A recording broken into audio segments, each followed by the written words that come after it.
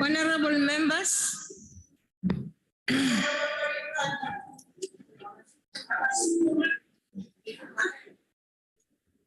Honorable Makaula, please put on your mask and relax. Thank you very much. Honorable members, the process is still the same about our safety. Nothing has changed. There's a lot of echo. I don't know why. Please check on that. There's a echo in the speakers here. Honorable members, I wish to announce that the vacancy which occurred in the National Assembly owing to the passing away of Miss M.M. Tlo has been filled by the nomination of Mr.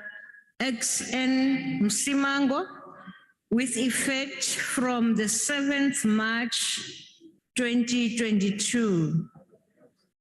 The member made a subscribed the oath in the Speaker's office.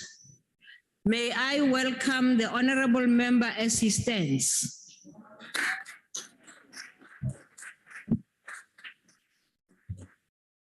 Baba. Honorable members, hey, this thing is disturbing, man. It's disturbing, I don't know. Could be because the house is empty, Chairperson. Because of what, Mr. Sheikh Imam? The house is empty. There's not many members yet. No, something must be done. I think they will be able to reduce whatever. As I'm speaking, they are listening. I know they will help us. Okay? Yeah, I can see them. They will do something, that corner. On the first item on today's order paper is questions addressed to the ministers in Cluster 2 Social Services. There are 4 supplementary questions on each question. The parties have given an indication of which question their members wish to pose a supplementary question. Adequate notice was given to parties for this purpose. This was done to facilitate participation of members who are connecting to the sitting through virtual platform. The members who will pose supplementary questions will be recognized by the presiding officer. In allocating opportunities for supplementary questions, the principle of fairness, among others, has been applied. If a member who is supposed to ask a supplementary question through the virtual platform is unable to do so due to technological difficulties, the party whip or duty will be on duty will be allowed to ask questions on behalf of their member. When all the supplementary questions have been answered by the executive, we will proceed to the next question on the question paper. The first question has been asked. Okay. The first question has been asked by Honorable C.V. King to the Minister of Higher Education, Science and Innovation. I was told that the minister will personally be here in the chamber. Is that so? I don't see the minister. No, unfortunately, Chair, my apologies. I was unable to attend as I had originally intended. Understood, Minister. I will allow you now, Minister, to answer to question number 90 asked to you by the Honorable King. The Honorable the Minister. Thank you very much, Honorable House Chair and Honorable members. And thanks to Honorable King for her question. My response to this is that the National Treasury allocated an additional amount of 7.775 billion rands for the 2022-2023 financial year. A further amount of 1.5 billion rand will be reprioritized from my Department of Higher Education and Training 2022-2023 budget. This allocation is in line with the projected 9.3 billion shortfall for NSFAS in the 2022-2023 financial year. In addition, the National Treasury has allocated additional amounts in the medium-term budget framework to anticipate the anticipated shortfall in subsequent years. However, House Chair and honorable members, this is done whilst at the same time the department is working with a ministerial task team that I appointed in 2021, which is working at developing a full comprehensive student financing model or student financial aid system that hopefully will bring certainty in terms of the different funding needs of students, with the hope that by the middle of the year, one would have actually been able to finalize such a model and the necessary policy frameworks in order to move forward. But the long and short of it is that all NSFAS qualifying students this year who have been admitted to accredited programs at universities and colleges will be funded for the 2022 academic year. Thank you very much, Honorable House Chair. Thank you, the Honorable Minister. The Honorable King. Thank you, Minister. In 2021, NSFAS funded 54,000 students, of which 9,098 students were unfunded and 21,972 students' appeals were rejected or closed. For 2024-22, more than 700 applications were received. Clearly, Minister, this actually highlights that the 10 billion rand shortfall is not really a clear projection. So, Minister, the Treasurer General actually said that 32.6 billion additional funds will be made available. How will this 32.6 billion rand be utilized in totality to cover the additional students who have applied for NSFAS funding? The Honorable the Minister. Thank you very much, Honorable House Chair. I must say the figures that Honorable King has, I don't recognize them at all. Because what I know is that in the 2021-2022 financial year, or the 2021 academic year to be specific, more than 700,000 students were funded by NSFAS. And this year, they just gonna about hit 800,000. And NSFAS has got processes of determining who is funded, who is not funded. We've got very clear criteria, including mechanisms for those who wish to appeal, who have actually not been funded. Now, what we are committing, as I'm saying, is that all students who have been admitted to accredited programs in both universities as well as colleges for this current financial year will actually be funded, who are NSFAS qualifying, and that is what I mean. So I don't know the figure of 54,000 where it comes from, because that's too little. That's not what NSFAS funds. NSFAS funds much, much bigger numbers. Indeed, you know, there are some challenges in relation to the need to have enough funding of the system to be able to support the growing number of funded students. I think that's the issue that going forward, which we are looking into as well as the fact that the Ministerial Task Team is also looking at a model that will then enable us to identify where the gaps are and so on. For now, unfortunately, I don't recognize the numbers that Honorable King is talking about. At the next available moment, even at the Portfolio Committee, I would be more than happy that we pursue this question of hers. Thank you very much, Honorable Chair. Thank you.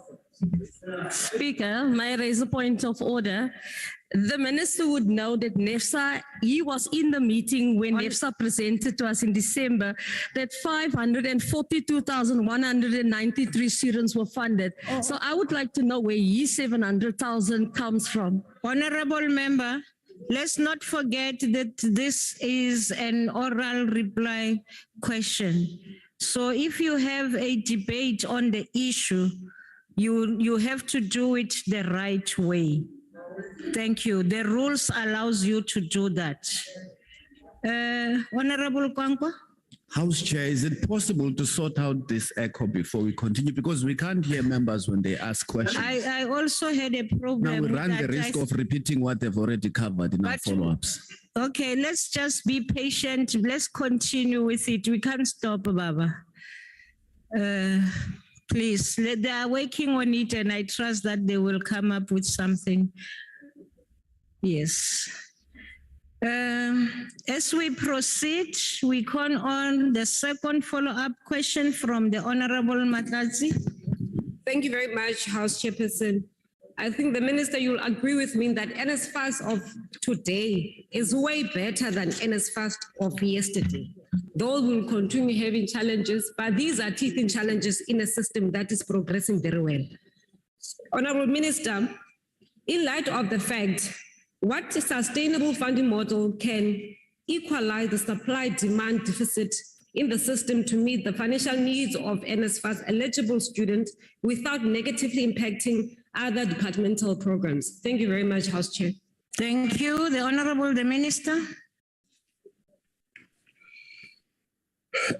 Thank you very much to Honorable Matlazi for asking a very pertinent question, actually, as to how do we find an equitable model. Firstly, my answer to that is what I've pointed out, that the work of the Ministerial Task Team that I have appointed to actually to help me respond to the challenge that has been posed to Cabinet for me, will be able to come up with a funding model that is based on what needs to be funded by how much, so that we actually are able to fund all NSFAS qualifying students. Now, the most important thing also is that this Ministerial Task Team is also going to be looking at issues of student debt, and as well as looking at other aspects of student funding that are needed.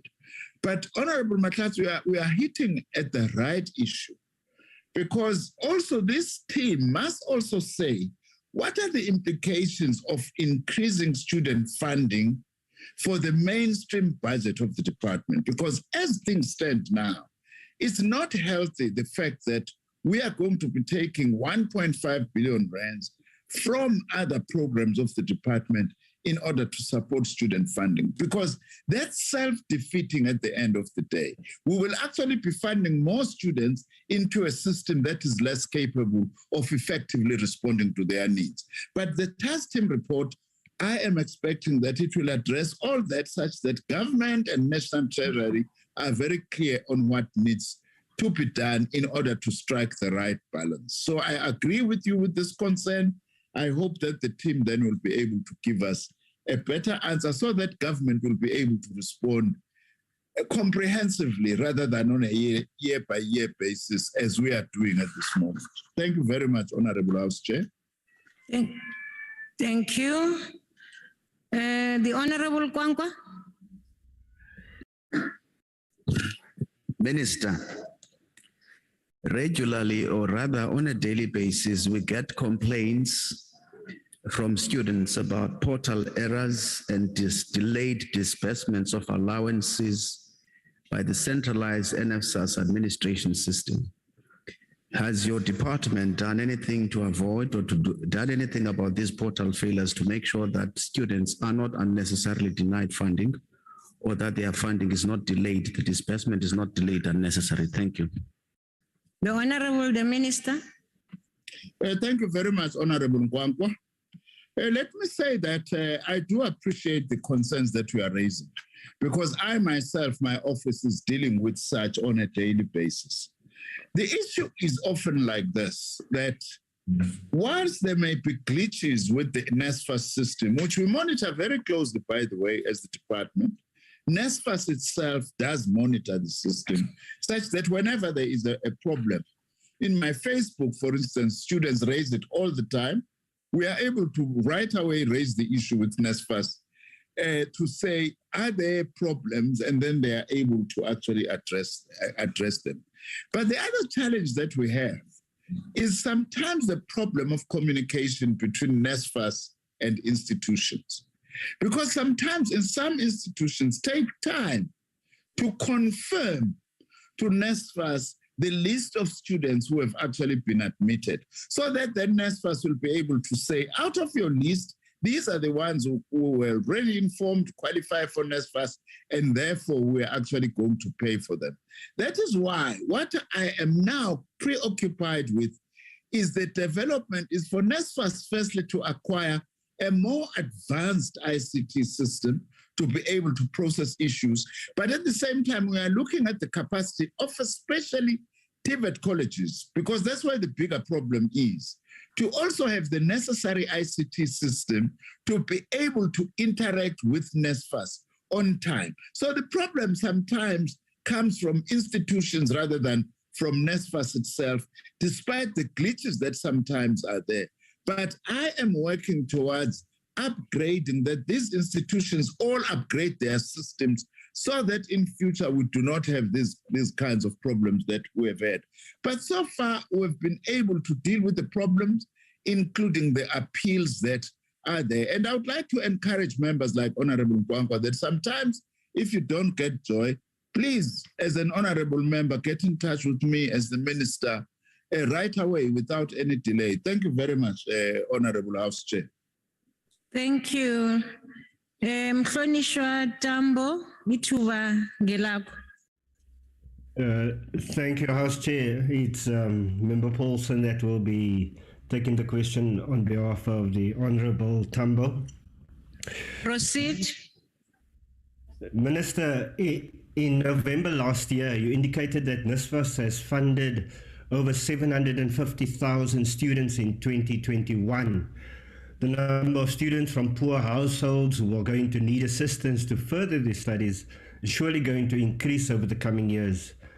NSFAS, with its perennial problems, you heard of them now, is not the answer to these problems.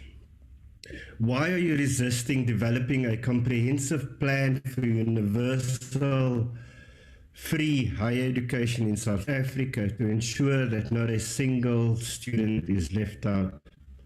Thank you very much. Thank you. The Honorable the Minister.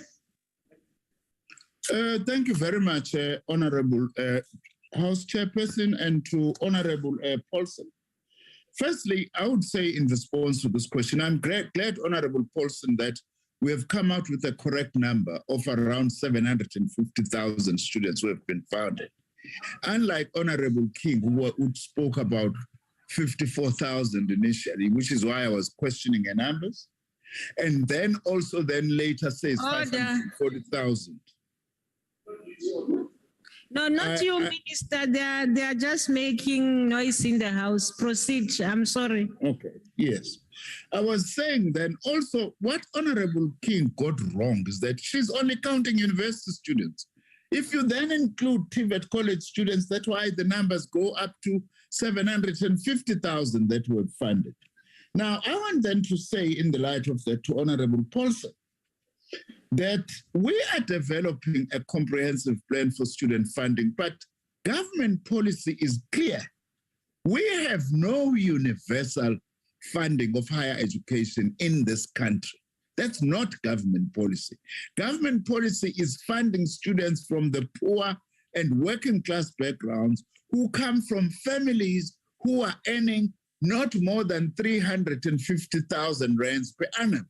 Those are the priorities for government.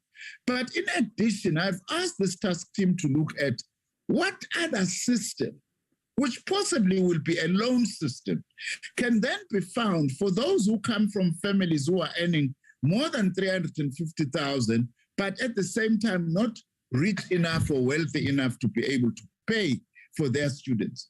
But where a family has got 2 university students and is earning up to 600,000 rands, that family can make an appeal to NSFAS to actually be able to pay for them. So that is the system that now we are looking at.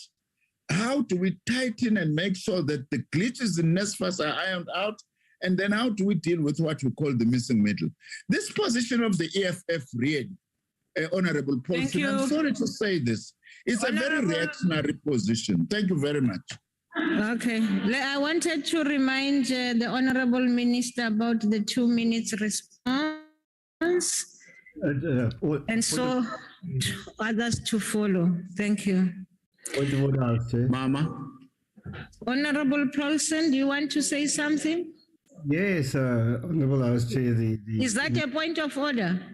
The Minister threw something back at me and I feel we have to respond. That is our position, that education will be free. Oh, okay. No, now we are not debating here. I'm sorry. Let's proceed. Okay. We now on question number 121. House Chair, just before the minister answers, I know that he was born before technology, but can he not sit too close to the screen? We end up only seeing his mouth. Hi, man. Who comes here? Nee, man, mensen. You can simply talk to the chief whip. The chief whip will inform. Please. We now move to question 121. Hey, this thing is not going away. What's wrong, ICT? It's not going away, and we're really struggling, to be honest.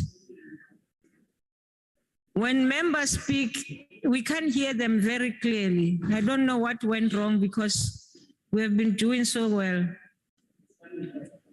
Okay. Huh? Is it only from me? Are you fine as members there? Yeah, so okay. Let's give them another opportunity to try and sort this out.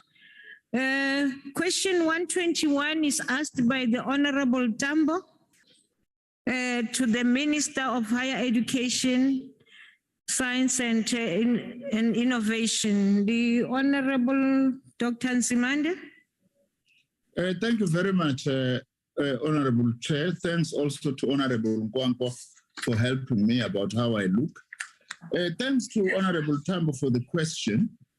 I want to respond by saying NSFAS can only provide information about the number of students that it has approved for provisional funding. The final funding decision is linked to the formal process, as I have explained earlier, whereby a student registered for a funding qualification at a particular institution. The final number of funded students, therefore, depends on the integration of registration data with NSFAS funding database, which can only take place once all registration processes have been completed.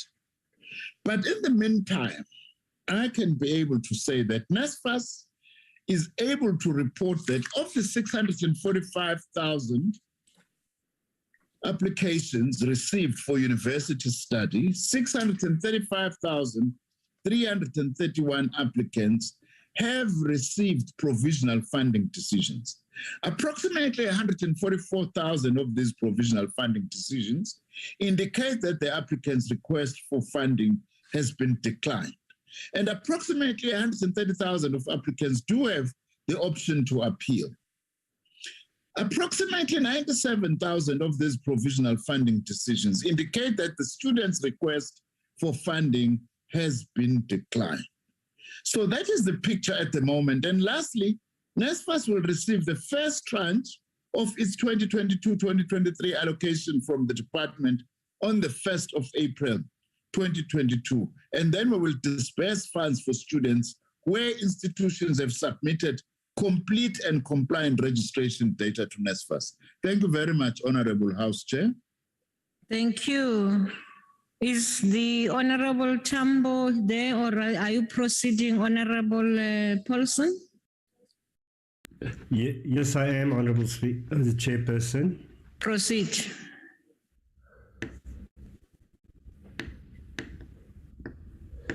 Follow-up question. Minister, as recent as at the end of February, many students at the University of Cape Town, Durban University of Technology, and the University of the Free State, to name a few, were left in limbo after the application for NSFAS was rejected and the appeals process was delayed. Can you guarantee today that all these qualifying students have been given confirmation of funding from NSFAS and are registered at universities? Thank you. The Honorable the Minister. Thank you very much, Honorable Chair, and thanks for that follow-up question from Honorable Paulson. I want to say that virtually all these problems that have been raised have been addressed by institutions. And I'm very pleased to say that the interaction between institutions and their SRCs to address many of these problems have generally gone very, very well. That is why the sector largely is very stable. And in fact, the academic program has started and progressed. The reports that we are getting is that all these outstanding problems are being addressed. I can't, of course, stand here and say up to the last, but my commitment is that working together with the institutions, we must ensure that no problem is left unattended, including working together with NSFAS, such that all students are attended to. Obviously, Honorable Paulson, there will be those who do not qualify. We have criteria as to who qualifies, who doesn't qualify. So those who do not qualify do not get NSFAS, but they also have got a chance to appeal within a particular period. The turnaround of the appeals also have really improved because we commit that we deal with appeals within a cycle of not longer than 14 days so that there isn't much delay and students are negatively affected. Thank you very much, Honorable House Chairperson. Thank you. Memana Niso. Okay, thank you, House Chair. Honorable Minister, I heard on your response, you have covered an issue of appeal.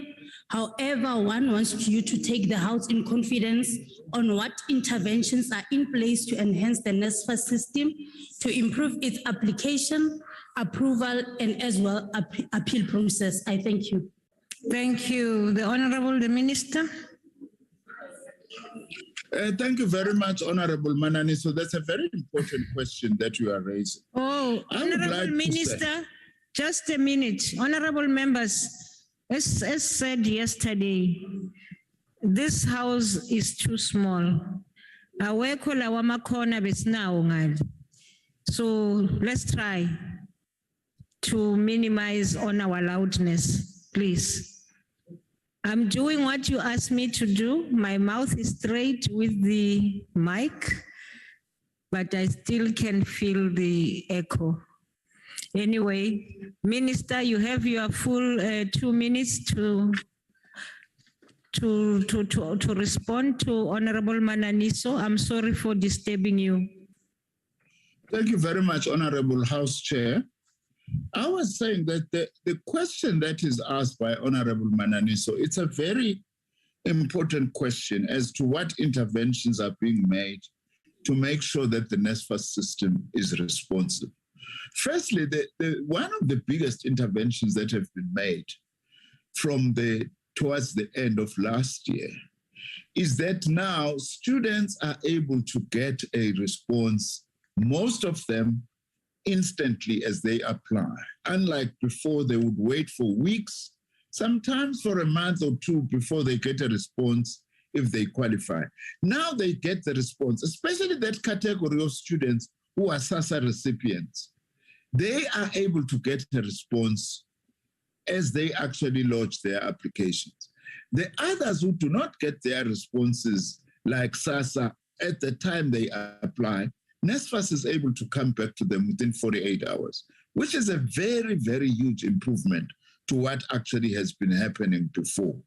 As I have said, what I am now focused on is to assist NSFAS that we get the necessary funding for NSFAS to be able to acquire a better ICT system that will be able to even improve more and be able to interact much more effectively with institutions, because part of the delays are caused by the institutions not sending responses, indications to NSFAS on time to indicate which students have actually been admitted and to which accredited programs. That is the second major intervention that we're actually going to be making in order to make sure that NSFAS indeed does respond on time. Thank you very much, Honorable House Chair. Thank you. Ms. King? Minister, I'm glad that you're saying that you are intervening to ensure that the networking and the ICT system is taken care of. But Minister, today's students, as we are speaking here, still do not know what the outcome of their appeals are because of the NSFAS system, which collapsed during the course of the application process. So Minister, please take us into your confidence and tell us exactly on which date will most of the appeal backlogs be addressed? Honorable the Minister. Honorable House Chair, thank you very much for that follow-up question. I would like, though, to correct Honorable King. Don't say students do not know whether they are getting their money or not. As I'm talking to you now, I don't have the exact number, but NSFAS has assured me that overwhelmingly, the students have actually been informed. In fact, the number that I quoted earlier of the 645,000 applications, 635,000 applicants have received provisional funding decisions. They know that they are actually going to be funded. That question I have already addressed. So you can't say students as if it's everybody. Where there are students who have had problems with my NSFAS portal, NSFAS at all times is in interaction with them. I have what I call my own war room in my own office, working together with the department that is actually monitoring the situation. Sometimes we even respond or check on behalf of those who touch my office, though I do not encourage that because I do not have that capacity in my office. But we are monitoring NSFAS all the time.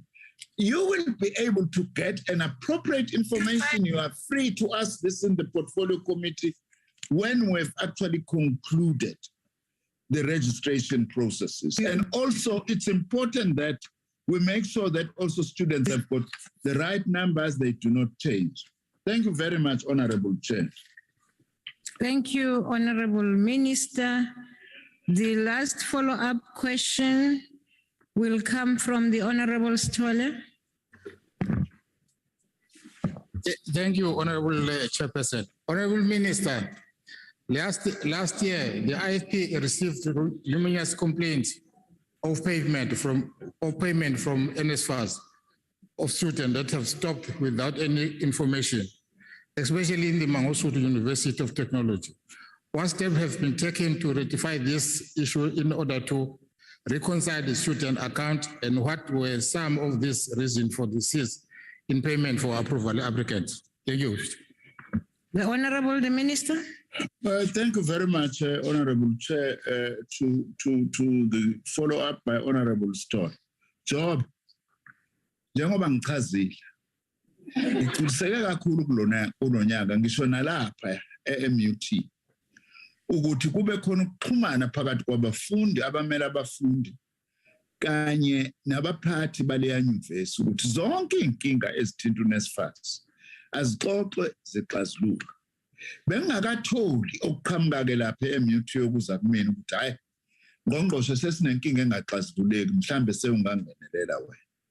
Kunomehluko omkhulu okhona njengamanje on what is actually happening and is going on at MUT, and also what this year seems to be improved interaction between the SRC as well as institutional management.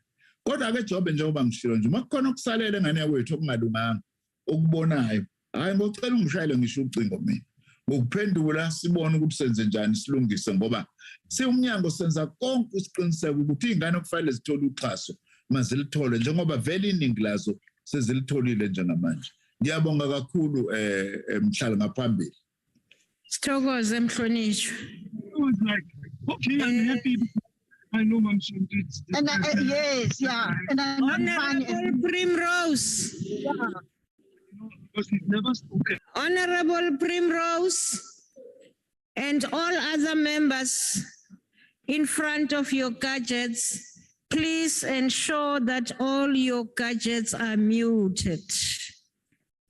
If your name appears on the screen and you repeat, I will ask that you be excused. The next question is from the Honorable Masuta, which is question number 122, asked to the Honorable Minister of Human Settlement. The Minister. Thank you very much, House Chair. We have acknowledged the challenges and recognized the challenges caused by lack of coordinated planning. Hence, the department planned and developed and declared 136 priority human settlements and housing development areas. The intention is to ensure the integration of planning, funding, and development within priority development areas. This allows as well for the crowd-in of private sector funding to support and supplement government funding to achieve a set of uniform, equitable, and integrated development objectives and outcome. The PHS-HDAs, as we are calling them, are incorporated into the various districts and metropolitan municipalities where we are talking about one plans of the DDM. Within this financial year that is going to start, we will be announcing a set of changes that are going to assist us to be able to implement this plan. We are aware of the unfinished projects, or what we call projects, that are forming part of our work for the 2022-2023 financial year, so that we start unblocking them and responding to what has been previously the challenge of no coordinated planning and some of the weaknesses that existed because of capacity building. Thank you very much, Chair. Thank you, Honorable Minister. I'm advised that the question is asked by the Honorable Masuta. The Honorable Tseke will take charge of the follow-up question. Tseke. Okay, they wrote wrongly. They said Tseke, and that is Tseke. Okay, thank you, Honorable Tseke. You may proceed. Tseke monna. This is the follow-up question, Chairperson. What are the main barriers for integrated planning, budgeting, and implementation? And how the department, working with the private developers for inclusive economic development, are going to act moving forward? Thank you, Chair. The Honorable the Minister. Thank you very much, House Chair.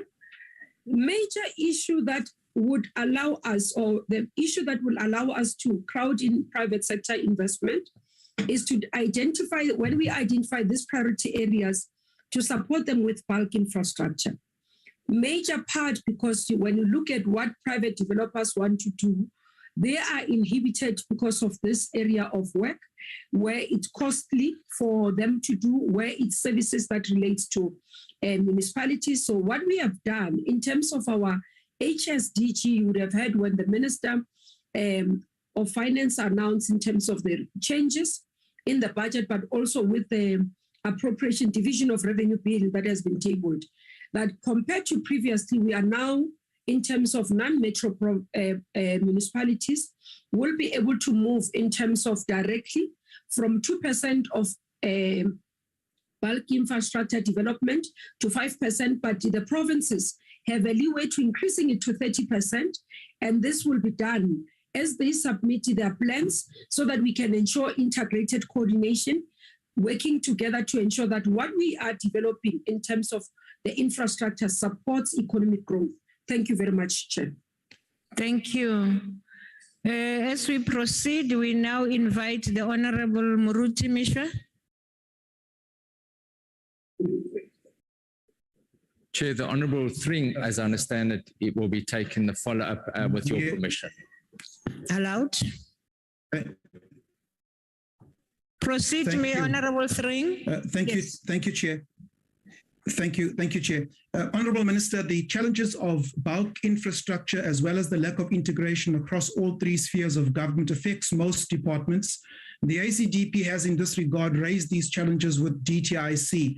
Now, Minister, the ACDP has also long championed the principle of sweat equity when building human settlements, as this principle allows unskilled members of the community to develop an artisan skill in the process of assisting one's neighbor to build a house before building one's own house.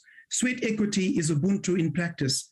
Will the minister employ this principle of sweat equity as a model for building human settlements? If yes, what percentage of developments will be allocated to sweat equity, and by when? If no, why not? Thank you. Honourable Minister. Thank you very much, House Chair. Honourable Thring, let's start here. Bulk infrastructure can't be done by inexperienced people because it's work that is done by engineers.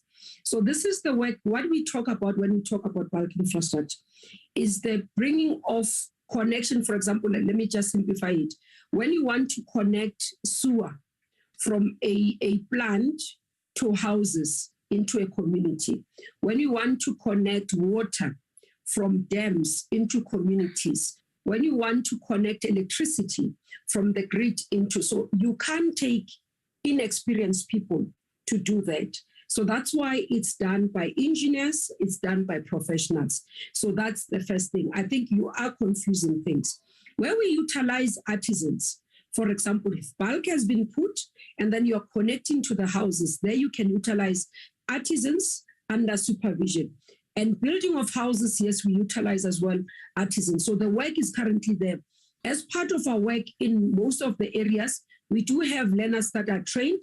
Some of them are coming through EPWP. You will see in provinces where the MECs as well would have young people graduating as we conclude the project. So that work is already there.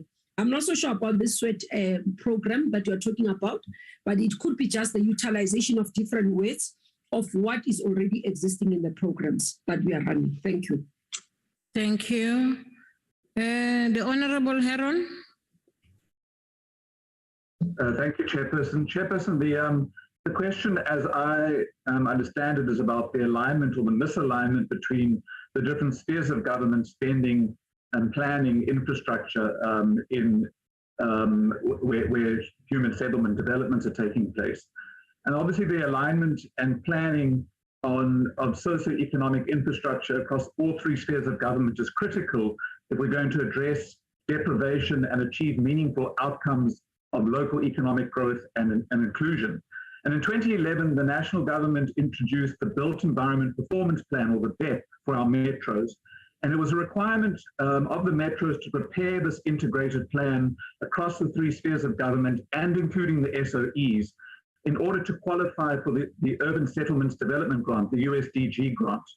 The purpose was to align the infrastructure and other investments in the metro by the three spheres of government so that you don't have these housing developments taking place where there are no other services.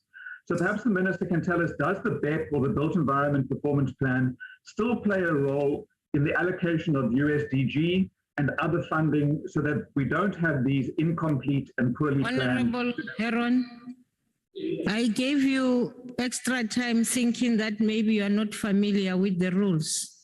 You have 1 minute to do that as it comes from Rule 142, and you haven't asked your question yet. I asked my question, I'll ask it again. You did after I gave you extra time. Minister, please proceed. Thank you, Chair. Indeed, Honorable Heron, I agree with you. That's why part of what we are doing now, previously you'd have the Metro submitting business plans to say based on the allocation of the USDG, therefore, this is what we are going to do for a particular year. What has been the weakness is that the USDG grants allocation together with the business plans would be done between the National Department and the Metros directly. And when we engaged with the provinces, they raised this as a concern because it allowed for misalignment. We have agreed that as we do the new business plans in the new financial year that is coming, we will ensure that we involve the provinces. We ensure that in the planning we sit together between ourselves as national, the provinces and local municipality, which is the metros, in planning for the infrastructure utilization of the USDG, so that there is alignment together with the informal settlement grant that will be allocated to the municipalities. So that work has started already. Thank you very much, Honorable Member. Thank you. The Honorable Sheikh Imam. Thank you, House Chairperson. I think we need you as a referee. When Bafana is playing, we need to score a goal. You give us extra time. House Chairperson and Minister, my understanding is this, that the Human Settlement Development Grant was created to accelerate the process of housing development, particularly for those people in the middle income group who did not qualify for bonds and things through the financial institutions, but through the Human Settlement Development Bank and private investment, we might be able to accelerate this.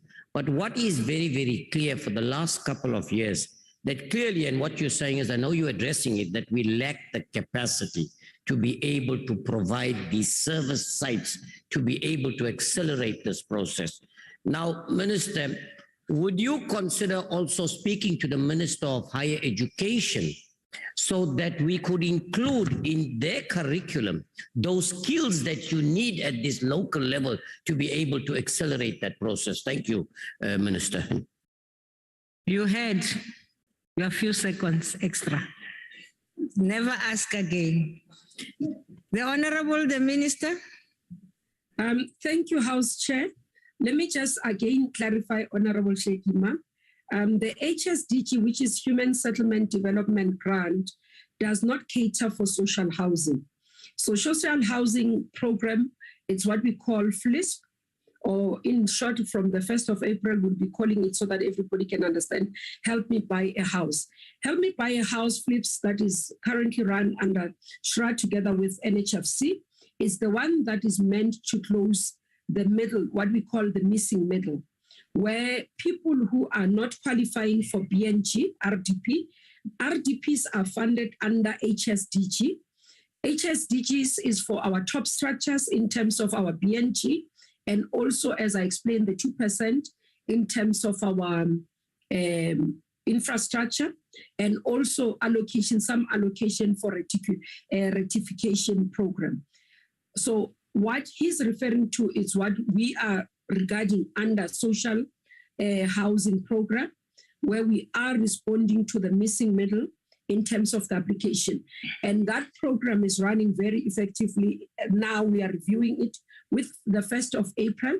We are going to make a full media briefing, Honorable Member, and we'll share with you the details of how we intend to continue with this program. Thank you.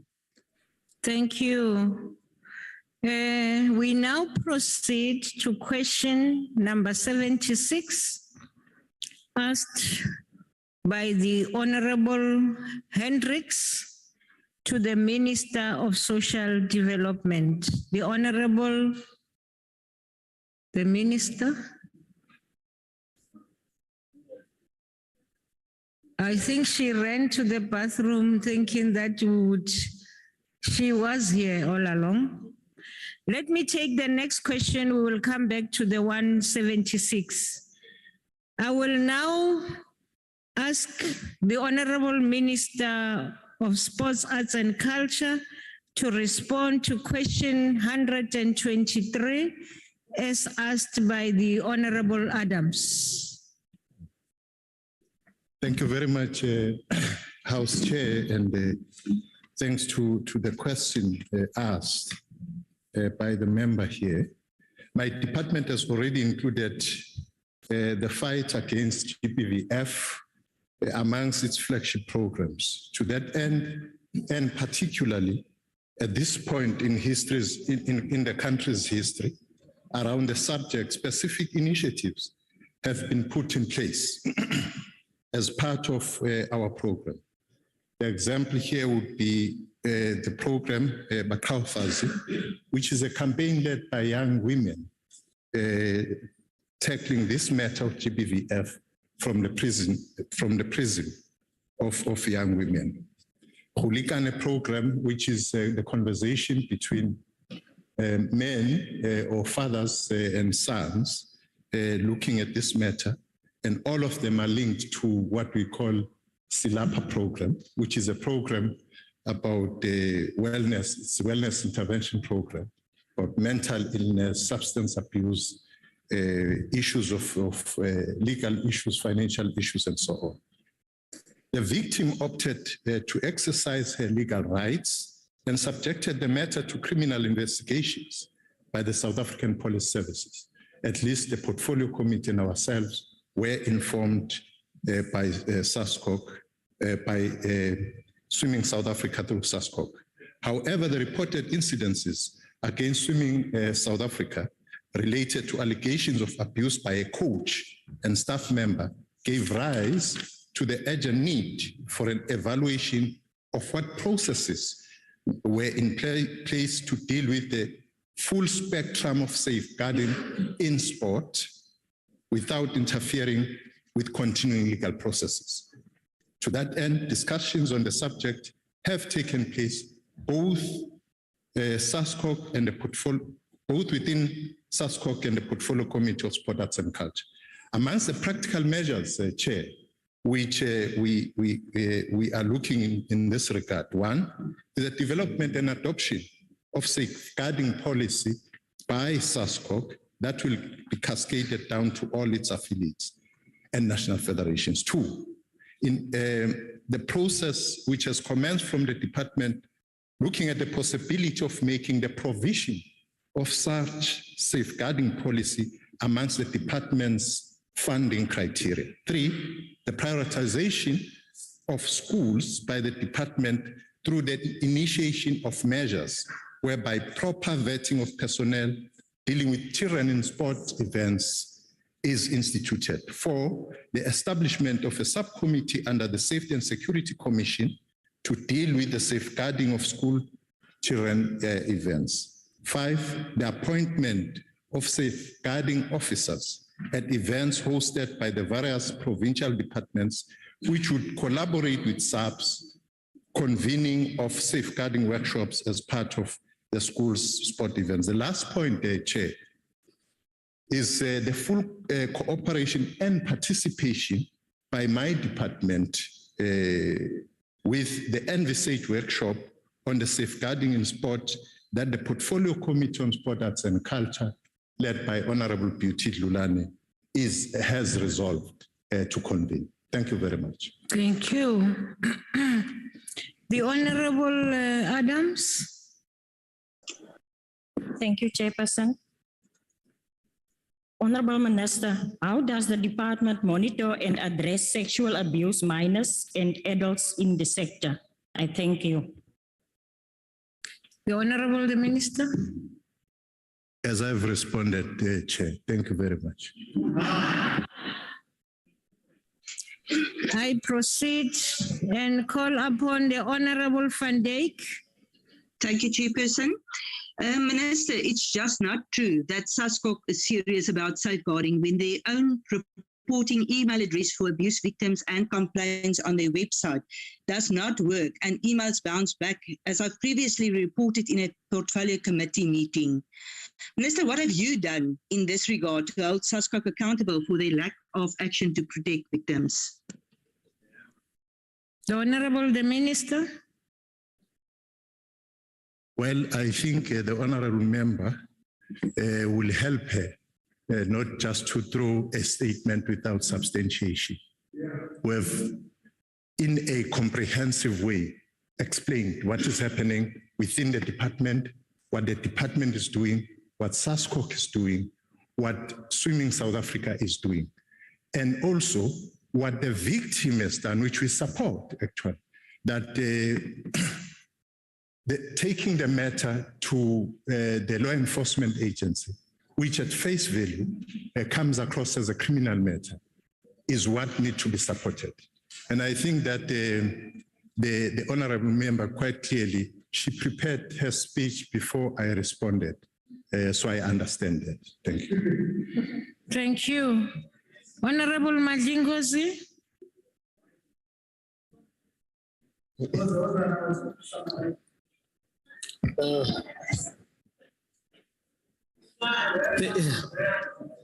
Thank you. Thank you, honorable members. Thank you, Chairperson. Minister, the junior sports seem to be a fertile ground for sex pests who want to prey on our children.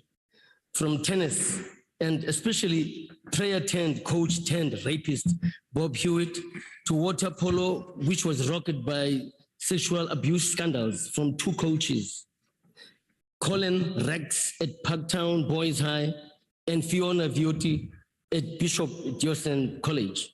These cases are prevalent. Why have you not established a unit, and when are you going to do that, that will especially deal with prevention of cases like these and ensuring speedy prosecution of these perpetrators? Thank you. Thank you. The Honorable, the Minister. Chair, and thanks, honorable member. I thought the member, because he's so close to me, and whatever I was saying, he heard it. The subject you are raising is a very serious subject. And as a result, we took steps to evaluate whatever policies are there.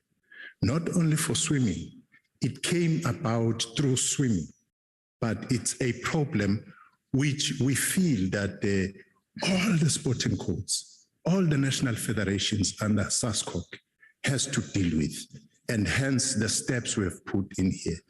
If perhaps these steps are inadequate in your view, would be very much happy to get more views, but it is a matter we are dealing with, because there is no way, and we are correct to say that our sport cannot be allowed, or sporting codes cannot be allowed to be used as the ground for sex pests, especially to our children, because these are the children.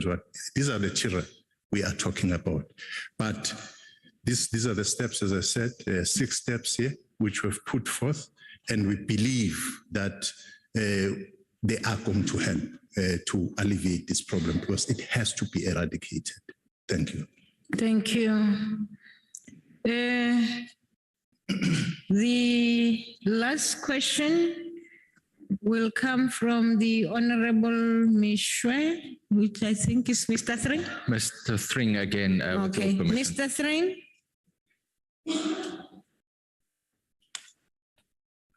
Thank you, Honorable House Chair. Minister, I think the integration of sport into the academic field of many students is much appreciated.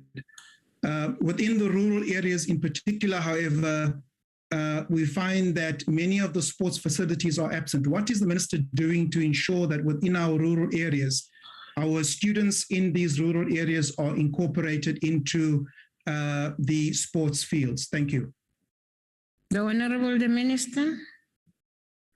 Well, thank you very much, Honorable Chair and Honorable Member. I think that the member is asking a very important question, a question of the facilities.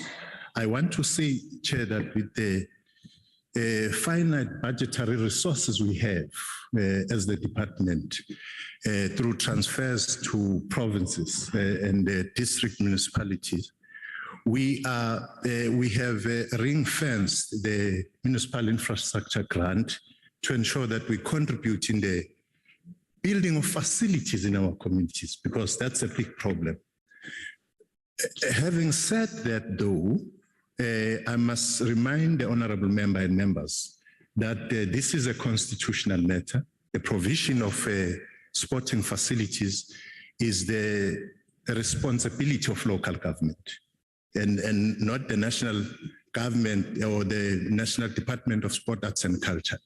We are doing all we can because every year we ensure that in our own way, within our own budget, we create these facilities and we open them almost on a weekly basis. We'll continue to do that, but we also urge the sphere of government which is responsible for facilities to ensure that these facilities are actually established. Thank you very much. Thank you. Thank you very much.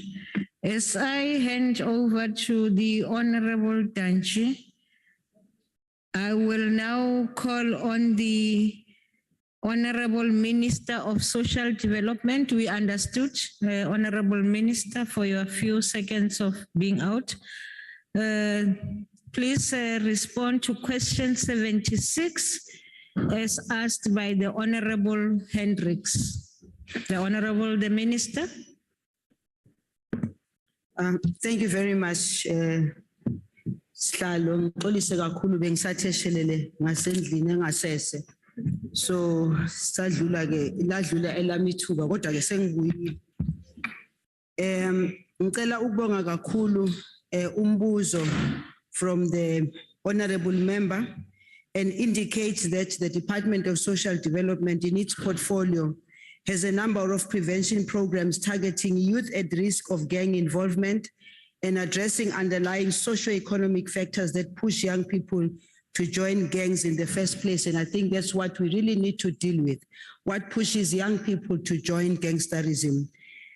Adding that gangsterism and gang violence is a cross-cutting issue that no single department or entity can solve alone. To this end, we have adopted a whole of society approach by working with a number of key partners such as Basic Education, the South African Police Services, and Justice, among others, to implement social behavioral change programs focusing on prevention, and prevention is more important, early intervention, statutory reintegration, and aftercare services.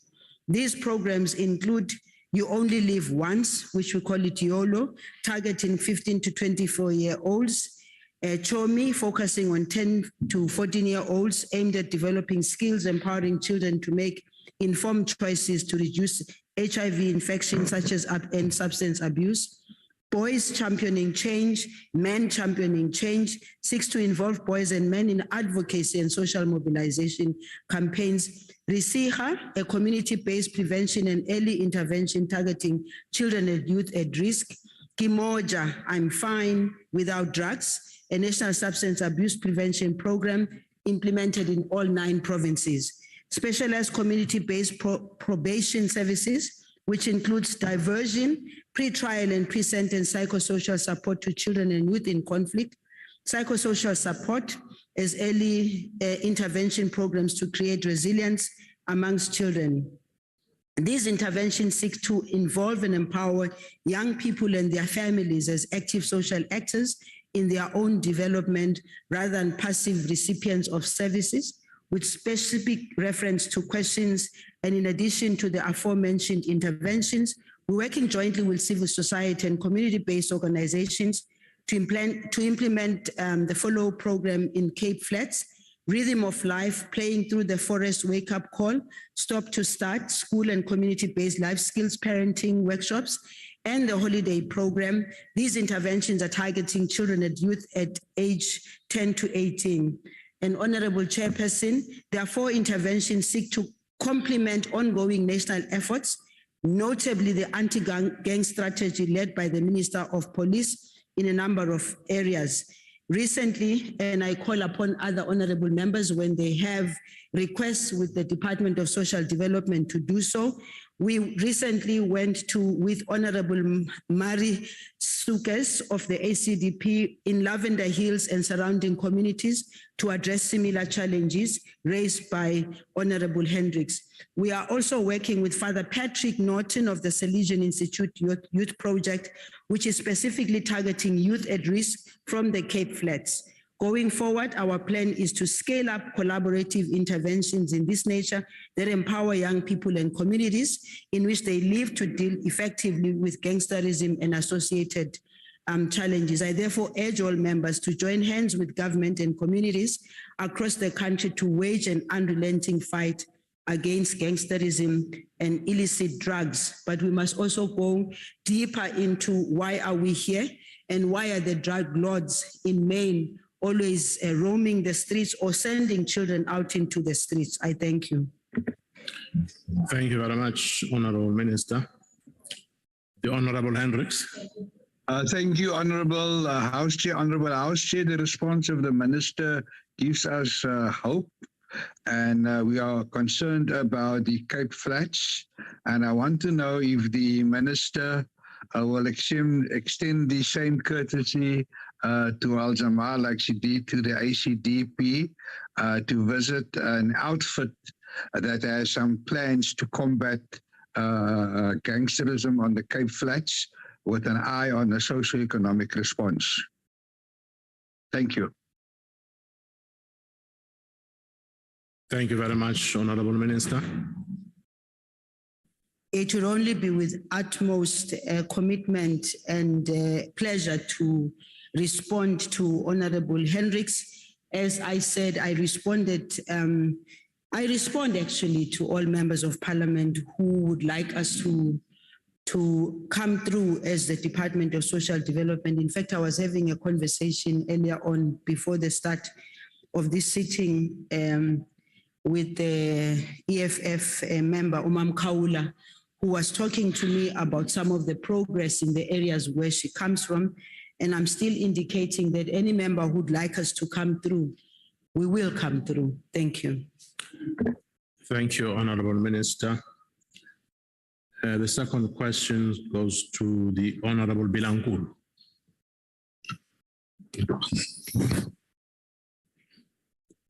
Na khensa mutshami wa xitulu ku nyikiwa nkarhi wa ku landzelerisa ni vutisa swivutiso eka muchaviseki Manana Zulu.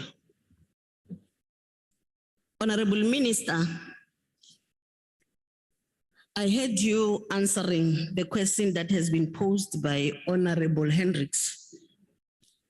But my follow-up question is, Minister, will you expand your interventions beyond addressing the challenges in the Cape Flats? Please confirm. Thank you very much. Thank you, Honorable Member. Honorable Minister. Ngicela ningangibangela umsindo ngingakaphenduli nokuphendula.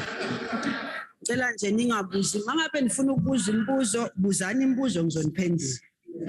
Thank you very much, Honorable Bilankulu. Yes, as I indicated, we are a department at national level, and therefore we expand and go as far as is possible for us. We crisscross the entire country. You would also be aware as we report to the Portfolio Committee of our activities in the Northern Cape, in the Eastern Cape, in KwaZulu-Natal and across the country. We actually don't even choose on the basis of politics where we go to.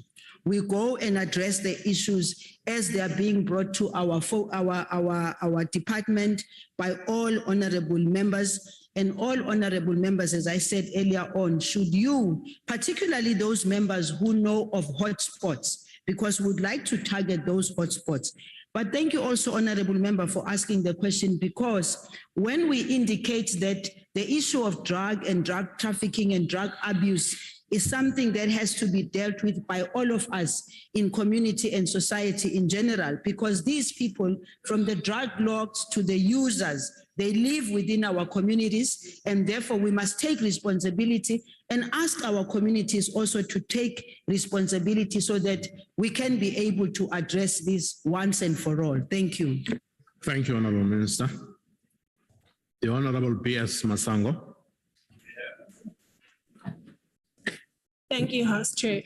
Honorable Minister, we have seen the benefits of collaborative efforts between the City of Cape Town's LEAP service officers, SAPS, and other community and government forums. Crime stats in hotspots on the Cape Flats have reduced at some places by double digits, with Nyanga no longer the capital murder of South Africa. Given these successes in dealing with the social ills through these efforts, is the Honourable Minister going to consider a collaborative partnership with the City of Cape Town, the Western Cape government, SAPS, and other departments tasked with dealing with gangsterism? Thank you. Thank you, Honourable Member. Honourable Minister. Thank you very much, Honorable Masango, and respectfully. I think you're very much aware that as a Minister of Social Development, one of the things I don't do, I don't get into any place, irrespective of which government is in office, without writing the necessary letters informing the relevant structures that I am coming into town.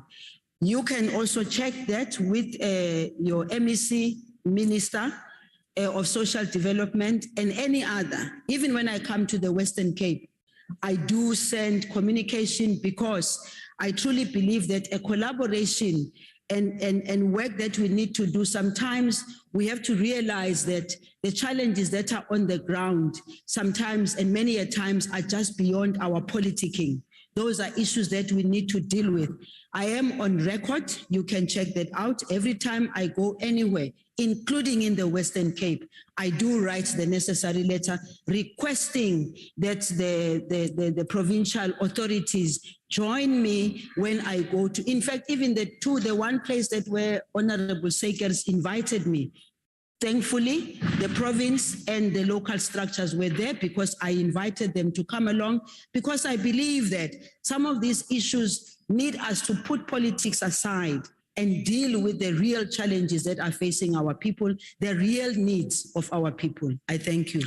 Thank you, Honourable Minister. The Honourable Briet. The last question. Thank you, House Chair. House Chair, has the effectiveness of this department's program been evaluated, and is there actual outcomes that can be measured to physically indicate that less youth are involved with gangsterism? And could the Minister share these statistics and outcomes with us? If there is no tangible, measurable outcome, this program is fruitless and the youth will remain vulnerable to gangsterism. Thank you. Thank you, Honourable Member. Honourable Minister. Thank you very much, Chairperson. There isn't any work of this government of the African National Congress that we don't evaluate, because we believe in order for us to have effective impact, we need to go back and evaluate and check whether there's an impact or not, number one. Number two, we also have what we call monitoring and evaluation at national level, at provincial level, whose sole responsibility and task is to check the impact of the programs of departments, including the impact of my own work as a minister and all other ministers. We sign performance agreements with the president because we have to be accountable and we have to show what is it that we have done. However, I do want to say, Chairperson, that we can have the most beautiful, the best programs that we have in place. If we cannot connect to the local structures, we cannot connect to the NPOs and NGOs that also are doing the work, we'll never be able to get anywhere. And lastly, I think that as South Africans collectively, we need to appreciate the fact that there are things that we have to hold hands in doing. Because sometimes if we spread fear amongst our people and keep on saying government is not doing this, government is not doing that, we need to be able to be united in efforts, especially when it gets to programs that are promoting young people and positivity amongst young people. Thank you. Thank you, Honourable Minister. Honourable members, we will go to question 124. We are done with 123. We'll go to 124 asked by the Honourable Murwatsetla to the Minister of Basic Education. Honourable Minister. No, thank you very much, Chair, and thank you to Dr. Murase.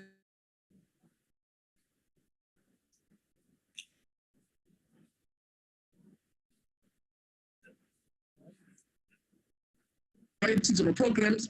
There's a program which the President did announce to Risona, whereby Department of Public Works nationally under Minister Delil is going to assist us and the provinces with our infrastructure.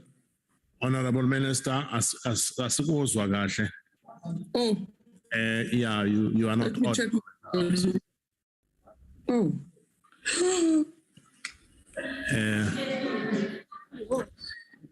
Oh my goodness. Ohambile, Minister. I'm just trying to check my volume. Okay. Go ahead, Honorable Minister. Okay, I'm very sorry about that, Chair. Let me start all over again. I'm saying, Chair, we have major problems with our infrastructure in education. And as a result, we have adopted a number of strategies to help us deal with the problem. One, we work with the Department of Public Works under Minister Delil. And then there's a member who's disturbing us. Okay. Honorable Minister. Okay. You can go ahead, please. We're working with her to assist us through the presidential infrastructure team to deal with the problems. Then the other approach we have is the ongoing one where public works in provinces work with the departments of education to provide infrastructure. And now, because of the crisis we have about teaching spaces, natural disasters, again, as national department, we are having now a third program whereby we'll work with our provinces to repair schools which are storm damaged by the rain, but also where we have overcrowding because of either high enrollments or poor infrastructure in schools. So we do use different methods and different approaches to deal with our infrastructure challenges, Chair. Thank you very much. Honorable Minister,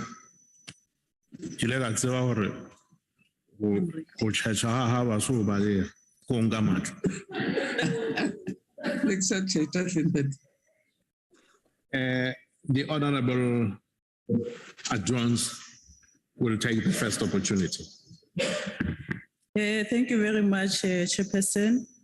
And thank you very much also to the Minister. Minister, how is the department working with various stakeholders to address the problem of infrastructure delays due to disruptions of projects on the basis of local empowerment demands? Thank you, Chair. Thank you, Honorable Member. Honorable Minister. No, Chair, we are experiencing such challenges, but what we've decided as the department, working with other government departments, is to work with the Department of Police to help us where we have unreasonable demands. But if demands are legitimate, where people feel that outside contractors are brought into their space when they have skills, we do try to really negotiate with our service providers. Basically, as a department, we don't really have the capacity to deliver. We work with your implementing agencies, your DBSA, your PUHA, and all other implementing agents. But our approach is that we first really try to make peace with local people, but if it's unreasonable, and sometimes it's extortion or it's criminal, that's when we bring the Department of Police. It's not been serious of late. It used to be extremely serious in the past to an extent that we had to abandon other projects because we were unable to find each other with the protesters who were demanding jobs which they didn't qualify for. Thank you, Chair. Thank you, Honorable Minister. The Honorable Notata. Thanks, Chair. Minister, crumbling infrastructure and overcrowding in classrooms are chronic challenges that the education sector continues to face, as you've mentioned, while there's inadequate funding for provinces and reduction in the EIG. The special purpose vehicle seems to be an admission of failure of the ASIDI and SAFE programs, which were established with the aim of eliminating backlogs in school infrastructure, such as mud, asbestos, and pit toilets. What will this new special purpose vehicle offer that will be different from the SAFE and ASIDI programs in addressing infrastructure backlogs? And will implementing agents that have continuously failed to deliver on time, and some building schools in wetlands and some building toilets that are not working, be involved in this process? And is there an accountability mechanism that we can work towards and timeline for us to look at in terms of the special program that will deal with infrastructure in schools? Thanks, Chair. Thank you, Honourable Member. Honourable Minister. Chair, well, the first to admit that our infrastructure, there are major challenges. Since we returned back to school, there's a big problem with teaching spaces. With this incessant rains, classes are falling apart with storm damages. So we are the first to admit that we have a problem. That's why the presidency had agreed with us that we will need another vehicle. Not that we're not removing this one, another vehicle to add to our capacity to do things differently. But your ASIDI programs, as I say, it's a special project which was given to national to deal with infrastructure. Your SAFE was meant to deal with pediatrics. So those are special projects that are occasional that Department of Basic Education gets involved in. But generally, as a Department of Basic Education, it's not our competency to be building schools, but because we realize that it is a problem, we've decided to work with our provinces and support them.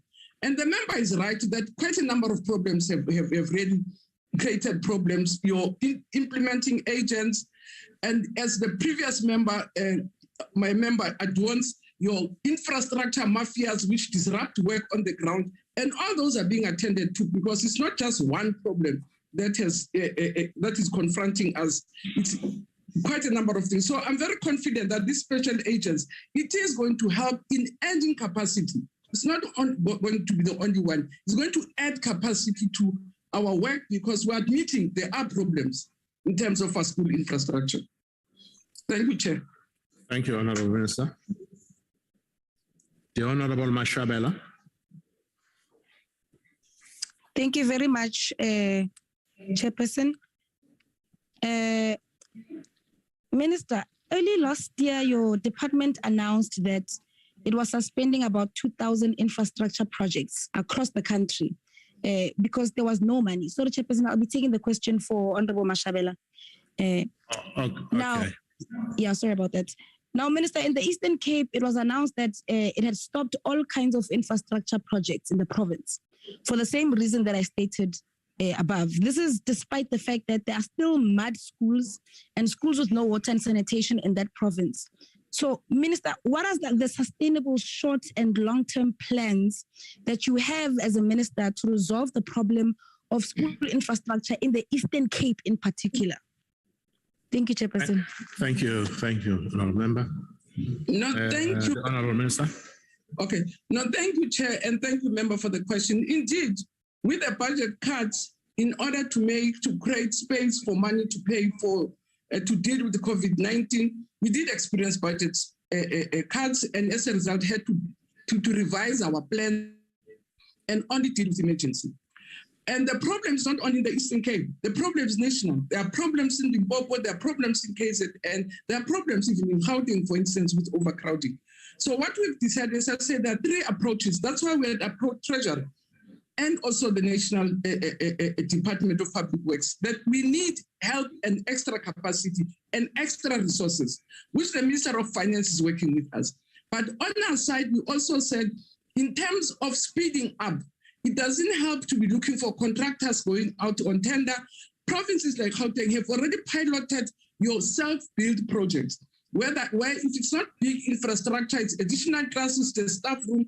We use local community people to build infrastructure in schools as a way also of fast-tracking our delivery, but also ensuring that the resources and the monies remain in communities which are being serviced. So as I said, there are three approaches, and those three approaches are meant to exactly address what the member is raising, but also said Treasury is also working with us to make sure that we are assisted in terms of dealing with the current ongoing challenges with infrastructure in schools.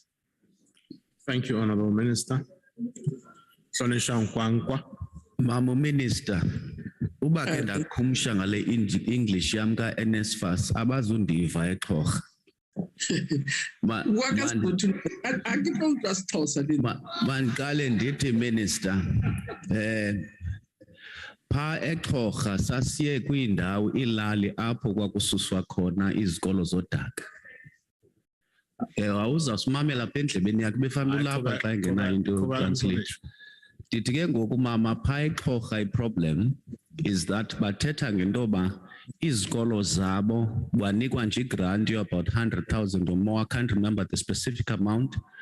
Kuthiwe eradication math schools, but only a few classrooms would be built, 1 or 2 or 3. And immediately after that, those classrooms have been built, they will then not be regarded as a math school, even though the rest of the structure is either made up of temporary structures such as prefab buildings or just math structures in general. We visited a few of those schools where the principals were complaining about that. How can you address that to ensure that singabaqhatha abantu sithi abana math schools isezizo? Thank you, Honorable Nkwankwa. I tried to accommodate you by mixing. That's the best. The Honorable Minister, Koholoro Itwere. No kele buantate. Kita kupa moetapele mo amphe dinane hantle hobane tjeka ke se ke hlalositse ka ho ya dikolo ke mosebetsi wa di-province empa ntho e se re dumelane ka yona hore re tlo sebetsana le di-province ho ba thusa hobane ho ya ka tlhaloso ya pele ya math school need ke eng ke sekolo se kaofela ha tsona se ahilwe ka sebetsa empa ha re tswela pele re ntse re sebetsana le province tse fapaneng iseng Eastern Cape fela tjeka ke hlalositse Limpopo, Natali, naheng ka bophara re fumana hore di-province ha di a re fa lenaneo kaofela ka hoo re sebetsana di treasury hore e etse asidi number 2 hobane asidi ya pele e ne e sebediswa ka lenane le re di fumane di-provinceng ra fuwa tjhelete ya lenane leo jwale jeka ha bolela nnete. We do discover that there are indeed extra schools that were not on the original list which keep on really being brought forward by committees and provinces.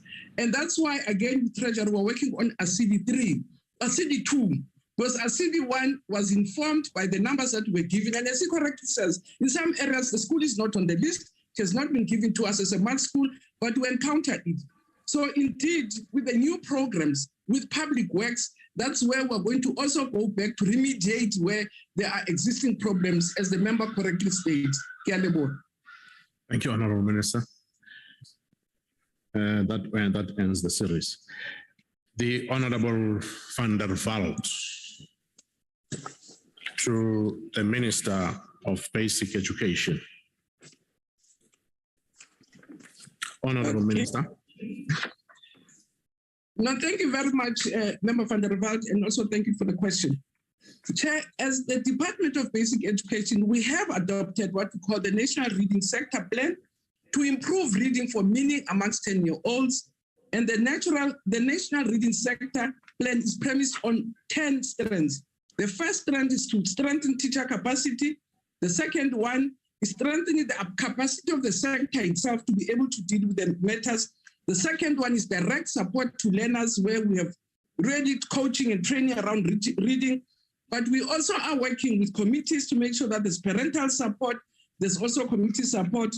The fifth strand is provisioning of reading books, because that's the other big problem that we have. The sixth one, so that we're able to monitor, is to track the learner performance in the areas, to conduct research, but to also get partners. We have reading champions to make sure that we have really support beyond ourselves. We work with partners like the NECT, which is helping us to work with different actors and people who are interested in the sector.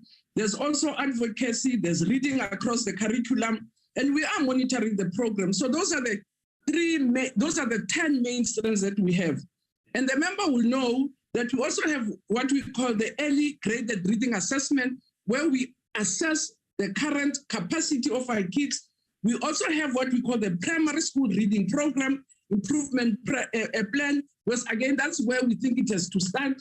We have the foundation phase reading framework also, because we have phase that you have your foundation phase, then you have your intermediate phase, and then we also have what we call annual teaching plans that guide teachers and have also provided study guides. So in short, Chair, member, we've tried different methods advised by experts, by professionals, by researchers on how to deal with these ongoing challenges. But as the member also knows, we attend or we participate in all assessments, both regionally and internationally, to benchmark ourselves against the best, but we also have our own assessment programs to check if indeed we're making progress around these 10 pillars that we have adopted for the reading strategy. Thank you, Chair, and thanks for the question. Thank you, Honourable Minister. The Honourable Van der Walt. Thank you, Voorzitter.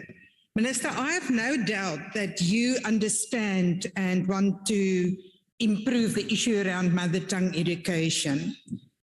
But in listening to all of what you are doing already, I would like to ask you whether you have investigated, if not, whether you will, and will you agree that it is also very important that we start looking at the reopening of our teacher training colleges, specifically for primary school teachers, and with an extra special focus on mother tongue language in the foundation phase. It is also true that we have to read with meaning, but we also need teachers that can actually understand these languages. And we would like to know then also, to add to mother tongue, whether you would consider in your department looking at printing the workbooks in dual language, page next to page, like English in isiXhosa or Afrikaans in isiNdebele, whatever, because we believe we want to add to your plans to make sure we are successful. Thank you. Thank you, Honourable Minister. No, Chair, there is no doubt that mother tongue instruction is the best instruction for cognitive development. There's no debate about it. But let me dispose of the teacher training colleges. I think 20 years back, I thought closing teacher training colleges was a mistake. With hindsight, which is the best science, I think it was a correct decision. The quality of teachers that we're getting from universities, it's immeasurable.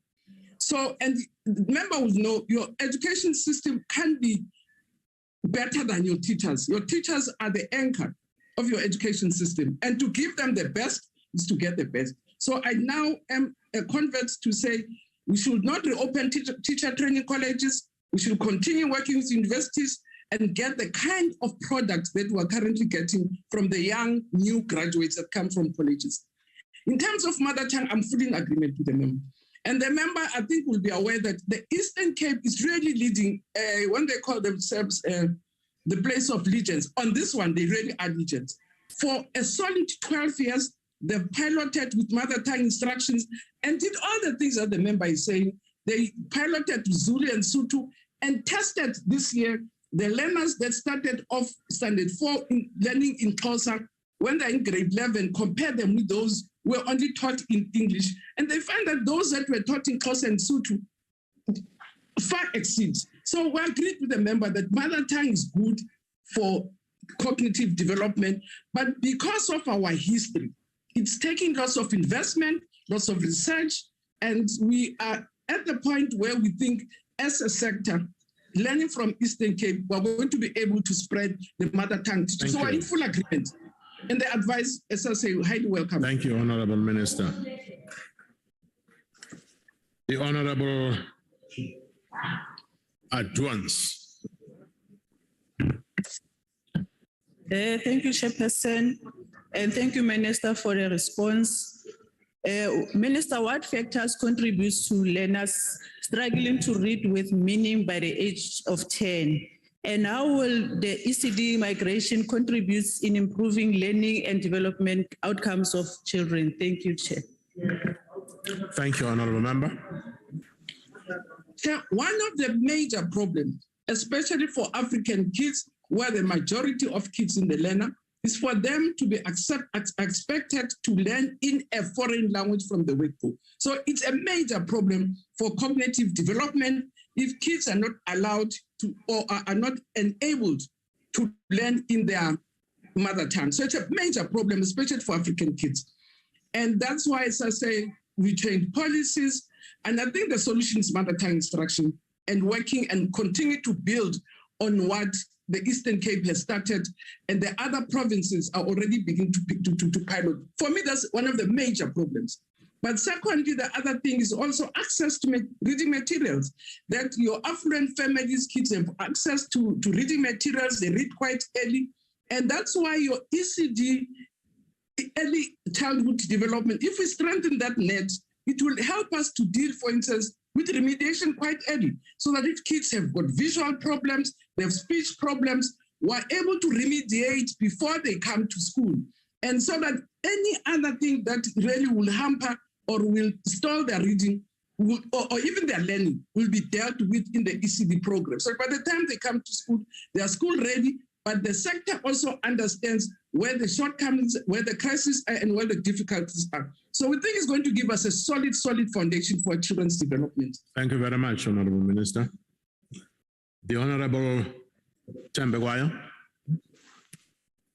Thank you, Chairperson. Honorable Siwisa, asking a question on behalf of Honorable Dr. Tembegwayo. Minister, with reference to the familiarity as a principle of simultaneous language learning outside of the classroom, which basic tools of reading do you have to avoid a submersion approach of teaching taking place in the classroom? Thank you, Chair. Thank you, Honorable Member. Honorable Minister. Chair, I hope I understood the member correctly. The bottom line that I really think as a country we have to adopt is mother tongue instruction. But indeed, you will find that if, for instance, in Gauteng, we won't be able to have a pure class in Sotho or in Xhosa the way they're able to do it in the Eastern Cape. So you're supposed to use any language that the kids know. And the biggest problem, because as the member says, in classes, teachers use different languages. So if kids don't understand, they speak in the language that they understand. But when we go to assessment, they are assessed purely in that language which they didn't understand for learning. So which means they are no longer testing their cognitive development or understanding, you're now testing their language abilities, which is a problem. It is a problem when, as I say, African-speaking kids will start from grade 1. They don't necessarily need to know English, and they're able to succeed in life, even if they didn't study in their mother tongue. So we're saying the same dispensation must be done, and we have started the process. So the next step is to assess them in the language in which they were taught, so that they're able to assess performance, not language proficiency. Thank you very much, Chair. Thank you, Honorable Minister. Babu Job. Angibonge kakhulu Sihlalo. Honorable Minister, recently the word observe International Mother Language Day. The theme of 2022 International Mother Language Day was using technology for multilingual learning, challenges and opportunities. Multilingual education based on mother language is a key component of inclusion in education, and during the COVID-19 school closure, many schools around the world and country employed technology-based solutions as distance learning tools. How will this department ensure that learning tools, programs, and content exist for all and are able to reflect language diversity? Thank you, Honorable Member. Honorable Minister. No, thank you very much, Chair. And indeed, we celebrated that International Day in the Eastern Cape, as I say, as a province leading in this aspect, and with PANSLAB and all other agencies that are working in education. And we agree with the theme that for our development to be fast-tracked, to be strengthened, and to be deepened, we need to deepen our mother tongue instructions in schools and use technologies like using your radios for teaching, so that you could teach maths on a Sotho medium or a Zulu station in Sizulu, because we are teaching concepts and not teaching them the language. So it's to use all the different medias, but it also means you have to develop the material as a member from appropriate language, the appropriate terminology, so that if you want to say something is bacteria, out or because actually bacteria. So right bacteria, But then we need to really use technology to make sure that we can streamline, strengthen, with the advantage of technology as they're using it in the Eastern Cape is also to be very scientific, because this is a major program we're embarking on. So you need to scientifically and systematically on your bone. The next question, 109, from the Honorable Mashabela to the Minister of Basic Education. Honorable Minister. No, thank you very much, Chair. Chair, if you go to our website and go and look at the education realities, we have these figures. In 2011, we registered 1,177,089 learners for grade 1.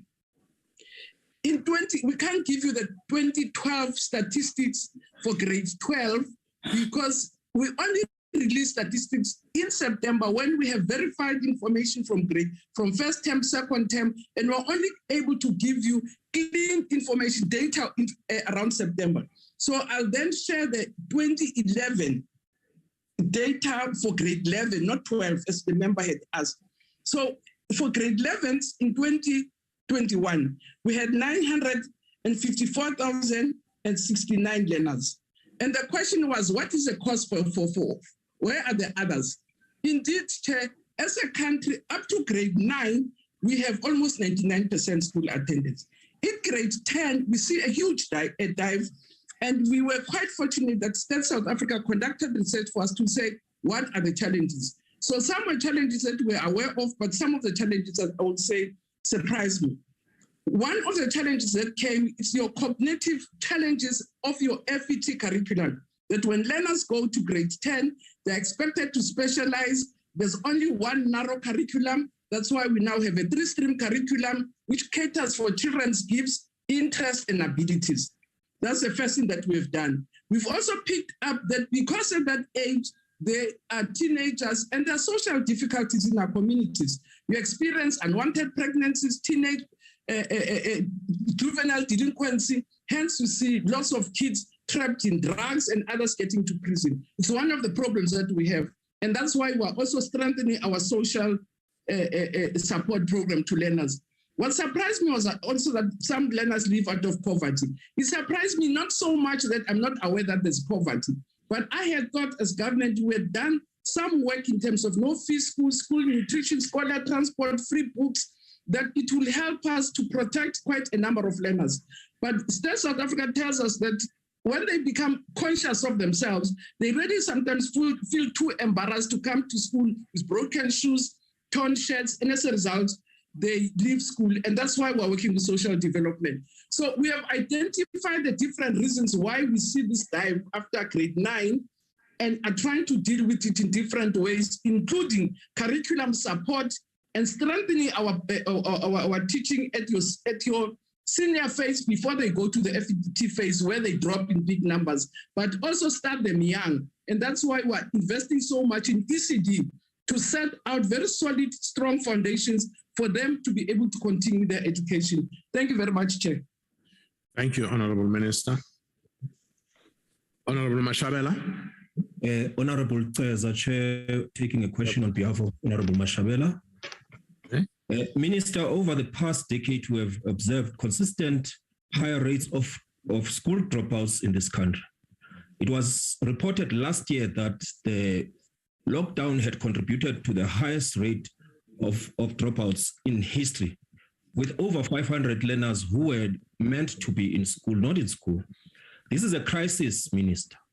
What factors have contributed to these abnormally high rates of dropouts, and what intervention have you, Minister, made to ensure that all those who must be in school do attend school? Thank you very much. Thank you, Honorable Member. Honorable Minister. I don't want to argue statistics, but I can say as a department, I am not sure if there's anybody who's able to collect statistics better than us, because we take attendance registered every year. We are the one who register learners. So we are the first to know if children this year have not come and what has happened. So any statistics outside the education realities, I treat it with doubt because it's a sample of whatever methodology people use to get samples. So I don't want to argue statistics. I'm saying in education realities, if you go to our system, every year in September, we issue statistics of how many learners we registered, how many learners have been in the system until the fourth term, and that's it. But in terms of where the member is right and our fear and our anxiety, it's around the impacts of COVID-19 on learner return to school. And we'll only see the impact from statistics. We have to see how many learners, because up to last year, some parents were not very comfortable. We saw a huge growth of your homeschooling, and now learners are coming back to the public sector in numbers. In my previous reply, just so I don't take time, I've just explained what is it that we do as a sector to deal with dropout rates, with repetition rates. And if I have time, we'll explain, for instance, what other interventions we have. We have, as I say, your support programs, that if it's curriculum difficulties that forces them to go out, it's fine. We even had a progression policy so that if learners keep on failing grade 11, we don't allow them to fail, because that's what discourages them from attending school. We give them extra classes as progress learners. So there are different things that we're doing. We're not idling, we're equally concerned. And for us, in any case, it will be a real indictment if after 11 years of investing in these children, we lose them to the streets. And we're doing all we can to make sure that we don't lose that investment. Thank you, Honorable Minister. The Honorable Adwans. Thank you very much, Chairperson, and thank you, Minister. What mechanism is the department implementing to track dropouts, and how will the Bella Bill amendments respond to this problem in a sustainable manner as highlighted in the President's input to the bill, which will soon be undergoing public hearings? Thank you, Minister.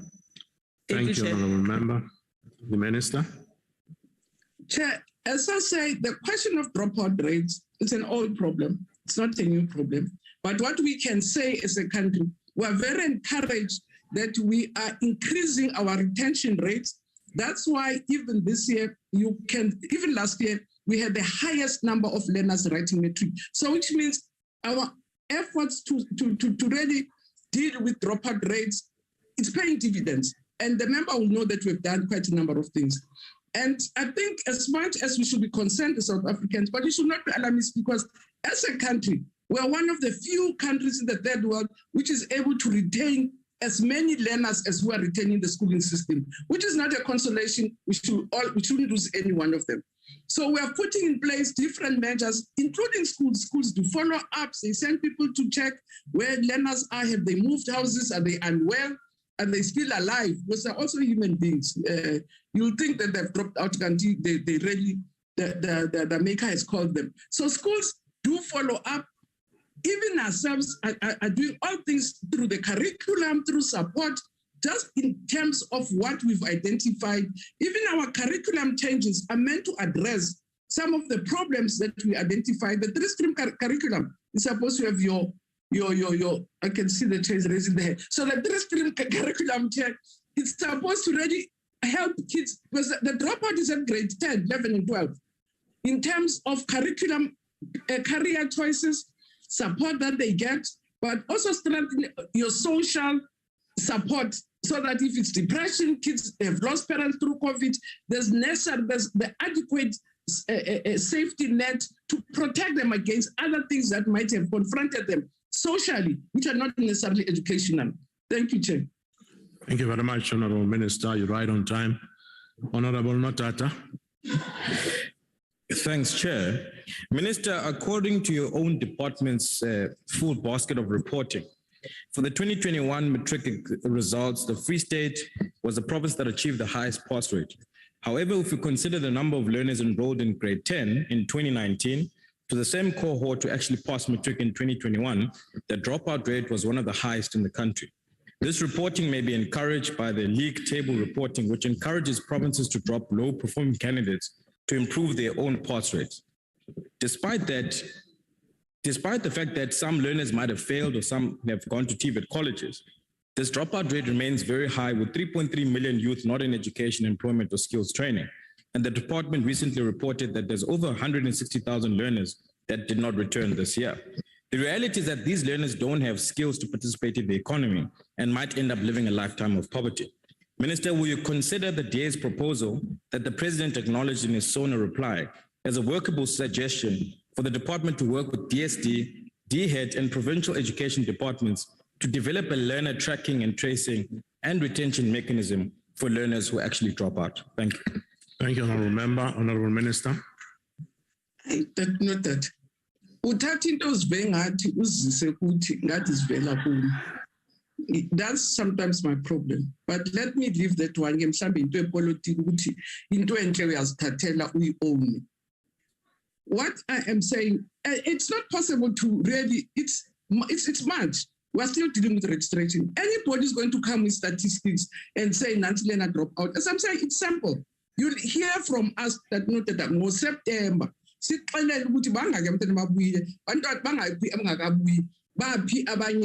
are the others who might have gone also to homeschool and all sorts of problems? For now, let's not play with figures that, as I say, will just give us unnecessary problems. We are the best place to give you the correct figures. We have no reason to hide. We're collecting them because it's in our interest to know where our learners are. In terms of different methods, we're not only guided correctly so by partners in Parliament, because indeed it's very important for us to get what other parties are saying, but we're also guided by our own structures as the ruling party, but also by researchers, academics, and even your state South Africa. So if you have any fresh idea, which I know Tingabila Pagun is dissent will consider it, but any other thing that will protect our children is in our interest. We're not that irresponsible not to appreciate the dangers of learner dropout and repetition rates. And that's why we're putting whatever measures in place to protect our children against the same things that we're saying. So we just as responsible, that not that if more around the lives of our children. Thank you very much, Chair. Thank you, Honourable Minister. The Honourable Imam. Thank you, House Chairperson. Minister, I think you must agree with me, and I think you've alluded to some of the problems that we have in the school, which is resulting in learners staying away from school, and then very importantly, the number of them that drop out from school. And then further to that is the fact that a great percentage of them that go to TVET colleges from basic education to higher also drop out there as well. Now the question is, and I think you've just given us the answer a short while ago, what can we do differently, Minister? So I want to say to you, Minister, can we introduce things in school that will encourage, entice these learners to stay in school? And I'll give you one good example. When we went to school, we had inter-class, inter-house, inter-school, inter-zone, inter-province, sporting activities, music, and whatever it is. This encouraged learners to stay in school. Very importantly, many of these vulnerable children, Minister, are coming from dysfunctional homes. Now, will you consider talking to our Minister of Sports, Arts and Culture, together with Minister of Social Development, to introduce this, yes, so that we could have a vigorous program to encourage them and keep them in school. Thank you, Minister. Thank you very much. Honourable Minister. Member Imam, so I will not disagree with you that sports has to happen, music has to happen, talent. These are the things we're doing. When I said we have strengthened our social care and support program, it looks at questions of sports. We have a very vibrant sports program in our schools. Music, go to A-State Sports, it even produces professionals. Music in our schools, but we're also having your care and support on things like violence, like bullying, unwanted pregnancies. So we've tried to work with the sector to identify where the threats are and develop a program about all those threats. When we were saying we even want to have comprehensive sexuality education, it was basically to deal also with some of the problems that force children to drop out of schools, which is your unwanted, unplanned pregnancies. We have programs where we deal with youth criminality, where some of these kids end up in prisons. So all the number of things that you are raising, as I said, that's why we've gone out of our way, Chair, to make sure that we strengthen our care and support program, which deals with all those activities, Chair. Thank you very much. Thank you very much, Honorable Minister. Dadelsi, 125. Am I right? Yes, it's on higher education. Higher education, science and innovation. The Honorable Litsi.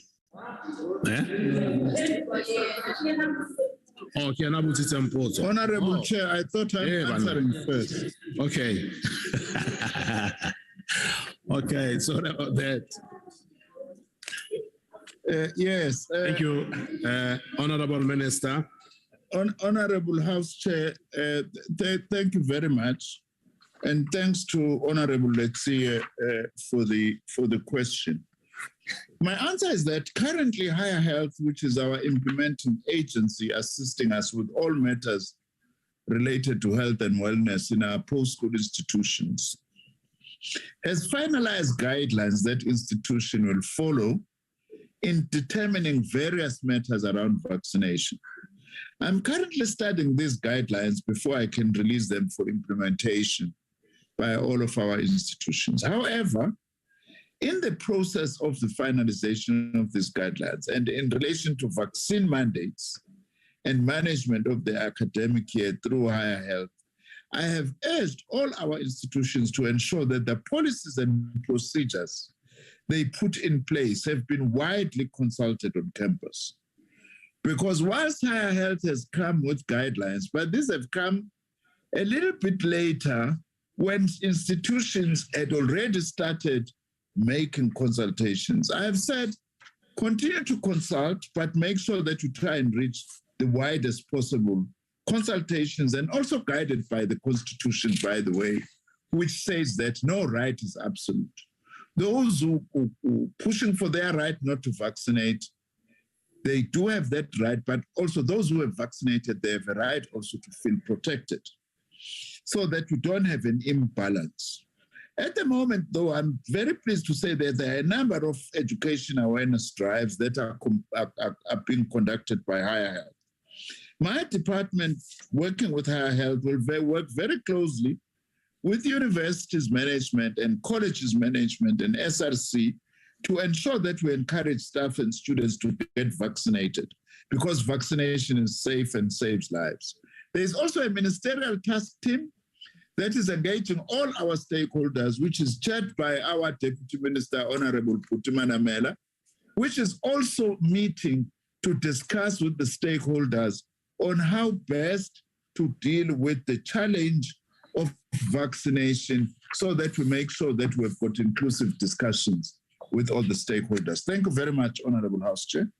Thank you, Honorable Minister.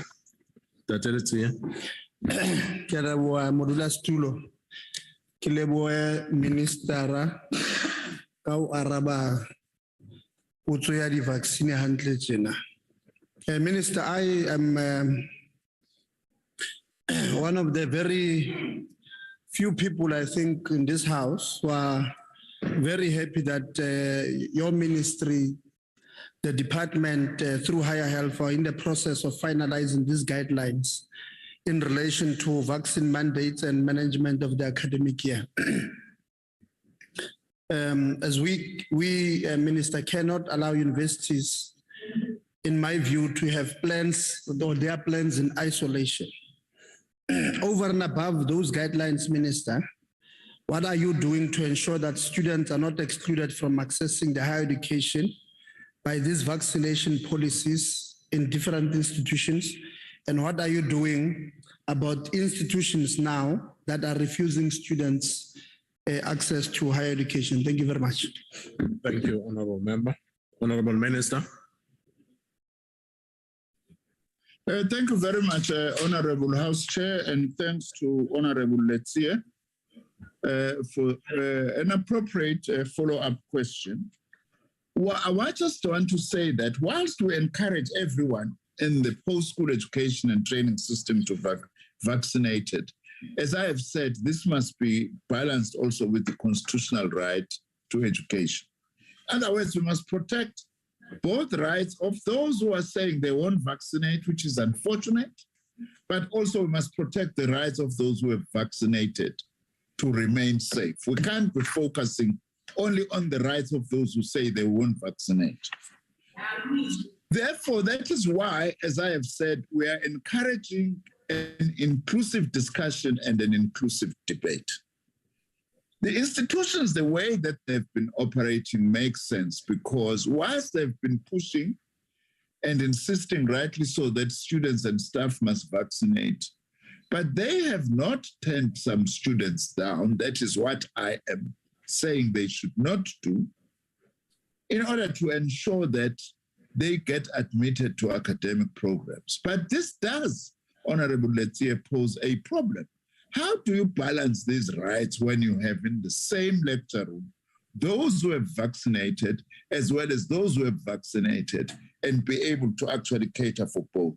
That is why Higher Health has assisted us by coming with guidelines that then are ultimately going to actually help us to overcome this. I don't think there's any institution which wants to deprive any students of his or her right to actually access academic institutions. I won't tolerate any unfair discrimination whilst understanding that institutions have got a right to protect everybody. Thank you very much, Honorable House Chair. Thank you, Honorable Minister. The Honorable Dr. Envu Kumalo. Thank you, Honorable House Chair. Since South Africa actually doesn't have a policy on mandatory vaccination, as stated by the Minister, and given that some higher education institutions have implemented mandatory vaccination policies which do allow for exemption for religious and medical reasons, in your own words, Minister, no right is absolute. What has your department done or put in place to ensure that the rights of those who are exempted or are protected and that they don't get excluded from accessing facilities that vaccinated students and staff get access to, including access to resources related to online learning? Thank you very much. Thank you, Honorable Member. Honorable Minister. Honorable Envu Kumalo, thanks for the follow-up. I should have said, by the way, already, but your question then requires that I say this. Government is looking into this matter of vaccine mandate because the decision must be a decision by government as a whole. It can't just be a decision that gets taken by higher education sector. So for this reason, that is why the president has assigned Deputy President Didi Mabuza to actually undertake a process of consultation with a variety of stakeholders in society, which is what the Deputy President is doing at this point in time, in order to be able to determine what needs to be done, what position should government adopt with regards to vaccine mandate. In addition, also my own Department of Science and Innovation, through the Human Sciences Research Council, has been conducting surveys just to establish what is the attitude of South Africans towards the vaccine mandate issue. Those studies are finalized now, and we will be releasing some of them not long from now. Together with the guidelines of higher health, that will then ensure as to how we manage this situation in a manner that balances everybody's rights. And indeed, institutions are using blended methodologies of online as well as physical contact, whilst at the same time seeking to assure the safety of everybody. I hope you will appreciate that this is not an easy matter because we are actually balancing rights that in this case are often conflicting.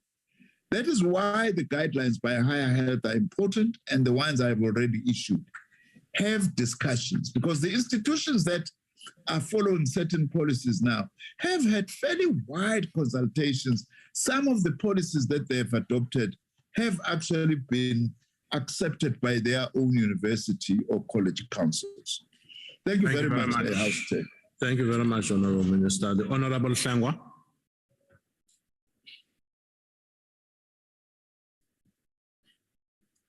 The Honorable Shangwa. MD. Thank you, Chairperson. I'm asking this question on behalf of Honorable Zondo.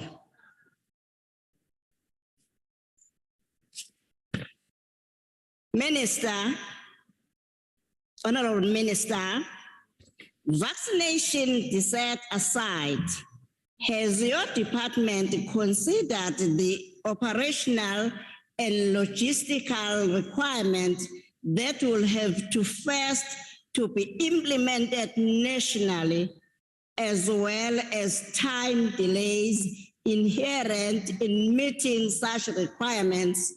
Should a directive be issued which require mandatory vaccination, this would surely delay such processes and render such mandate, if it is were to be issued, unimplemented. I thank you. Thank you, Honorable Member. Honorable Minister.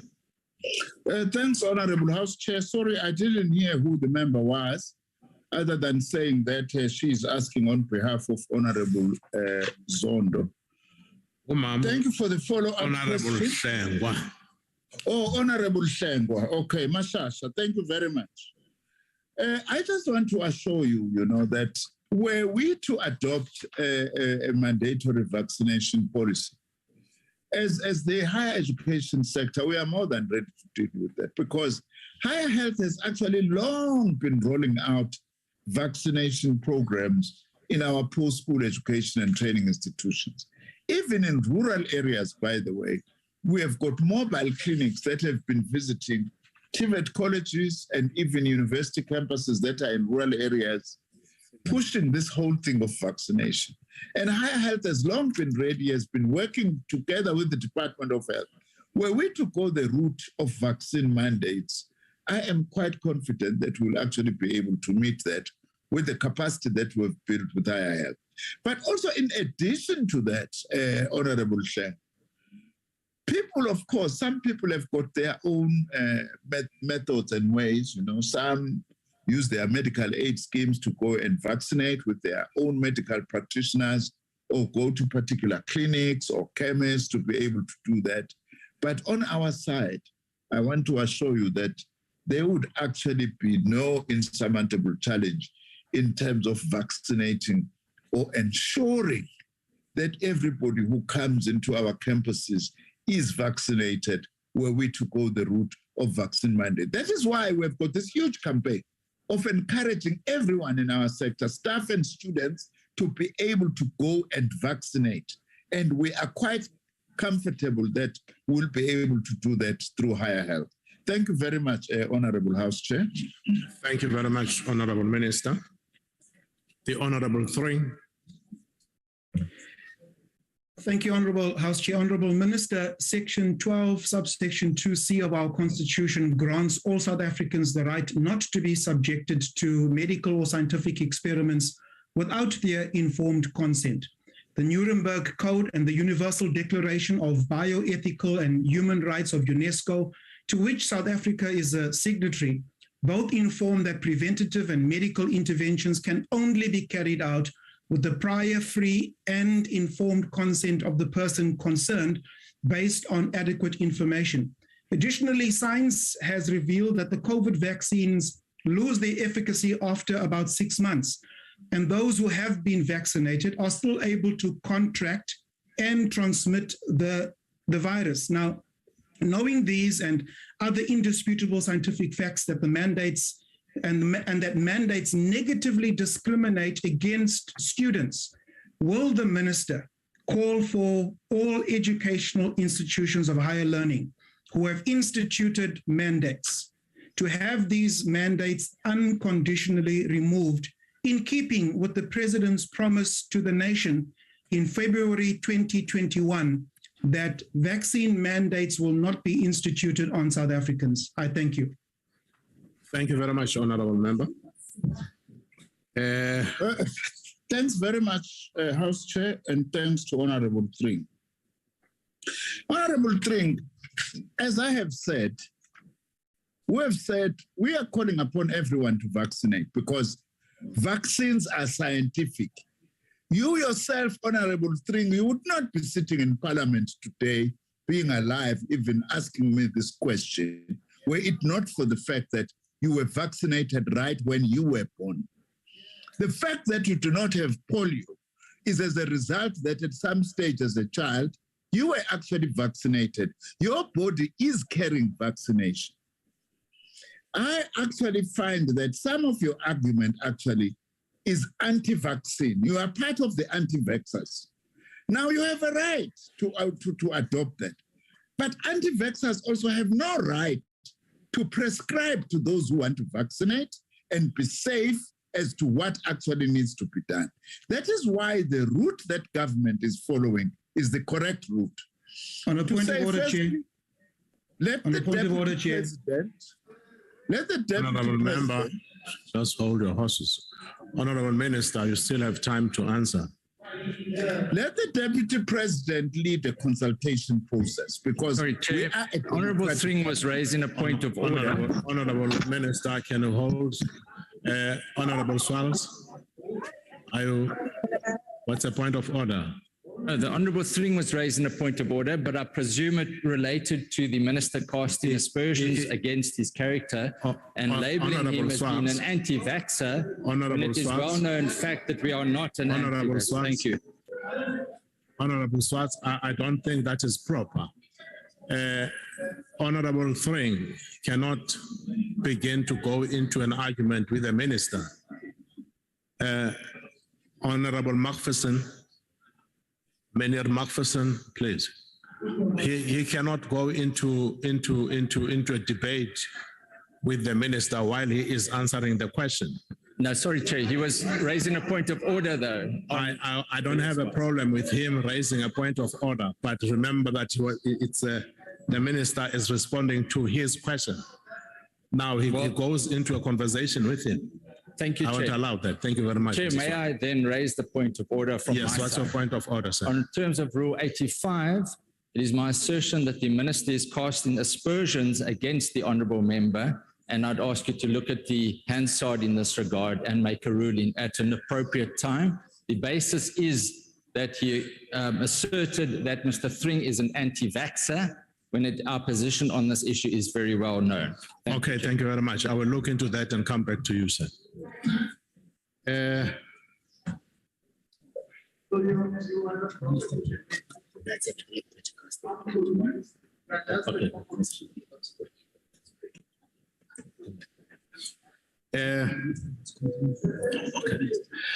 Minister, you still have some few seconds.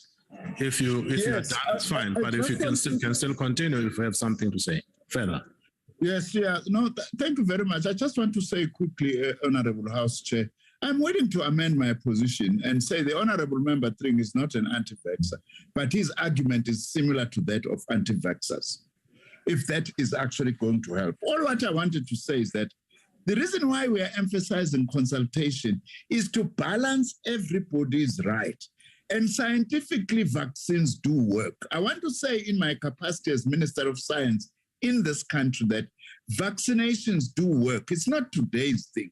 Much as there are challenges as to the future epidemiology of this particular virus, we cannot say with certainty, but already we've learned enough to know what actually needs to be done and how can that be done. We urge all South Africans to vaccinate, and I urge consultation within our institutions whilst campaigning for vaccination to be done by everybody. Thank you very much, Honourable House Chair. Thank you, Honourable Minister. May I raise my point of order now, Chair? Who's raising a point of order? It's Honourable Thring. Honourable Thring, what's your point of order? Chair, my point of order is I understand the dilemma that the Minister faces in the position that he holds. But when members within the House like myself, who have been vaccinated, who have very clearly also and continuously stated that we are not anti-vaccination, but we are also pro-choice. The Minister to cast those aspersions is uncalled for, Chair. Honourable Thring, Honorable Train, the session that we have now is for the ministers to respond to the questions that you put forward. And the rule of the House has it that you have got to be happy or satisfied or understand the questions, the answer from which the minister comes from. If you are not happy with those responses, then there are particular routes to follow. It's There are not the mechanisms minister's that you can responses, follow in it's order the to aspersions address that he's them, casting. but you cannot go into a debate, Honorable Train. Even the point of order that has been raised on your behalf by the Honorable Swartz, I'm tempted to say that was a political statement, but because you have already promised that we'll come back to that, we will definitely come back to Honorable Swartz about that. I think my point is made. Thank you, Chair. Honorable Swartz, thank you. Honorable String, thank you very much. Question number 87. Asked to the Minister of Higher Education, Science and Innovation by the Honorable Zondo. The Honorable Minister. Thank you very much, Honorable House Chair, and thanks to Honorable Zondo Mtian for the question. I would like to say that I appointed a ministerial task team to look at the functionality and the operating model of the NSF. Because I was concerned even before I started the forensic investigation that there are certain serious capacity issues and operational deficiencies in the manner in which the NSF is operating. That has only been underlined by the disclaimer, the audit disclaimer that they actually got. Now, the ministerial task team gave me 2 weeks ago an interim report on progress that they are making, and we have agreed that by the end of June, they must give me a final report on the operations, strengths and weaknesses that will determine all these issues that are being asked by Honorable Zondo on internal checks and balances. There are clearly serious weaknesses on internal checks and balances of the NSF. I have no doubt about that. The interim report has said as such, but they said that they still want to go deeper to actually do a complete analysis, and also so that also they will come with very concrete proposals on how we strengthen this important entity such that it is able to do its work. Lastly, the total cost of the forensic investigation services is going to be 2 million rand, 19,142.77 cents. Thank you very much, Honorable House Chair. Thank you, Honorable Minister. The Honorable Sitole. Thank you, Honorable Chairperson. There is a likelihood of maladministration within this department, as a sum of 5 billion cannot just be completely unaccounted for. I would like to know whether you are willing to commit to date upon which this forensic report will be made publicly available, and further upon such publication, if any persons are found to have been acted unlawfully, what immediately sanction will you commit to the department to impose on this individually? However, if you are saying no to sanctions, please provide your fully motivation. Thank you, Honorable Chair. Thank you, Honorable Sitole. Honorable Minister. Ngiyabonga kulunga elihloniphekile ubaba uSithole Job. Nake ngifuna ukusho. Sivumelene nabaphenyi ababheka lolu daba lika 5 billion rand yale mali engathi ayisetshenziswanga ngendlela eyiyona ukuthi bazomnika umbiko ekupheleni kwalenyanga esikuyona. Kusho ukuthi ke once baqeda ukunginika lokho sobe sesibuka ke lo mbiko bese siuphindisele ekomithini lelo kuthiwa isikopha leParliament sesiyobanika. Sethemba ukuthi mhlawumbe lokho siyokwenza ungakapheli inyanga kaApril uma sibambeka kancane noma kanjani ngoMeyi ngoba kofuna siwuhlole lo muntu. Kodwa enye into engifuna ukuyisho ukuthi la kukhona khona ubugebengu okudliwa imali khona ngendlela engafanele sizoyithatha inyathelo. Kodwa enye into ke job okufanele ke sibuye sibheke lezi imali kwesinye isikhathi azisetshenziswa ngendlela eyiyona hayi ngoba kukhona amasela. Ngokuthi ukuthola umphakathi uzocela ukuthi sicela ukufundisa intsha yethu ukupenda nokubeka isitini. Kodwa bese ubona ukuthi abanabo abantu nolwazi lokuthi imali ziphathwa kanjani. Bese ziphathwa budedengu ngalolo hlobo. Naloko kufuna sikulungise job ukuthi asingagcini ngokupanisha kuphela. Asikwazi futhi ukuthi siguguzele ukuthi umphakathi yakithi ehluphekayo siyilekelela kanjani ukuthi uma inesidingo sisibonile uma siyinika uxhaso senze isiqiniseko sokuthi imali bayiphathisa okweyikhali zamantungwa. In other words, corrective consequence management, yes, must be taking harsh action against the corrupt, but consequence management can't be only that. We come from very poor communities who have legitimate needs for training in this regard, but they don't have the capacity. Sometimes programs do not go well because of lack of capacity rather than ill intentions for corruption. So consequence management must also be about corrective action at the same time. Thank you very much, Honorable House Chair. Thank you, Honorable Minister. The Honorable Sibeya, DP. Thanks, Honorable Chairperson. Baba uMngqongqoshe sewushilo ukuthi kuzokwenzakalani ku-NSF. Sewushilo ukuthi kuzokwenzakalani ku-NSF. Sicela ukwazi ukuthi kuyobe sekwenzakalani kulana amanye ama-entities ngoba u-NSF uzobe sekhona okwenzakalayo kuyo. Ngiyabonga. Siyabonga Mhlonishwa. Honorable Minister. Kwilungu elihloniphekile Mama Sibiya, ngiyabonga ngombuzo wakho. Ubalekile lo mbuzo ubuzayo kodwa ke bekoba kuhle ukuthi sixoxisane ukuthi mhlambe imaphi lamanye ama-entities obuwasho besibuye sibonisana.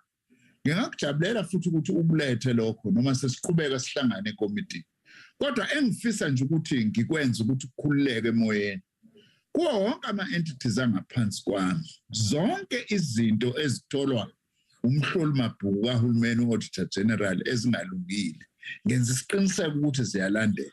Ngiqala mina nje ngokuthi la emnyangweni uma ngibambe imhlangano wami nomqondisi jikelele u-DG, ngithi kubona bangitshela ukuthi kuleyo nakuleyo entity okuthiwe kunezinto ezingahambanga kahle, sizokwenza kanjani ukuthi lezi zinto ziyaqondiswa babuye bazobika imbiko. Uyabona nje cishe mhlangana kathathu noma kane ngonyaka nomqondisi jikelele wami nama-DDGs akhe.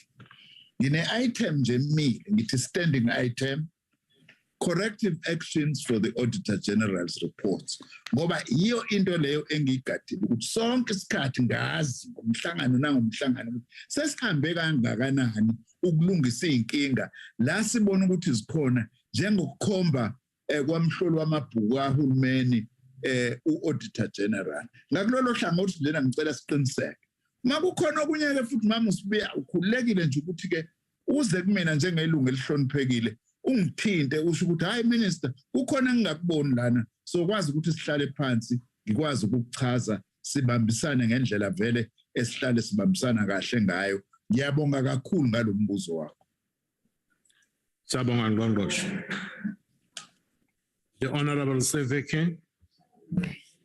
Minister, for 2 consecutive years, the Auditor General raised concerns about the internal financial controls of the National Skills Fund and of NSFAS, which prompted you, as you rightfully said, to set up a ministerial task team to investigate and for SCOPA to call for forensic investigation to be conducted by the SIU, and not merely have the SIU involved in issues that relates to its mandate from the private investigators' funding, which then question your confidence in the ability of the SIU. Minister, why did you sought to embark on a +2 million contractual agreement with a private forensic company, whereas NSFAS investigation were conducted by the SIU during the same period. Thank you, Honorable Member. Honorable Minister. Thanks, Honorable House Chair. Honorable King, thank you very much. But I'm really thanking you halfway because your questions, they become, I'm sorry to say this, very convoluted and mixing a lot of things that do not mix. It's a pity one doesn't have time to fully explain what I'm saying. But let me quickly say this, that the investigation by the NSF, forensic investigation, was done by myself, and I had appointed private investigators because forensic investigators mostly are private.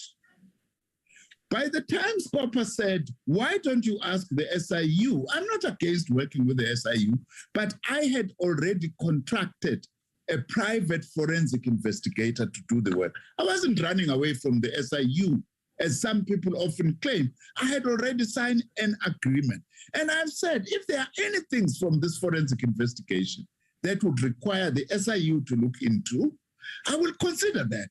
But if there is no need, I will be able to act on the basis of that report. There is nothing that stops me directly to act. Either I hand over things to the NPA or I hand over things to the Hawks and so on, I will do that. NSFAS got an unqualified audit this last financial year. So don't come here and give an impression that everything is just going haywire at NSFAS. What was being investigated by the SIU at NSFAS was a matter raised more than 3 years ago by the administrator on what he had found out when he arrived as the administrator. That's already more than 3 years ago. And we've said, let the SIU continue to then find out what actually happened during that time. But as of now, NSFAS has got an unqualified audit, and NSFAS also has come to explain both at SCOPA as well as in the Portfolio Committee on additional actions they are taking over and above the corrective measures that were taken by the administrator. This thing of just casting aspersions to our institutions, Honorable House Chair, is just not good. Let's Thank you very much. The basis of facts. Thank you very much. Thank you. Mr. Paulson or Mr. Tambo? No, Honorable Paulson. It's Paulson, House Chair. Minister, the Auditor General noted that this money could not be accounted for in the last 2 financial years. This is the National Skills Fund. We're not speaking about 5 Rand or 5,000 or 5 million. And this money can't just disappear like this. It happens over a period of time. Why did it take you this long to be concerned about the missing funds? And also, Minister, can you take this House into confidence and tell us that this money did not find its way into that ailing Stokvel, the South African Communist Party? Thank you, Mr. Paulson. Honorable House Chair, thank you very much. Honorable Paulson, I'm not going to be tempted by your by trying to divert my attention. To actually try and throw stones at a political party that is not represented here in Parliament is opportunism in the worst form. You want me to start also asking about the EFF and the VBS money? Let's go and have a proper discussion so that also the EFF must start answering question about its relationship with VBS, a matter that we are actually still going to continue. I do not want to be diverted, Honorable House Chair. All what I want to say, I never delay. Honorable members, you are drowning the speaker. We can't hear what you say. I did not, House Chair, take long. The moment there was first time a qualified audit by the NSF, I appointed a ministerial task team to say, what is wrong with the NSF such that it's got these problems? By the time the audit disclaimer came, already the ministerial task team process was underway. And I have appointed a forensic investigation on time. I have not wasted time in order to be able to do that. Even before the next audit, I had already appointed this. And as I have said, this forensic investigation is going to be completed by the end of March. Let's focus on real issues and not be diverted by this opportunistic posturing of the EFF. Thank you very much. Thank you, Honorable Minister. The Honorable Harvard, question 126. To the Minister of Health.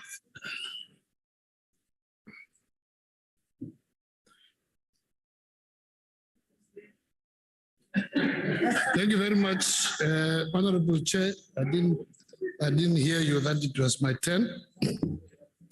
Thank you very much. I'll deal with the question asked by Honorable Harvard.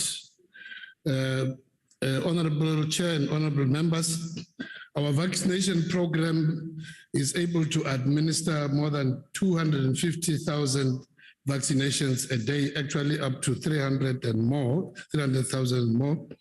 and is able to sustain.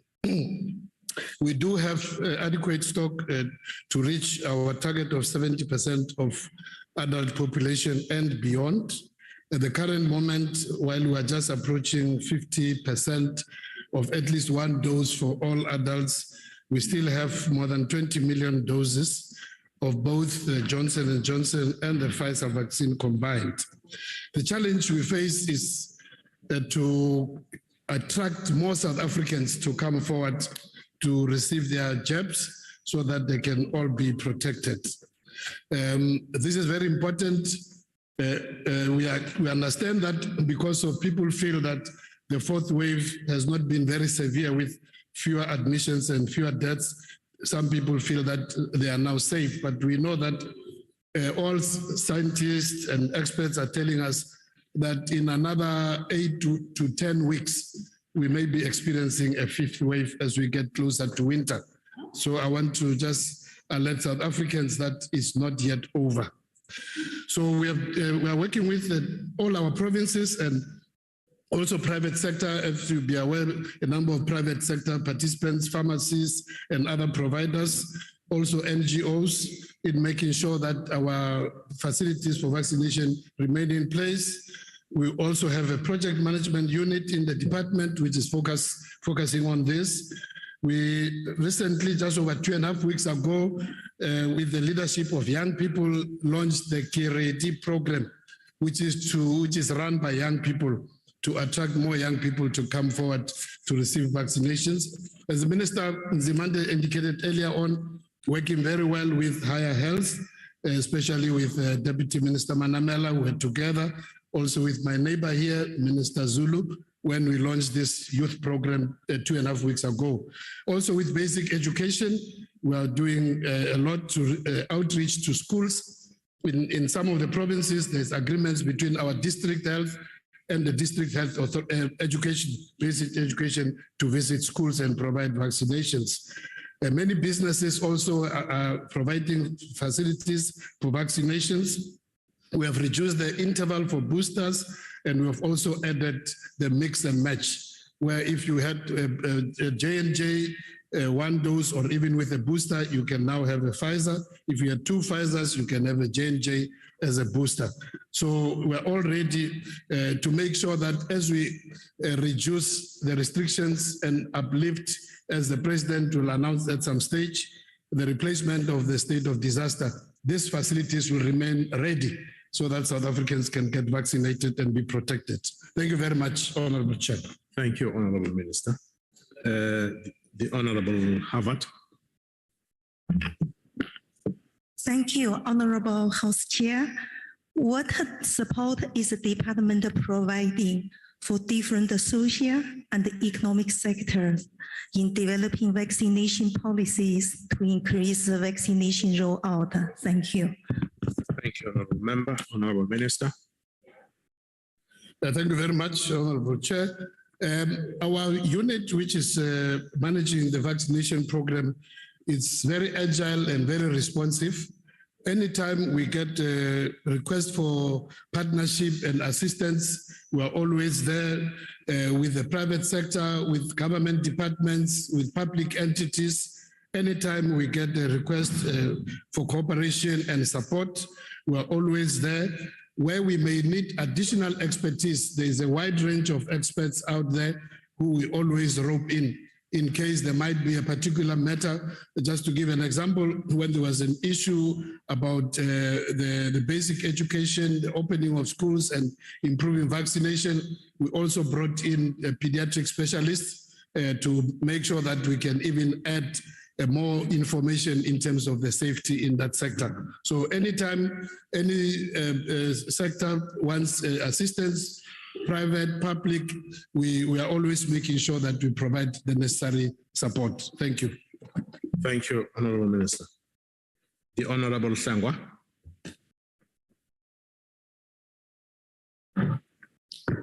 Thank you, House Chair. Honorable Minister, according to recent press statement by your offices, only 29.3% of the 18 to 34 age group is fully vaccinated. And apparently another 5 million of this group will need to be vaccinated in order to achieve 60% coverage. What specific action has the government taken to target this age group, considering their very low vaccinated status? I thank you. Thank you, Honorable Sangwa. The Honorable Minister. Thank you very much, Honorable Sangwa. Honorable Chair, indeed, that information is correct. In terms of just at least one jab for the young people of 18 to 34, we are at just under 30% of full vaccination. And in terms of just at least one jab, just under 35%. So that's the lowest in the age groups in the country in terms of adults. So one of the major interventions is what I mentioned that 2.5 weeks ago with Honorable Manamela and my neighbor here, Honorable Zulu, we were launching this Kiredi campaign, which in fact, I shouldn't say we were launching because we were supporting. This is a program which is run by young people, young health professionals, and they're also recruiting other young people outside the health profession. And they've made it very clear that they want to run the campaign. The messages must come from them. They've got a number of initiatives which we are supporting, but also we are also working with them to encourage various industries to provide relevant incentives. And in this case, we want to welcome the contribution of the network companies. At this stage, some of your CELC and also the MTN is providing data as part of the incentive to the young people. We're talking to the other network providers to also provide data, because data is important for young people who are looking for work, for education, for various opportunities, business, and so on. So these are some of the initiatives which are run by the young people, but also in the media, we're encouraging a lot of media houses to also continue. And I must admit also here that a lot of media houses have come to the party, radio, TV. You know, if you listen to many of these stations, from time to time, they do broadcast messages encouraging vaccination. And also my other neighbor on the left, Minister of Sports, Arts and Culture, is working with us in promoting return to sporting activities and spectators by encouraging vaccination. So there are all those interventions which we are involved in. Thank you, Honorable Chair. Thank you very much, Honorable Minister. The Honorable Dr. S.S. Tembewaya. Thank you, Chairperson. Honorable Siwisa, answering on behalf of Honorable Dr. Tembewaya. Minister, what scientific information is the government relying on that ending all COVID restrictions will not further endanger our society from future variants of this virus? taking into consideration that there are some companies that are already implicating or are already have a mandate of vaccination, which is a mandate to them. What implication will this have on the vaccine mandates that some of these companies have already adopted? Thank you, Chair. Thank you, Honorable Member, Honorable Minister. Thank you, Honorable Member, Honorable Chair. I think just adding to what my colleague, Minister Nzimande, said earlier on, we want to balance, on the one hand, opening up society, opening up, social activity, opening up business, at the same time, encouraging people to vaccinate. So that's why our approach is not going to be a reckless one in terms of opening up. There will be no contradiction in terms of those companies which, in protection of their own workforce, they've got the right to develop policies, and they've determined the policies to say that in this institution, the workers need to be vaccinated or otherwise provide reasons why not. This will hopefully make sure that more and more people get vaccinated, because if we are able to reach that 70% of coverage of all adults, and also even on the younger people of between 12 and 17 who are also eligible, if we can reach a bigger coverage, then even as variants come, that's the information as determined from the research by various scientists, there will be less variants because less people will be transmitting the virus even if they do get infected. So we will be able to even open up even more activities and even drop even some of the current protections, because then a bigger portion of the population will be protected. So this is not either or. We want to keep on encouraging people to vaccinate. Companies which have particular occupational health and safety policies, amongst which they have included vaccination, we want to encourage that so that more people can get vaccinated, and then it helps us to open up more activities in society. Thank you, Honorable Chair. Thank you, Honorable Minister. The Honorable PV Staden. Fund studied. Honorable Staden. It's written PV here. There's no Van Staden. If it is Van Staden, then it's the Honorable Van Staden. If it's not Van Staden, then it's Honorable P. Staden. Do we have such a member here? I will pass. The next question. Sorry, Chair. Chair, can we take that question then, that follow-up? If the Honourable Member is not going to take it. The question of Mr. Van Staden? Yes, if she's not going to take it, the DA would like to take the question. Okay. If Chair, if the question is not utilised, it can be distributed to the first come, first serve. So the DA would like to take the question. Is the DA member? Yes, can we take it? Should I? Just wait. Yeah.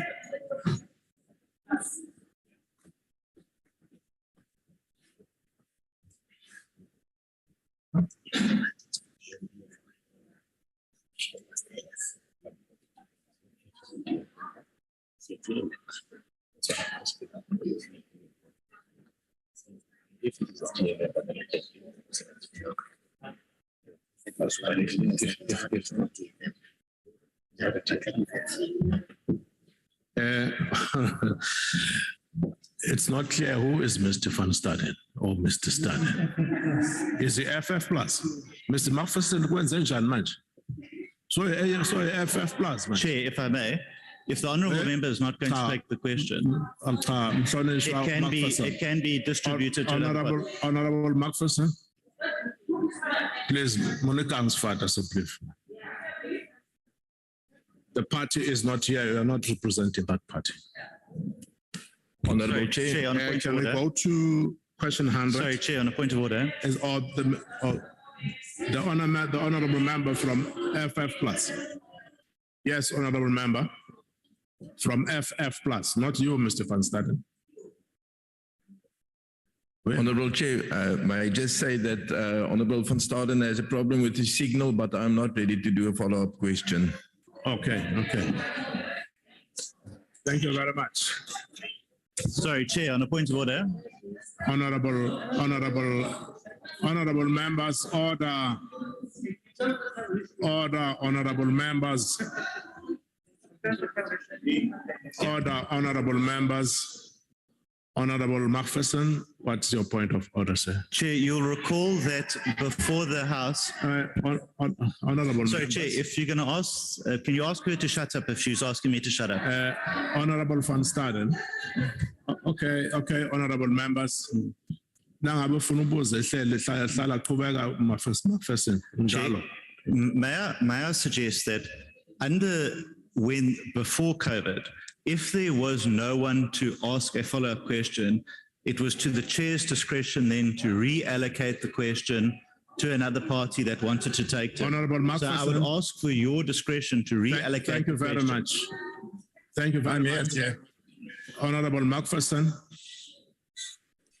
it is at the discretion of the chair. Thank you very much. My discretion in this particular regard is that we couldn't go ahead with that question. And fortunately, a member of FF Plus stood up to acknowledge that he is their member.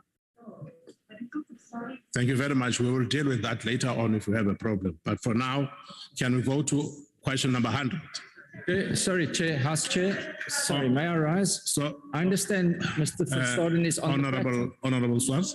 He's on the platform now. The Freedom Front, Mr. Staden. He's just said, I'm there. I'm here, Chair. But where is Mr. van Staden? He's there. Chairperson, I was thrown off, but I'm back. My signal was dropping. Okay. Thank you, Minister Swart. Honourable Staden, is it Honourable van Staden? It's Honourable van Staden. Thank you, Chairperson. Thank you very much. Thank you. Yeah. Go ahead, sir. Thank you, Chairperson. Honourable Minister, with the President's announcement during the State of the Nation address. Order, please. The Honourable Minister cannot hear what the other member is asking. He's got my indulgence. Honourable van Staden, go ahead again. Thank you, Chairperson. Honourable Minister, with the President's announcement during the State of the Nation address that government must first amend the National Health Act before the state of disaster can be lifted, can the Honourable Minister indicate why should the Health Act be amended first? Does the government plan to make vaccinations and vaccination passports compulsory through this amendment? And don't the Honourable Minister think that compulsory vaccinations and vaccination passports will revolt South Africans? Thank you, Honourable Chairperson. Thank you, Honourable van Staden. Honourable Minister. Well, thank you very much, Honourable Chair. I think Honourable van Staden must just go and read the President's speech of the SONA. He will not find any line there which says the Department of Health should amend the National Health Act. What the President said was that the Health Department will provide regulations using the National Health Act. So what we have been working on is regulations under the National Health Act in terms of the management of infectious and notifiable diseases to specifically respond to COVID. So that process is virtually almost concluded. We have already made presentations to the relevant structures in government, and that matter is being considered as we speak. And just to confirm what Minister Nzimande said earlier on, Deputy President is consulting with some of the structures, of public structures, in line with those regulations, so that we can then migrate from disaster management to a health managed pandemic. And in terms of what those will contain, Honorable van Staden must just be patient. The regulations will be made public. They will be published for public comment. and him and his party will judge from there whether we're talking about mandatory passports, vaccine passport. Must just be patient. It will be in the public in the next few days in the government gazette. When that happens, he can comment together with this party. Thank you, Honorable Chair. Thank you very much, Honorable Minister. Go to question 100 asked by the Honorable Ismail to the Minister of Health. And Honorable Minister. Thank you, Honorable House Chair. This relates to the question of what the Department of Home Affairs has published in terms of the critical skills. And there has been a concern from various stakeholders, and this is what the Honorable Member is relating to. Now, just to explain that the Department of Home Affairs used a specific kind of benchmark in terms of determining which skills are actually critical skills. So it's not in relation to whether these skills may be in short supply in some institutions, but as a country. And therefore, they look at whether this is a hard to fill, is a skill which falls under the category, for instance, of hard to fill. And there are a lot of vacancies which are not being able to be filled for at least 6 months in that category, whether there is a vacancy growth. In other words, there's an increasing number of vacancies in that area, whether there is vacancy pressure amongst others. Now, the reality in the health sector is that in the generic professions of health, in most of these medical, nursing, pharmacy, physio, and so on, we are producing sufficient numbers overall in terms of being able to can fulfill the public good. But the problem is that the distribution, it's a problem in that many of those skills you find that they migrate into private sector, also into the urban areas, and there's a struggle in the rural areas to attract some of those skills. But also in terms of that, therefore, you find also situations where because of budget stress, even where some of these professionals like doctors are available, but some of the areas where they could get posts, there's not enough financial resources to attract them. So when they balance all this in the various health professions, they find that it's not an absolute shortage of many of these skills. It's more of distribution and financial resources and attracting those skills into relevant places rather than absolute scarcity. So, but because of that situation historically, especially in rural areas, I worked in the rural hospital where 90% of my staff, medical staff, were foreign doctors. So that situation does exist. So we are engaging with Home Affairs to address that anomaly. That even though absolute, you may not have a shortage of certain skills, but some of, especially your more specialized skills, there might be inadequate numbers, but to get them where they should be is a problem. So those are the things which we are addressing. And we hope that in this engagement with the Department of Home Affairs, we can be able to find amicable solution so that where you can only attract foreign graduates, you should still be able to do so, even though there might be 10 South Africans actually who you could have attracted in Kandule, Honorable Chief Whip, but it may be difficult to bring them there. So those are the things which we want to discuss and see how we deal with those anomalies. Thank you, Honorable Chair. Thank you very much, Honorable Minister. Honorable members, the time allocated for questions. So it's only 3 minutes to go. I will not be able to finish. Which one? This one. So to go beyond 56 minutes.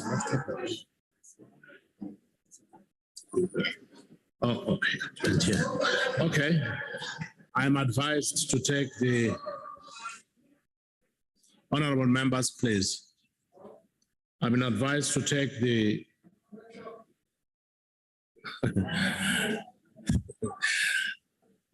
I'm advised to take the questioner and her follow-up. And thereafter, we'll go to the first order. And I'll be welcoming the Chair, Moroto, to the front. Honorable Ash Ismail. Thank you, Chair.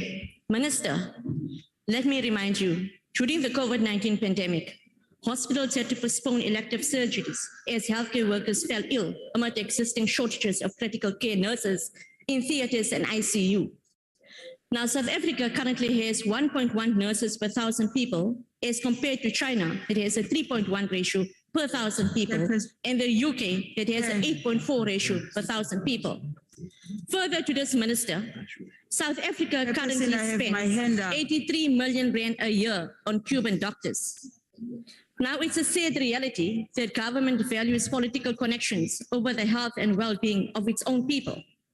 It is clear that we need medical practitioners. I had my hand up, Chair. But we cannot exclude these groups from the critical skills list. While importing selective groups with political connections, as we have seen with the Cuban doctors. Honorable Ismail, Honorable Ismail, can you hold for a minute?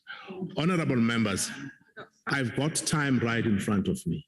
No, it's not about time, Chairperson. Give me a chance. But members should be given a chance to pose the questions that they want.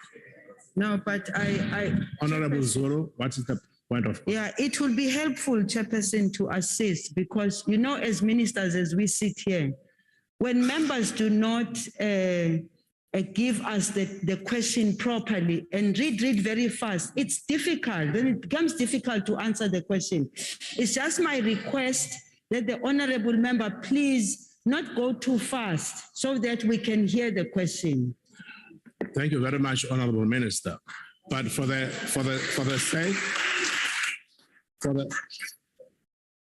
sake of the smooth running of this House and the decorum of the House, I would request that members should not be disturbed when they are on the floor. If the minister did not hear the question properly in his or her response, she would be saying, I did not hear it. At times, members do not pose questions. Instead, they make statements. Then it is at the discretion of the minister to respond to either that statement or, yeah. So really, let's allow members to pose questions. And members are also requested to give ministers a chance to respond. If they are not happy with the responses, they know what route to follow. Honorable Macpherson.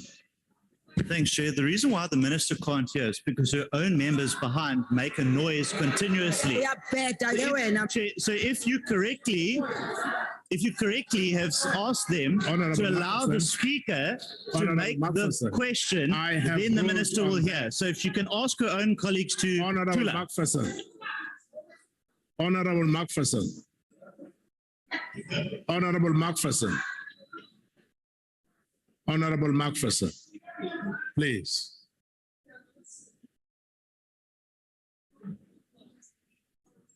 Please.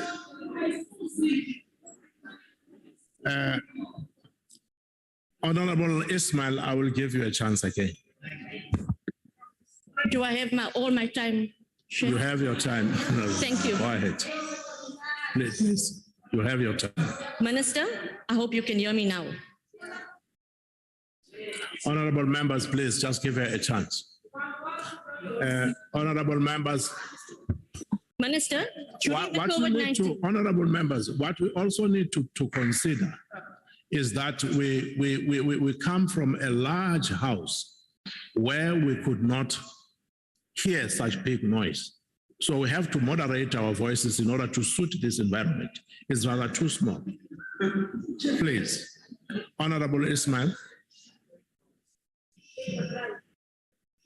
Thank you, Chair. Minister, during the COVID-19 pandemic, hospitals had to postpone elective surgeries as healthcare workers fell ill amid existing shortages of critical care nurses, most especially in theaters and ICU. Now, South Africa currently has 1.1 nurses per 1,000 people, as compared to China, that has a 3.1 ratio per 1,000 people, and the UK that has an 8.4 ratio per 1,000 people. Further to this, Minister, South Africa currently spends 83 million rand a year on Cuban doctors. It's a sad reality that government values political connections over the health and well-being of its own people. It is clear that we need medical practitioners, but we cannot exclude these groups from the critical skills list, while importing selective groups with political connections, as we have seen with the Cuban doctors. Now, instead of funding countries like Cuba, these funds could have been more adequately used to develop medical skill training centers locally, thus increasing our critical medical skills input. So, Minister, what are the reasons that Cubans get preferential treatment over other international medical practitioners because of the exclusion on the critical skills list? Is it not that because you have so many Cuban doctors that Home Affairs has decided that healthcare practitioners should not be included on the critical skills? Cuba is progressive. Honorable members, order, honorable members. Order, honorable members. Honorable Ismail, we have rules to consider. Your question was supposed to be only a minute, and we have gone well beyond that. Honorable Deputy Chief Whip.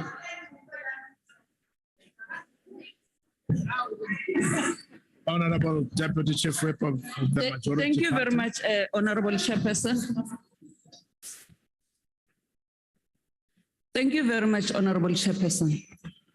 A follow-up question should be 1 minute. You don't make a statement. Sit down, I'm on the floor.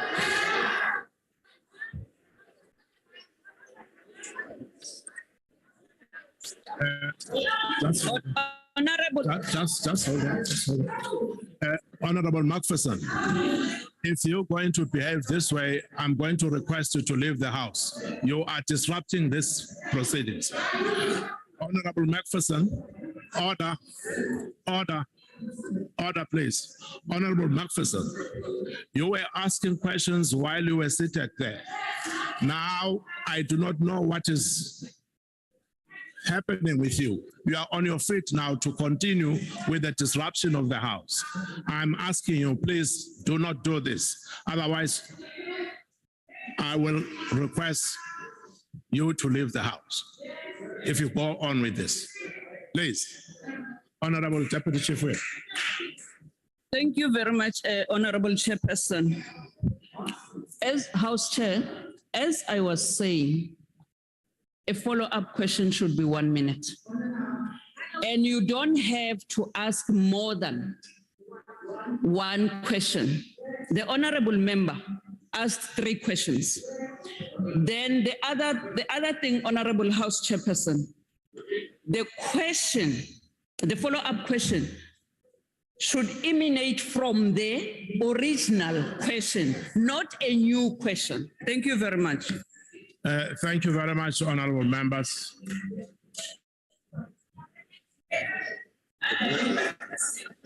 Honorable Chairperson, I have my hand up.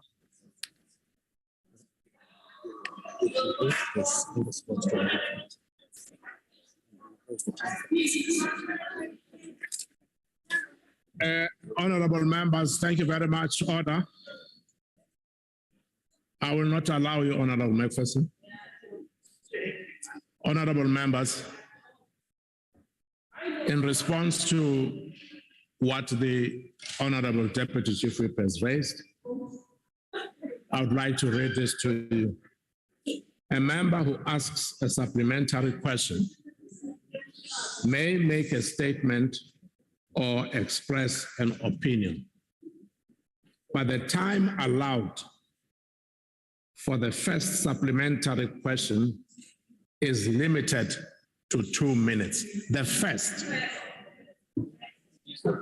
And for subsequent, honorable members, I'm not yet through. Honorable members, lalelani baget. And the subsequent supplementary questions It's 1 minute. So please, honorable members, these are your rules. These are your rules. So please, let us not make the work of the chairperson so difficult. So please, let us respect our own rules.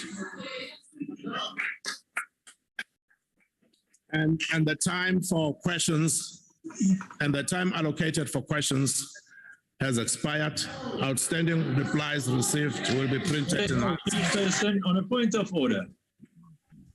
Chair, on a point of order, Chairperson, a point of order. Chairperson. The Secretary. Chairperson, on a point of order, please. Chair, on a point of order. Honorable Macpherson, what's the problem? Chairperson, the question has been posed to the Minister. A follow-up was posed by the member. The response has not been forthcoming, and the supplementary follow-ups have not. You have to complete the entire sequence. You can't Honorable Macpherson. Stop the session halfway through. Honorable Macpherson. Honorable Macpherson, there are certain things that should happen before you become the chairperson. There are certain things that should happen before you become the chairperson. You cannot work that way. Chairperson, on a point of order, in the absence of that which you are looking for, that the minister has at liberty to give a written reply. So what is your problem? Honorable Chairperson, honorable members, Chairperson, honorable members, Chairperson, the Honorable Macpherson, would you please give the House a chance? But Chairperson, Chair, can I please address you, Chair? The Secretary will read the Chairperson, can I order please of the address day. you? The Secretary will read the order of the day. Please address you. Consideration of 2022 fiscal framework and revenue proposals. Can I please address and you? report of Standing Committee on Finance thereon.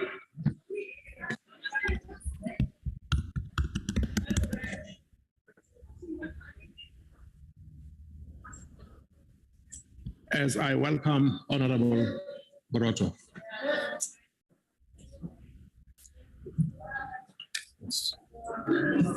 We call upon the Honorable J.M. Maswangani virtually. Take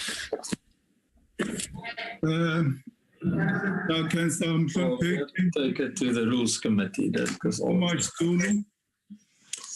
I can say Chapseki. Wow, Ubo, you're in Lamlau, you're Republic of South Africa. The Minister of Finance, Mr. Enoch Godongwana, tabled the 2022 budget before Parliament on the 23rd February 2022. In terms of Section 27 of PFMA and Section 7, subsection 1 of the Money Bills Amendment Procedure and Related Matters Act, Act number 9 of 2009, Money Bills Act. The Minister, together with the DG, senior officials from Treasury, briefed the Committee on Finance on the 24th of February 2022. The committees received the post-budget input from the Parliamentary Budget Office and the Financial and Fiscal Commission on the 1st of March 2022. Overview. The Standing Committee on Finance acknowledges that the consolidated revenue is expected to increase from 1.72 trillion in 2021-22 to 1.77 trillion in 2022-23, reaching 1.98 trillion in 2024-25. Furthermore, the committee acknowledges the 32 billion rand increase in NSFAS funding for existing bursary holders and new entrants to institutions of higher learning, as well as 24.6 billion rand allocated to higher teachers. The committee also acknowledges the 15 billion rand allocated to small businesses for the loan guarantee allocation.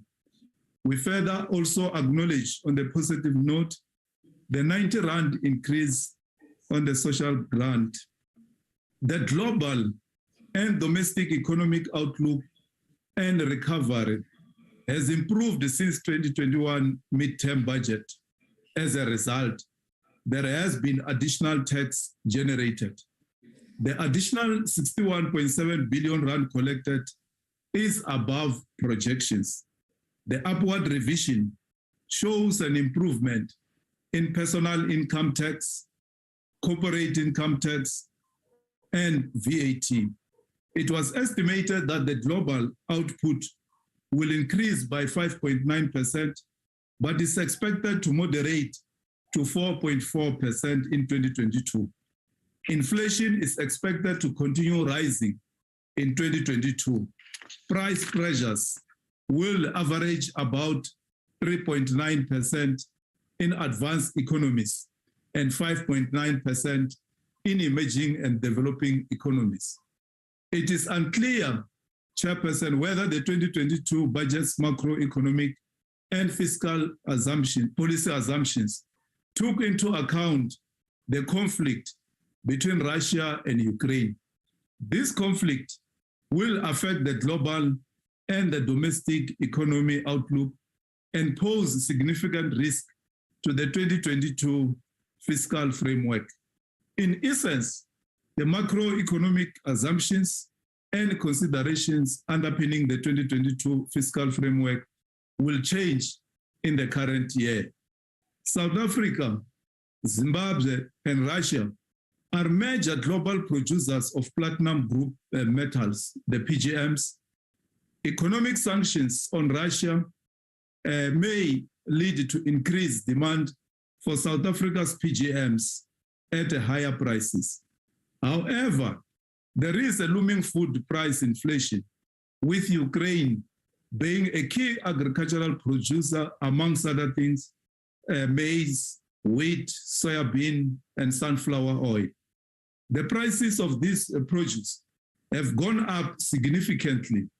By last week, Friday, the 4th of March, 2022, the Brent crude oil price was nearly $115 per barrel. That is 17% higher than on the 23rd of February this year, the day before the conflict began. This adds to already mounting energy price inflation pressures. Recently, we have witnessed the skyrocketing increase of petrol prices. Energy and commodity price shocks will have an impact, especially on poor households, for whom food and fuel are a higher proportion of expenses. The Russia-Ukraine conflict might create complex policy trade-offs, further complicating the economic landscape as the country recovers from COVID-19 pandemic crisis. This fiscal framework is presented against the background of shocks brought on by the COVID-19 pandemic. COVID-19 has led to contractions in the GDP, increased debt levels, and higher unemployment and income losses, all of which have served to further entrench inequality and poverty. Honorable Chairperson, another challenge was the July 2021 unrest, which has placed additional strain on government as public resources had to be marshaled to extend the provision of income support as well as to aid the recovery of businesses. The private fixed capital formation declined by minus 1.2%, while public corporations' fixed capital formations increased by 9.5%. The unemployment recovery continues also to be sluggish. Chairperson, the official unemployment rate rose by 0.5 percentage point from 34.4% in the second quarter of 2021 to 34.9% in the third quarter of 2021. According to the expanded definition of unemployment, The rate increased by 2.2 percentage points to 46.6%. Narrowing tax base, Chairperson, due to rising unemployment may put pressure on public spending, increase the budget deficit, and increase borrowing requirements. High unemployment, inequality, global financial volatility are destabilizing, constraining growth, and deter investment. Chairperson, a consolidated budget deficit of 6.5% of GDP is projected for 2022-23, narrowing to 4.2% of GDP in 24-25. The South African Reserve Bank continued to tighten the monetary policy, increasing the repo rate by a cumulative 50 basis points to 4% in January 2022. Chairperson, the debt servicing cost will increase to be higher than 300 billion rand per year from 2022-2023, becoming the fastest growing expenditure or a spending item. However, over the MTF period, the learning and culture will decrease by minus 1.1%, and the social development decreases by minus 2.5%. These budget adjustments disregard the effect on employment. A balance between employment preservation and budget cuts must be maintained. By the government's own admission, they are unlikely, or government is unlikely to realize many of the targets of the NDP. The committee chairperson held public hearings on the 2nd of March 2022. The committee received written and oral submissions from stakeholders. Stakeholders raised a number of issues.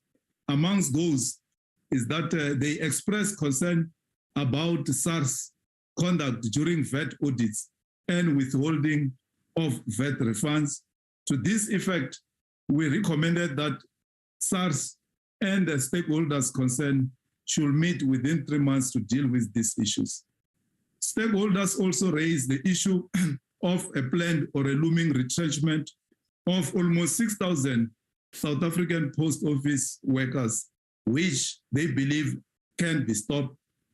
Furthermore, they raised the issue of the bailouts to SOEs and recommended also that the Road Accident Fund, RAF, should be done away and be replaced by the Road Accident Benefit Scheme. And that bill should be brought to Parliament. In return, National Treasury and SARS responded on the issues raised by stakeholders on the 4th of March 2022. Committee observations. The committee welcomes the 2022 budget and acknowledges that it strikes a difficult balance between growing the economy, ensuring fiscal sustainability, maintaining expenditure over the medium term, and providing tax relief to individuals and companies. The committee appreciates the productive environment in which the 2022 budget was discussed between the National Treasury, SARS, and civil society. The committee further welcomes National Treasury and SARS' comprehensive response to the issues raised by stakeholders. On macroeconomic issues, the committee expressed that expected the real growth, GDP growth of 1.8% over the medium term on average will not be sufficient to reduce poverty, inequality, and high rates of unemployment. Furthermore, the committee acknowledges some progress made in addressing structural constraints growth. The committee recommends that National Treasury should report progress made every quarter on structural reforms, including managing the electricity crisis that negatively affects consumers and the SMEs. The committee recommends that for policy certainty, National Treasury should clearly articulate the government's economic policy on growth from which the economic recovery and reconstruction was derived in the upcoming 2022 MTBBS. As indicated in the previous report, we believe that reindustrialization and localization should become key pillars of our national reconstruction and inclusive economic recovery strategy. On employment programs, the committee recommends that National Treasury should regularly provide progress report on this regard. There are many programs that government has come up with, including the Presidential Youth Program. So we'll expect from the side of the Treasury to report progress on a regular basis. The committee further notes that it will remain difficult for the labor market to absorb new entrants, particularly the youth and the unskilled, with moderate projected economic growth over the next 3 years.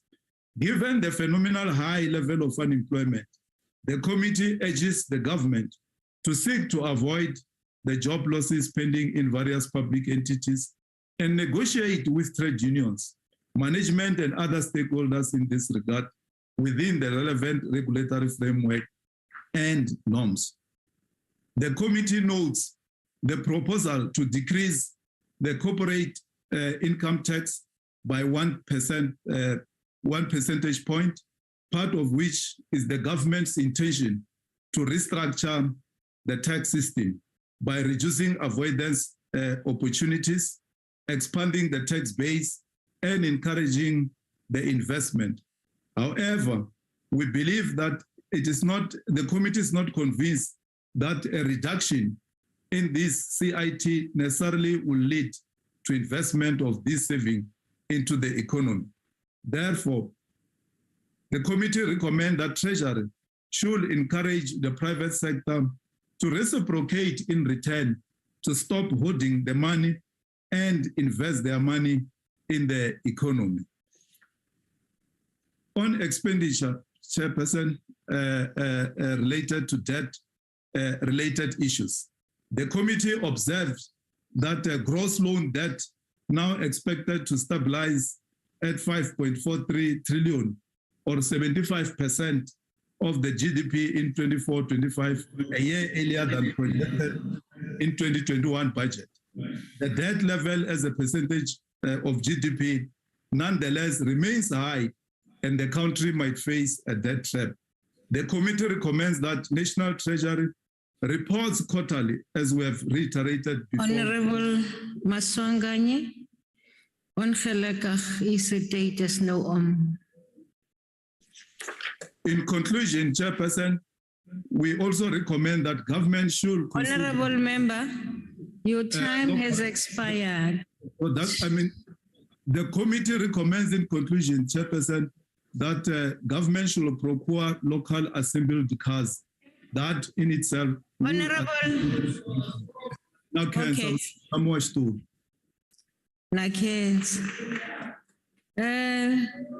I will call on the Honorable Judge.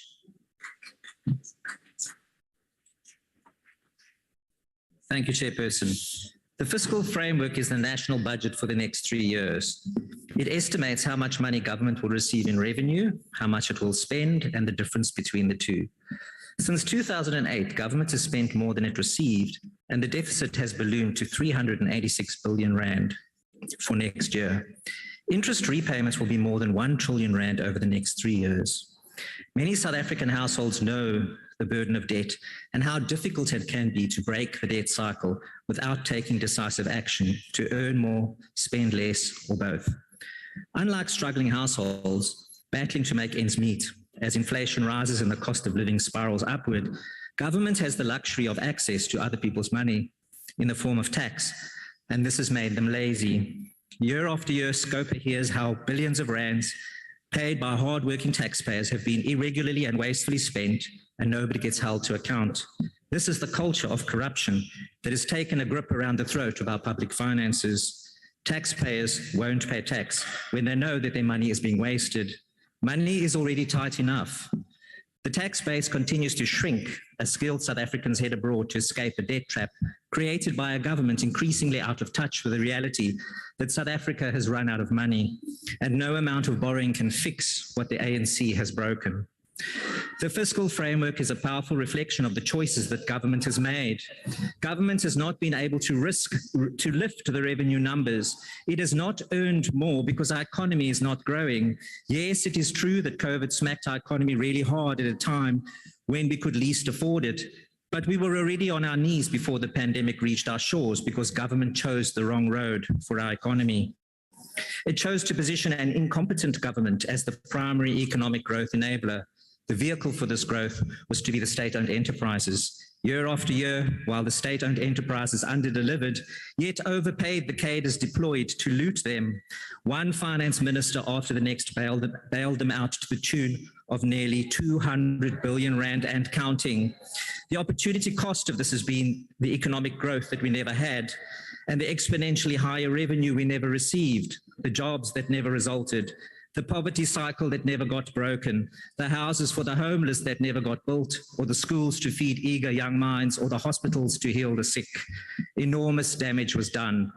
Instead, the public sector wage bill grew bigger and bigger, bloated with millionaire managers, while the front line got depleted. And the so-called broad-based black economic empowerment meant to redress past injustice just made a few people rich and left everyone else behind.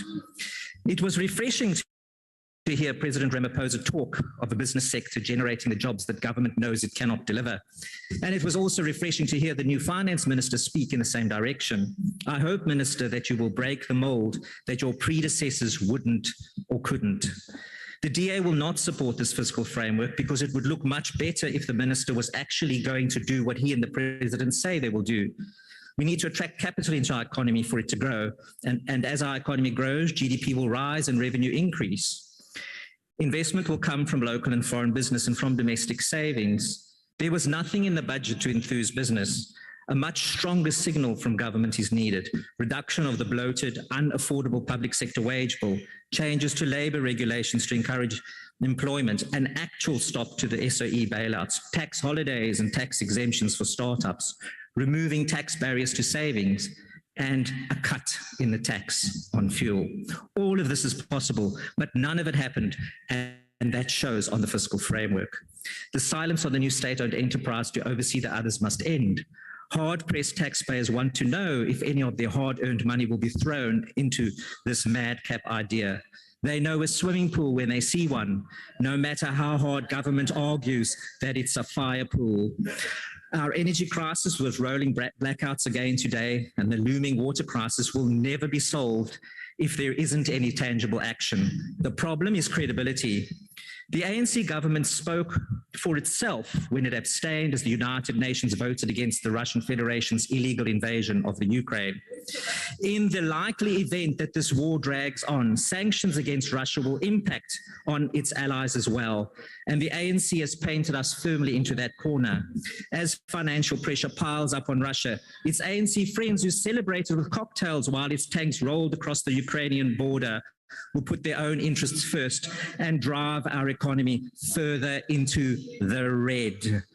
Our economy knows what pariah status can do, and we are already on the Financial Action Task Force watch list for not fighting money laundering and terrorist financing strongly enough. Punitive action aside, our economy will not grow if our major trading partners are at war. The minister is unable to commit to a basic income grant because he's not confident that he can fund it. If GDP rises and revenue with it, and the expenditure is better managed by making the hard choices, then it is possible, and support for vulnerable unemployed South Africans can increase as more jobs are generated on a rising growth rate. That is the path out of the current unemployment and poverty trap that the ANC has walked us into, one misstep after the other. We now face the real prospect of stagflation, low growth and rising prices, and that is going to hurt every South African unless urgent action is taken to unlock the private sector and reduce the fuel price. Do what you say you will do, Minister, and in October, the picture can look a lot better. Thank you, Chairperson. Thank you. We now invite the Honorable Shivambu.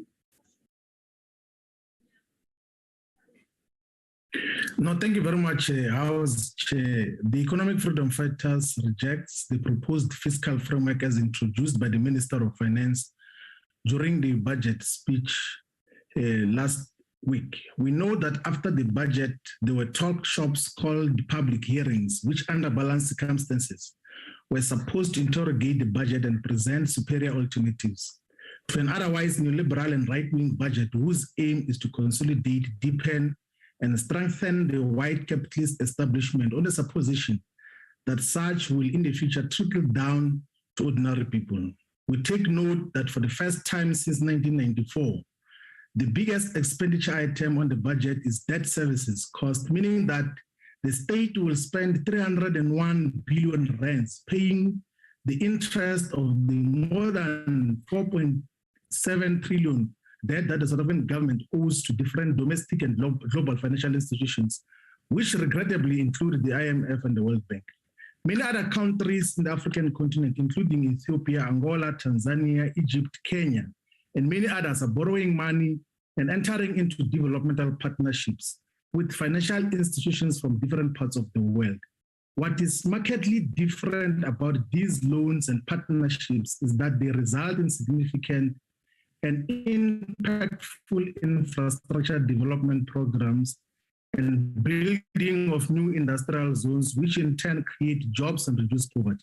On the contrary, the South African government borrows billions of rands to pay salaries and to pay the multinational corporations that are frog marching South Africa into an evidently unjust energy transition. The trillions of rands the South African government borrowed from both domestic and global capitalist banks are not adding any significant value to the development of the productive forces, is not creating additional jobs, is not reducing poverty. These trillions of rands borrowed by the South African government come with conditionalities and certainly are an instrument to undermine South Africa's policy and political and strategic sovereignty. The most perfect illustration that South Africa's policy sovereignty is undermined is witnessed through the so-called structural reforms, which, if you read closely, are not different from the structural adjustment programs that seek to privatize South Africa's state-owned assets. The South African Airways has already been privatized to a consortium that is linked to the dominant white capitalist establishment here in South Africa, and not to a strategic equity partner who would have added the much-needed value into the airline. The mutilation of Eskom into 3 different divisions is a direct privatization of energy generation, which will evidently soon lead to the privatization of both energy transmission and distribution. And despite the ruling party's resolution 5 years ago to create a state-owned bank, which they said is a matter of urgency, and repeated commitments by the Ministry of Finance in this administration, the state-owned bank is not yet created. And the Minister of Finance said during the budget briefing that he does not have a mandate from his own president to create a state-owned bank. And despite the ruling party's resolution to discontinue the private ownership of the South African Reserve Bank, the central bank remains in private hands and currently is at the forefront of irrationally and unlawfully destroying black-owned insurance companies. The 2022 fiscal framework announced a reduction of corporate income tax by 1%, despite lack of any empirical evidence that such will lead to increased investment and job creation.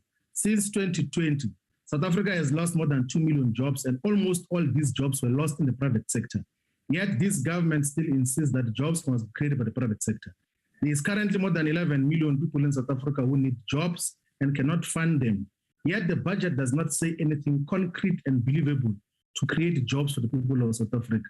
The reality is that almost everything else that the National Treasury does is not leading to stimulation of the economy, it's not leading to the development of the productive forces, it's not leading to job creation, it's therefore not leading to poverty reduction. There is continued refusal to accept that you can use fiscal and procurement policies to drive industrial local expansion, but National Treasury is not utilizing that instrument much more meaningfully. We reiterate our demands as the economic freedom fighters that we must stop all forms of privatization. All privatization must stop of all companies, whether it's Denel and all of those things. They can play a strategic role if they are given a clear direction and meaning. We still demand for the creation of a state-owned bank, and the nucleus of that state-owned bank must be the African Bank, which already has got the infrastructure to then roll out that particular program.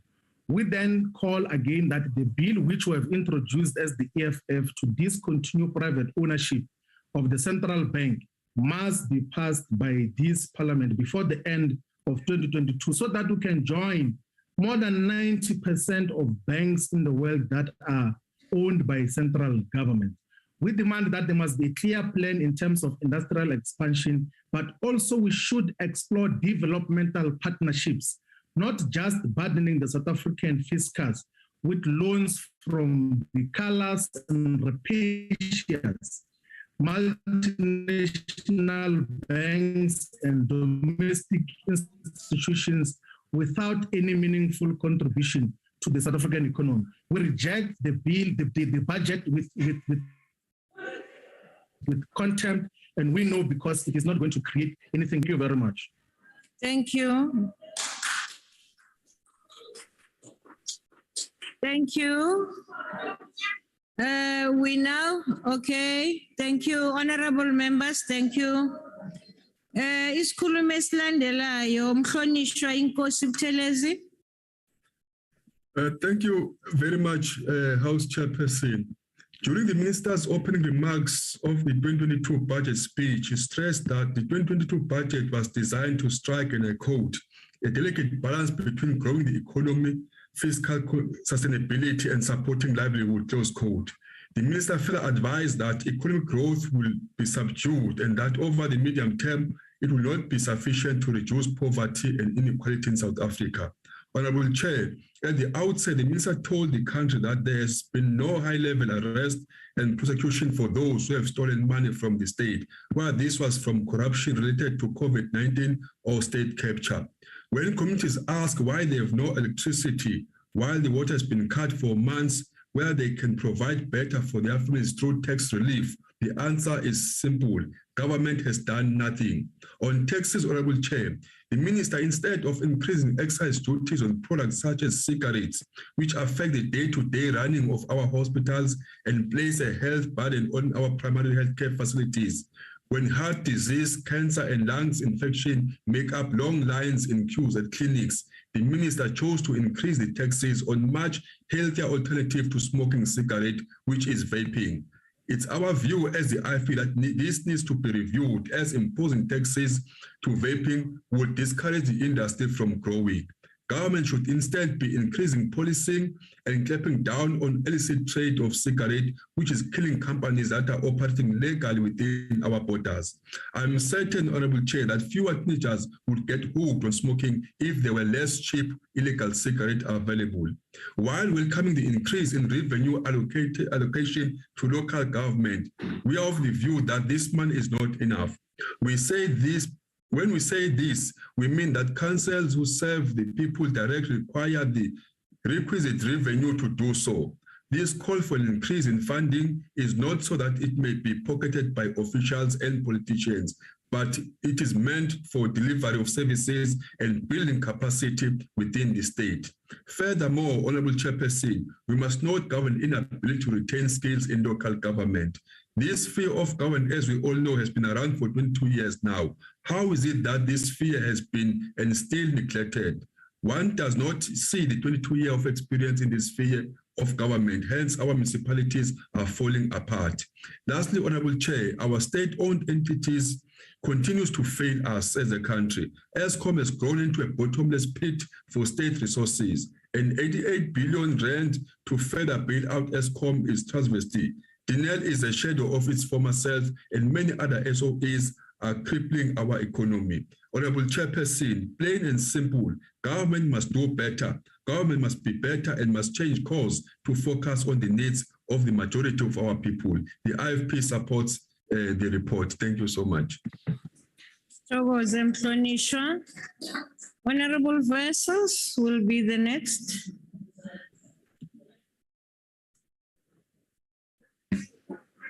Thank you, Honourable House Chairperson. House Chairperson, I don't think that any member in this House on either side of the aisle can disagree with the fact that South Africa is in trouble, that this ship is sinking, that we are in an unsustainable fiscal position, that we don't have enough money, that 40% of South Africans are hungry currently, that 48% of South Africans are dependent on social grants, that we don't have enough money. Whilst we spend 60% of the budget on social services, there will not be enough teachers to provide the necessary education. There will not be enough doctors. There will not be enough clinics. There will not be enough social grants. That is the unsustainable position that South Africa is in. Chairperson.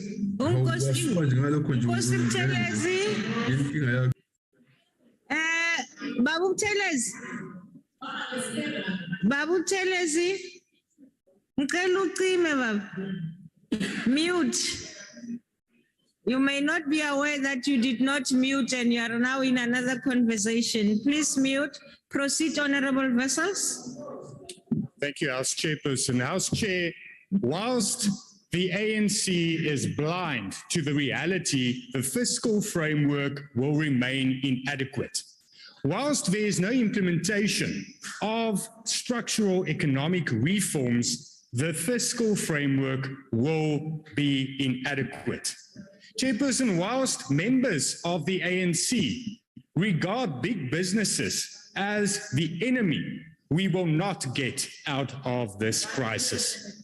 Whilst businesses are regarded as being the cows, the holy cows that will provide the taxes regardless of what is being done and services being provided, we will not get out of this situation.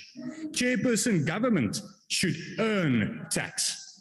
Government can't just collect tax. Whilst government is only collecting tax and not providing services in exchange, we cannot expect businesses to have confidence in this government. Whilst members of the ANC think that it is wrong for businesses to build up reserves and save money, we have a problem. We have a problem in the thinking whilst the ANC does not understand the economy. Chairperson, history will repeat itself. We will remain in this situation. We will lose business confidence if there's no real structural reforms, if there's no actual addressing of the problems such as the energy crisis. Voltaire said, history does not repeat itself, but man always does. Stop with your failed policy directions. Stop giving Cubans money whilst the people of South Africa are suffering, whilst people of South Africa are unemployed, whilst you do not have enough money, you spend money on Cuba because of your historic loyalties, but because of the fact that you don't know what the reality is. Whilst 40% of South Africans are hungry, you give money to Cuba. That's the problem with this government. You keep on doing the same thing. Businesses they provide services, they even fix potholes, which are the responsibility of this government. Because you fail to provide adequate services, businesses do it. Businesses provide social relief and provide and contribute to social relief programs, whilst government fails to do it.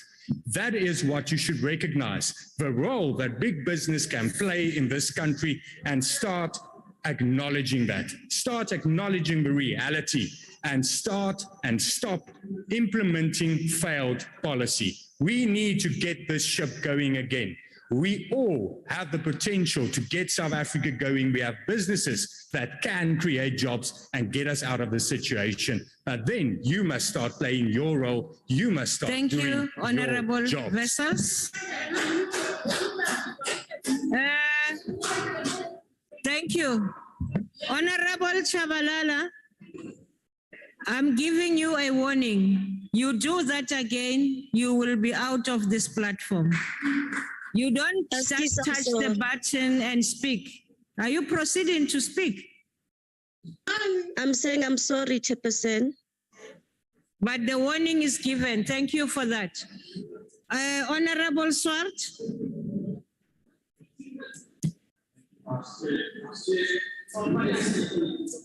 Believes that the minister did relatively well under very difficult circumstances to strike a balance between growing the economy, ensuring fiscal sustainability, and supporting livelihoods. And the budget speech was broadly supported by markets.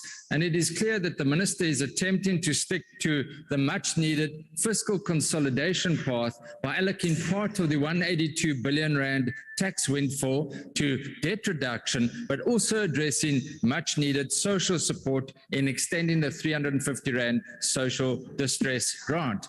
Now, the question, of course, is to what degree he'll be able to implement these proposals. And we from the ACDP believe, as many do, that what is much needed is much faster economic growth for job creation and revenue increases. Now, the committee report refers to various organizations that made presentations. PwC, interestingly enough, states that Treasury's tax revenue estimates for the next 2 years are too conservative, and that for this financial year that we are in, the revenue could be 40 billion rand higher than projected. And this the ACDP welcomes, because we need to reduce the high levels of government debt, which has reached almost 4.3 trillion, and debt service costs of 330 billion. But PwC, as many others, they premised their projections upon the first 10 months of last year. And those are the most recent tax figures that were available. However, as we know, the situation has changed dramatically globally with the Ukrainian invasion by Russia. Now, we see that the fiscal risks, Honorable Minister, maybe you can touch on this, the fiscal risks identified in your budget speech as well as the budget review look like they are going to materialize. At the same time, consumers are facing shock increases in consumer inflation, driven by rapidly escalating food and fuel costs, and this arising from disrupted inflation, disrupted global supply chains. Electricity prices also set to rise, and the markets are pricing in the prospect of the Reserve Bank being forced to accelerate interest rate hikes. And this, of course, places further pressure on many South African households already struggling to make it from month to month. Now, it's against this background, Honourable Minister, that the ACDP welcomes the fact that not only was personal income tax and VAT rates not increased, but tax brackets and rebates will be adjusted to provide 5.2 billion rand in tax relief. But we would urge, Honourable Minister, that you announced in your budget view a review of the fuel price. Please expedite this. There is room to reduce the fuel price and the tax that is raised in that regard. And this can be balanced with the commodity price windfall that is set to continue as a result of the European, Russian, and Ukrainian crisis. From that perspective, we'd ask you, Minister, to urgently look at that aspect. Our households need some relief, and that can be done by reducing the fuel price. I thank you. Thank you. Mhlonishwa Kwankwa.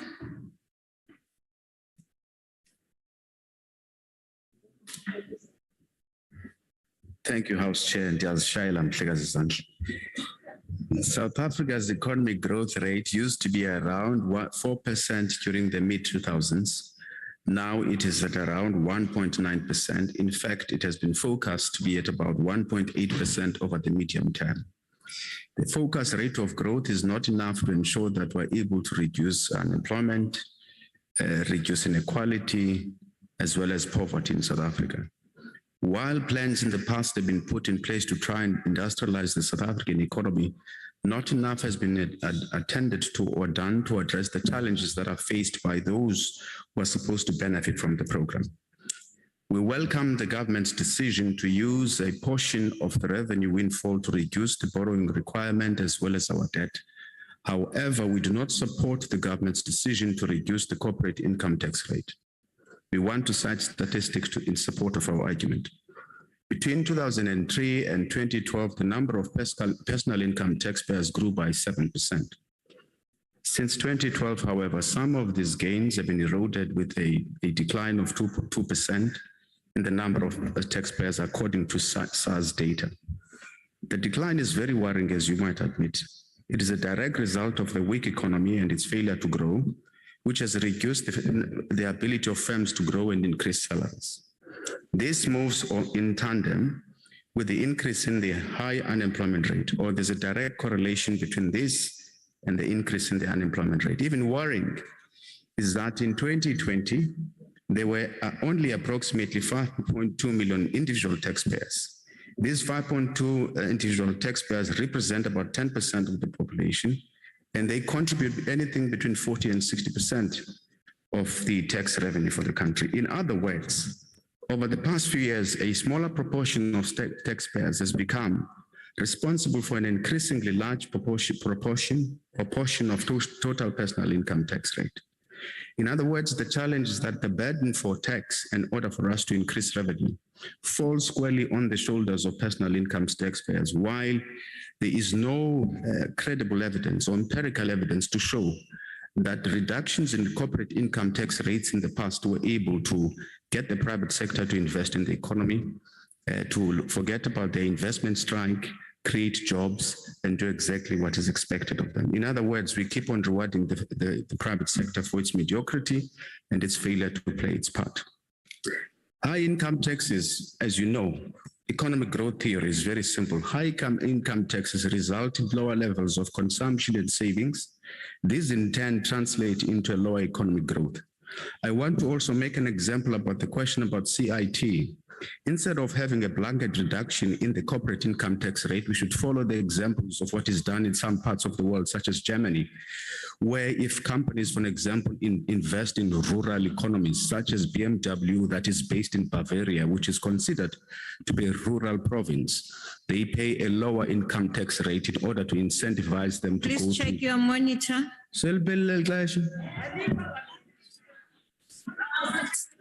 Andifuni sithethe. Ngiyawuthula ke mama uspeak. I tried, Honorable Kwankwa. I don't have a name for the ATM. If it's an error, maybe you may speak. None. We call on Good, the Honorable Heron. Thank you, House Chair. Chair, yesterday Stats SA released the GDP figures for 2021.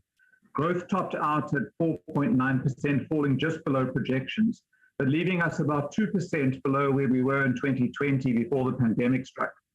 The July 2021 violence and insurrection robbed us of achieving over 5% growth, and those who instigated it need to be held accountable.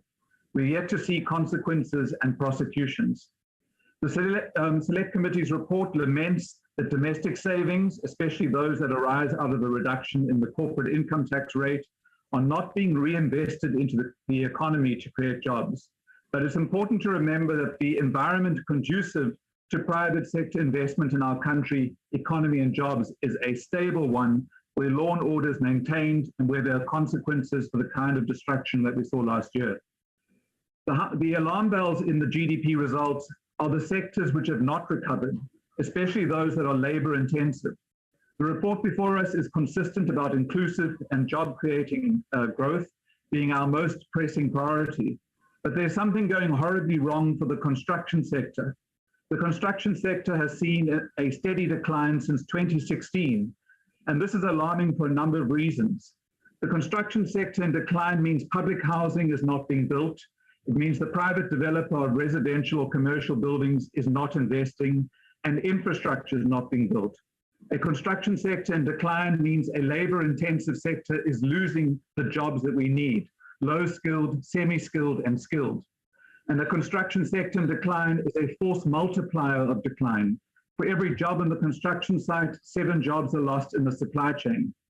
The public sector's commitment to infrastructure-led growth is critical to preventing the total collapse or exit of this sector. And before we find that our infrastructure and developments can only be built by foreign players. We agree with the Standing Committee that the projected economic growth of 1.8% over the medium term is not sufficient, and we encourage our government not to settle for this. We need at least 3% growth to have an economy that is creating enough jobs to start to see an impact on our unemployment numbers. Finally, we support the report's call on National Treasury to plan for and implement a basic income. This morning, I read an article on basic income. It made a number of points about the positive impacts of basic income where it's been implemented or piloted in other parts of the world. And I leave you, House Chair, with this comment from the article. Humans are the only species on Earth who have to pay to live here. Basic income is the recognition that if we're going to make everyone pay to live, we should provide everyone with the money to live. Thank you, House Chair. Thank you. The Honorable Sheikh Imam.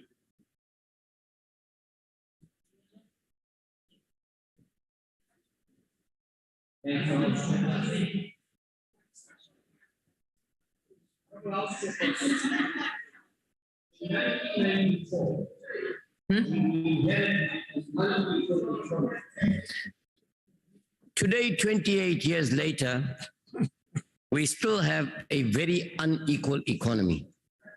The economy is still in the hands of a few. And when I say this, let me give you an example. One particular commodity, which is supposed to have created jobs in South Africa, is in the sugar industry. But what did we do? We made sugar imports from Eswatini, import duty-free.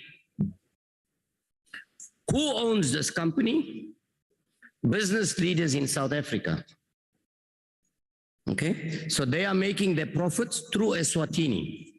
What is the impact on local production? It has dropped, which means we are losing more jobs. We are not creating jobs, we are losing jobs. We have such beautiful, fertile land in South Africa to grow wheat, but we are importing them from Russia and Ukraine.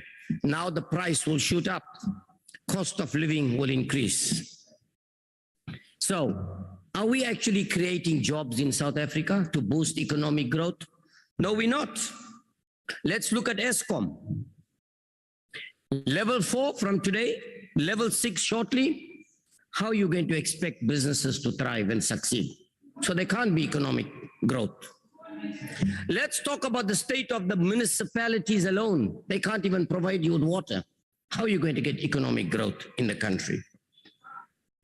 Now, we talk about poverty alleviation in this country, but our policies do not talk to reducing the levels of poverty in this country.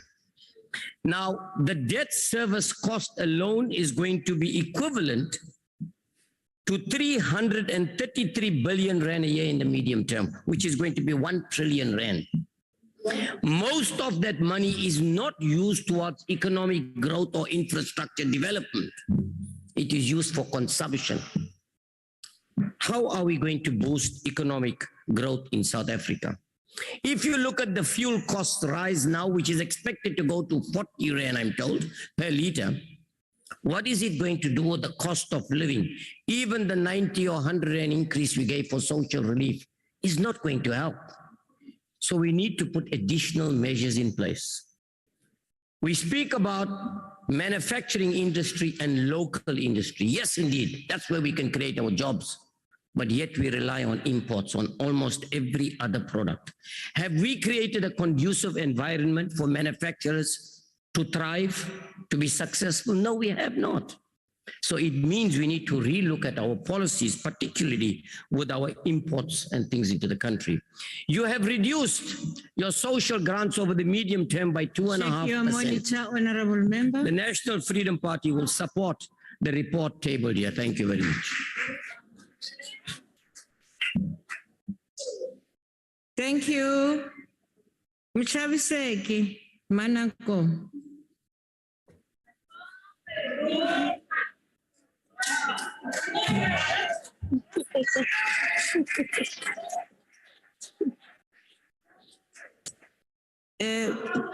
Thank you, House Chairperson,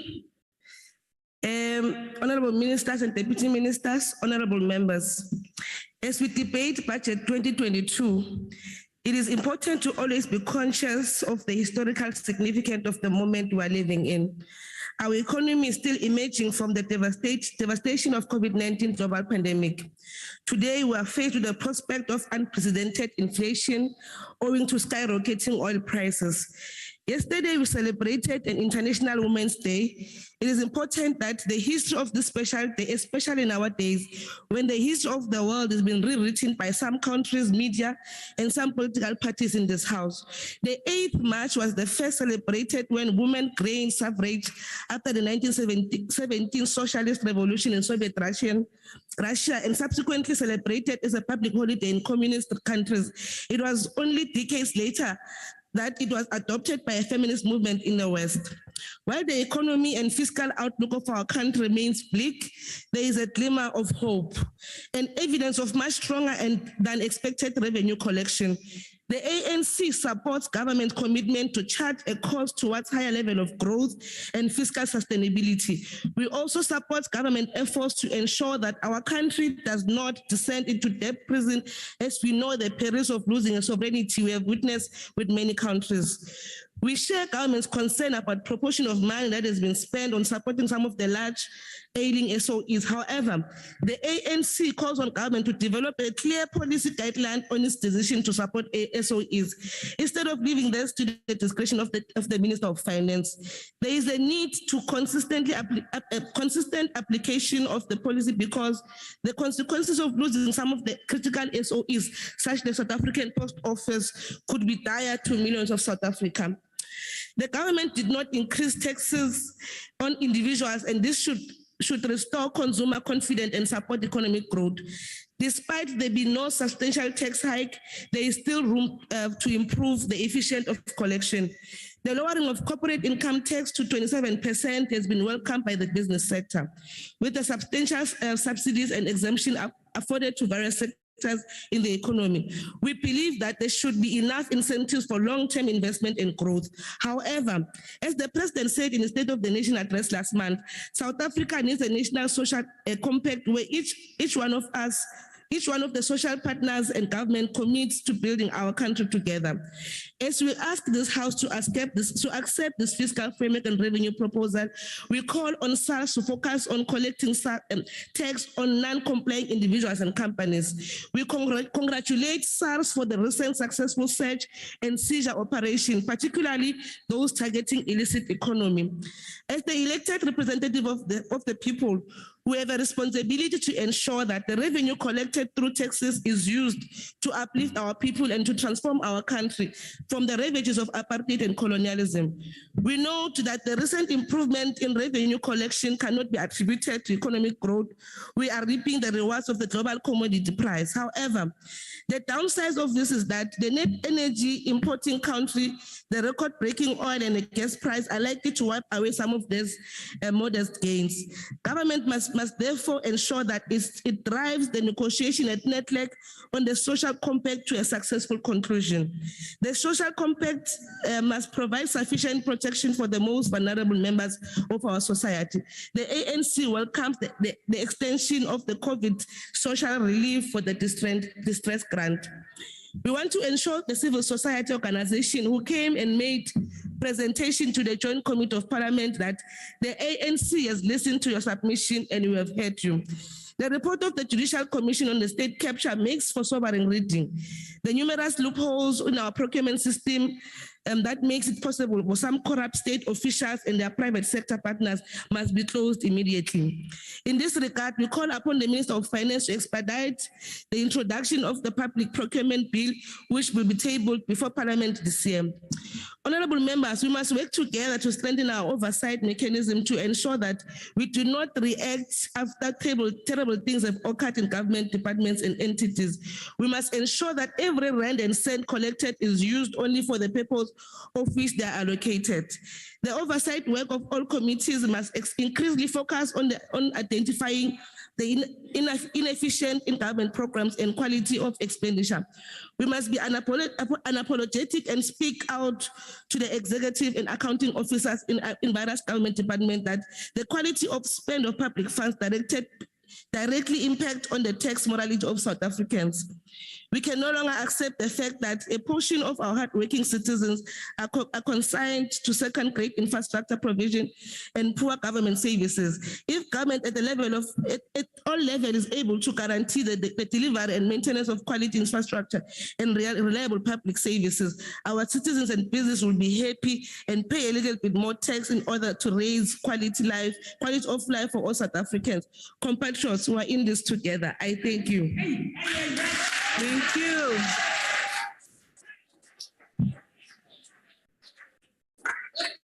Thank you. Mhlonishwa Jafta.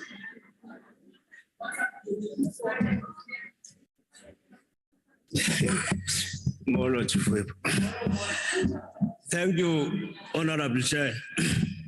In a post-budget interview, our leadership described the 2022 budget as both anti-poor and incompetently constructed to respond to the basic conditions of our people.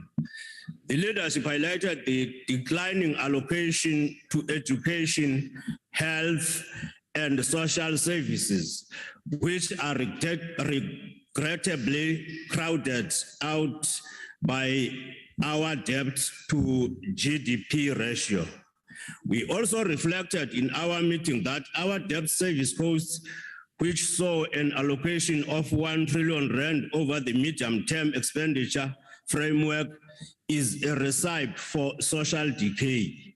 This is made worse by the fact that these costs are expected to rise from 268.3 billion in 2021-22 to 301.8 billion in 2022-23, reaching 363.5 billion, which is 5% of our GDP in 2024-25. This means our resources do not reach the poorest of the poor, but are streamlined to pay our debt. This trajectory, if not managed, will inflame massive social unrest in the country. We are equally unmoved by government's failure to tap into corporate income tax. This neoliberal and market fundamentalist approach will not rescue our ailing economy with its challenges of unemployment, inequality, and poverty. The state has to perform its vanguard role to advance a people's revolution. Our people are entitled to basic services. They are entitled to access quality healthcare services. They have a right to social welfare services. In this regard, the state cannot sleep on the job when there are pressing priorities worthy of its attention. Honorable Chair, our fiscal framework must project the lived experiences of our people. It must project an environment where policy certainty and investor confidence are not in doubt. To achieve this, there must be a paradigm shift in terms of policy coherence, structural reforms, and ability to punish acts of corruption. After all we have highlighted, Honorable Chair, we will support the report. Thank you.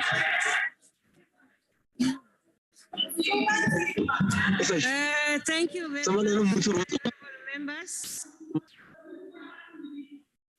I don't have a name for COPE. Do we have? None. PAC? None. Al-Jama, Honorable Hendricks. Thank you very much, Honorable House Chair. Honorable House Chair, 10 billion rand funds under question to be condoned is a request by the Water and Sanitation Department in its report this week, which was accepted. You must not willy-nilly just write off these billions.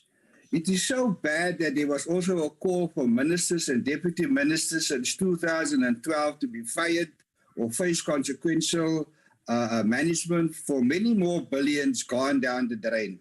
Water must go down the drain, not billions of rands. And the present minister agrees with us 110%. If Cuba did not help bring down apartheid, Honourable Wessels would not have been part of this August and Honourable House. And Cuba has done more for South Africa than Honourable Wessels' constituency did when they governed. Honourable House Chair, we are very concerned that zero-based budgeting has not been used in the fiscal framework, in spite of the fact that the previous Minister of Finance gave such an undertaking and that there was support from the President Director General for this. So there is 30% of fat in all the line items in our budget.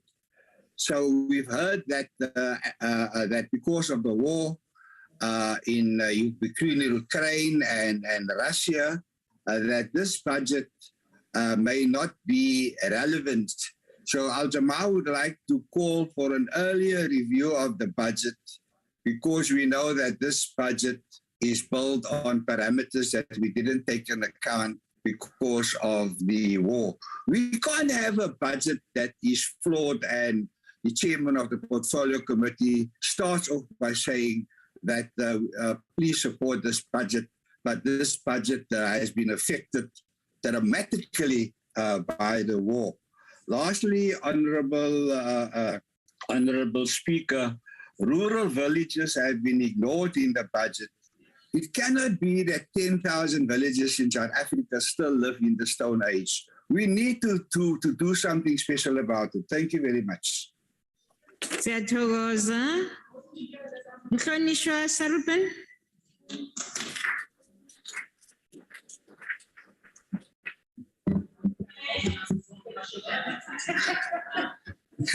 Thank you very much, Madam House Jessie. The ANC Chief Whip today is not my friend.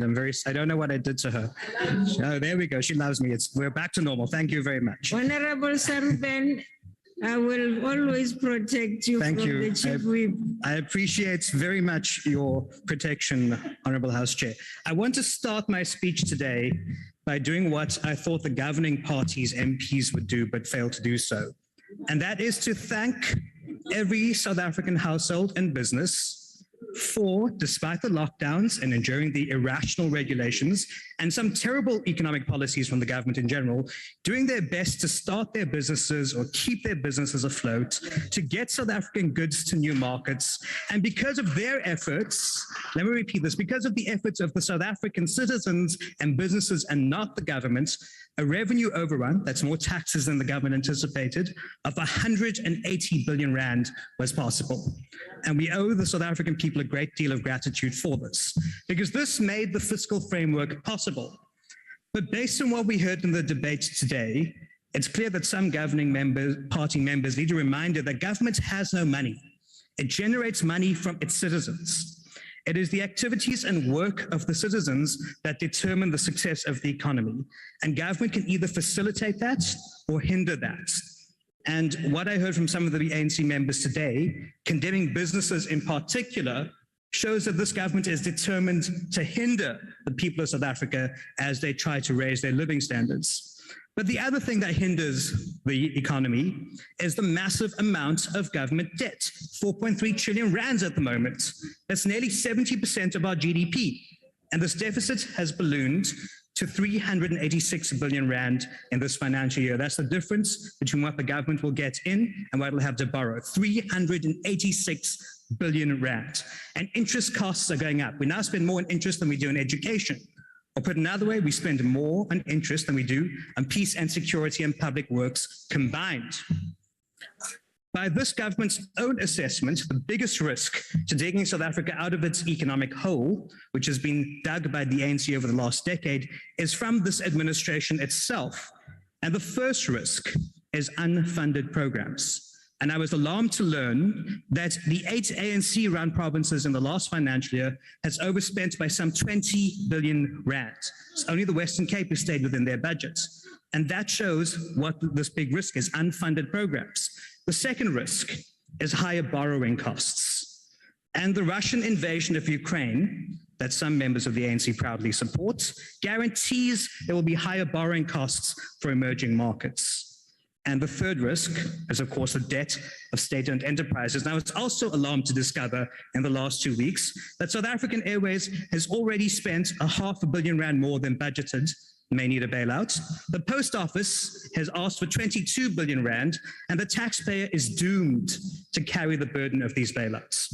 So what we see in this fiscal framework is that the good intentions of some in the state, and even some in the governing party, isn't enough to get South Africa working again when you've got a compromised cabinet and those who meanwhile cannot go into the cabinet meetings and say, no, you can't, to the colleagues who insist on bankrupting the country. So to quote the Chinese ambassador, maybe repeat this, to quote the Chinese ambassador from 2019, South Africa needs more than lofty articulations of ambitions. It needs concrete, bankable plans. It needs to protect investment and property rights, and it needs to put a lid on corruption. That was the Chinese ambassador who said this, not some neoliberal capitalists. So until the state can demonstrate a commitment to and implementation of concrete bankable plans, protection of investment, protection of property rights, and putting a lid of corruption, the DA cannot support the budget bill tabled before this House. I thank you. Thank you. The Honorable Morolong on the virtual platform.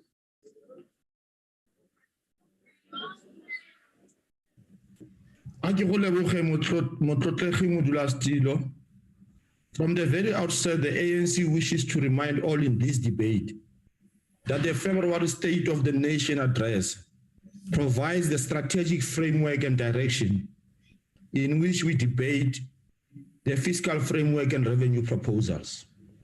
The test for the ANC is whether the fiscal framework and revenue proposals speak to the poor and vulnerable, advance ANC and government policy, bring about required reforms in the economy for growth, is redistributive, provides for a comprehensive social wage, and promotes inclusive growth. The fiscal framework and revenue proposals address the social wage, making it 59% of total non-interest spending. The impact of this is that it directly addresses poverty and unemployment and provides individuals with choices to engage in the economy. These are the poor and vulnerable, for whom the social wage is the difference between destitution and the ability to make choices about their lives. On advancing ANC and government policy, the structure of these proposals and the budget are designed to support economic recovery and development, a matter that has been seized with, a matter that the ANC has been seized with since 2018. One of the key indicators of whether the proposals address policy mandate is to look at the budget against the medium-term strategic framework. One of the key output indicators of this MTSF is a correlation between the proposals that address the immediate needs of low-income households by providing short-term assistance and how the proposals finance the medium-term policy priorities of government. If we examine the evidence of Budget 2022, it points out to the reality that it addresses medium-term fiscal policy focus through the allocation of the social wage, supports youth employment, supports the creation of short-term jobs, provides additional allocation in higher education for NSFAS, creates the ability for teacher retention in basic education, supports a health budget for hiring of new staff, continue to respond to COVID-19 in all its forms, all of which reflect that the budget speaks to medium-term fiscal policies. Proposals focus on fiscal sustainability, economic recovery, and reconstruction. Spending on learning and culture, social development, and health continue to dominate budget 2022. House Chair, these are the facts and evidence we provide to this debate, not slogans and rhetoric that take us nowhere. Given the appalling levels of unemployment and poverty, the special COVID social relief of distress grant is extended for 12 months until March 2023.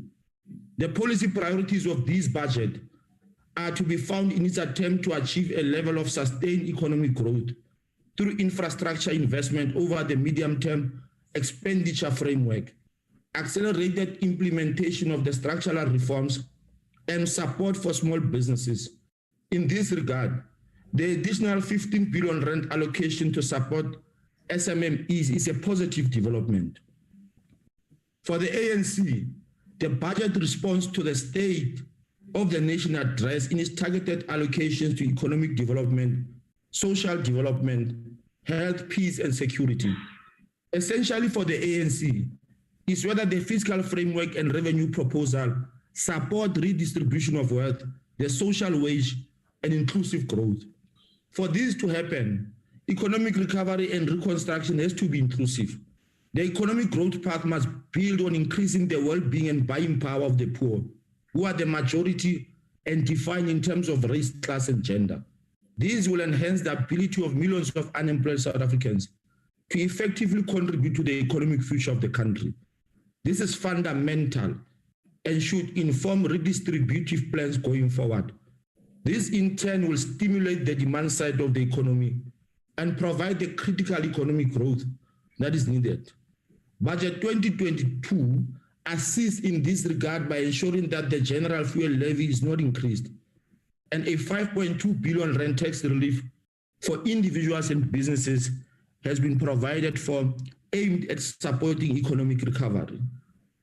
Honorable members, our economic reconstruction and recovery plan, and in particular the sector master plans, has got to be well aligned to the composition of economic expenditure, as the Fiscal and Finance Commission has pointed out.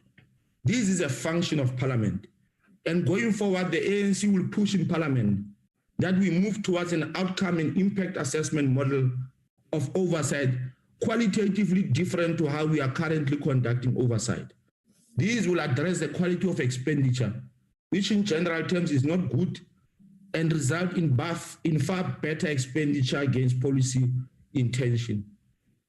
In particular, localization through industrialization and industrial policy support acts as a strategy for building capacity and capability in the manufacturing sector, as well as in the agricultural sector, where food security is a crucial driver for job creation. As the committee noted, the expected real GDP growth of 1.8% over the medium term on average will not be sufficient to reduce poverty, inequality, and high rates of unemployment. This means that the infrastructure build program, reindustrialization, and localization must be the key pillar of our national reconstruction and inclusive economic recovery strategy, supported by the Buy Local campaign for the state, private sector, and consumers. Our concerns remain with the South African Reserve Bank tightening monetary policy, especially since we are moving into extremely uncertain times. At such a time, the losing of a monetary policy will far better serve the country's interest. Further, we remain unconvinced that a reduction in corporate tax necessarily leads to the investment of this saving into the economy. This is not borne out of evidence.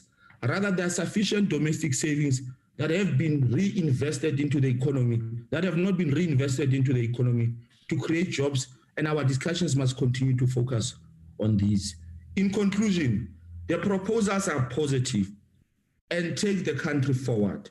We need to ensure that the finance commitments receive the dedicated oversight required in order to ensure that our people benefit from the budget and that their quality of lives are fundamentally changed. We vehemently support this report. Ke a leboga. Re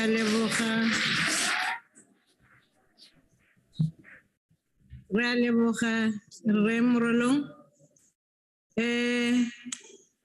To conclude the debate, we now invite the Honorable Minister of Finance, the Honorable Kotongwana. Thank you, Honorable Chair. Honorable members and cabinet colleagues. When we tabled the budget, we highlighted, among others, reduced global economic growth projections owing in part to elevated inflation, withdrawal of the SA fiscal support package, and the consequences of volatility in China's troubled real estate sector. On the domestic outlook, we projected real economic growth of 4.8% in 2021 and 2.1% in 2022. We said we expect real GDP growth to moderate at 1.7% in 2024. On the revenue side, we reflected on the better than expected revenue collection, mainly from elevated commodity prices. We indicated that although the revenue gains are expected to dissipate in the short term, some of the improved revenue collection is expected to continue over the medium-term period. Honourable members, since then, there has been significant global developments that will have an impact on our economy. Notable, the conflict between Russia and Ukraine. The conflict carries with it significant risk for a world economy that is yet to fully recover from the shock of the COVID-19 pandemic. In the longer the conflict lasts, as well as the imposition of further inspections could lead to widespread global inflation, higher interest rates, and impede global economic recovery.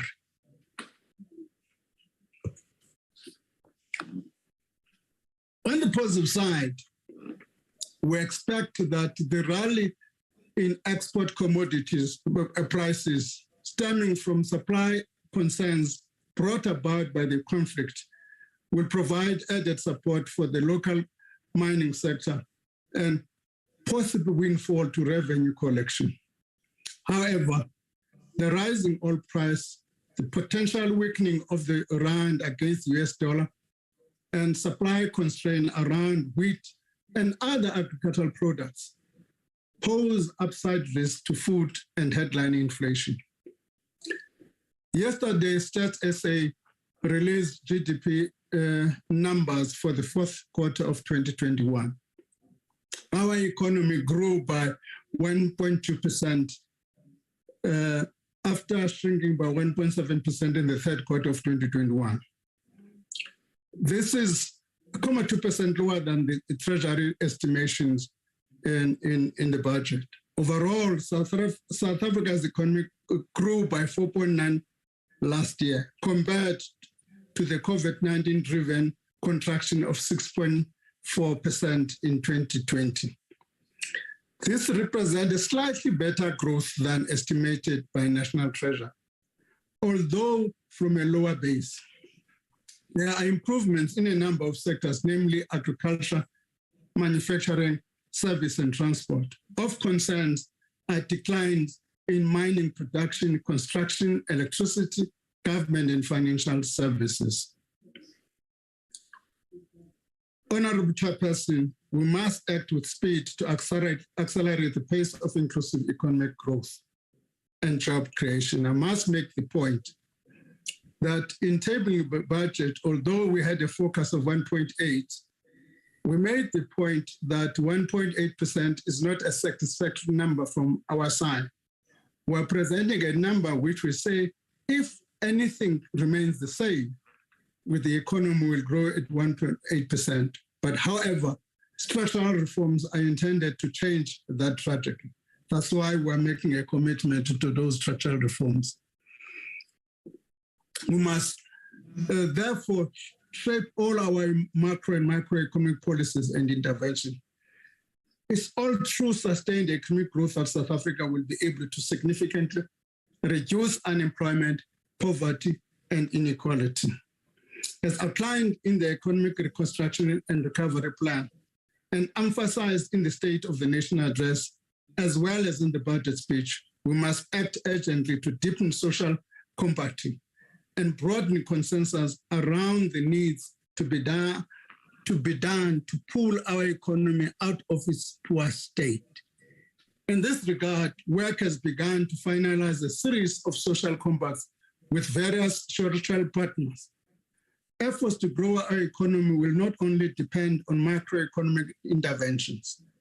We must continue with our reform agenda, particularly in the network industry of energy, telecommunications, rail, ports, water, and sanitation, as well as boosting tourism, attracting rare skills in our economy. We are encouraged that the spectrum auction began yesterday and will be completed by the end of this month. This will support lowering the cost of data, improve broadband coverage, including in rural areas, increase broadband speed, and the rollout of 5G. Equally, we also need to get the basics right. This entails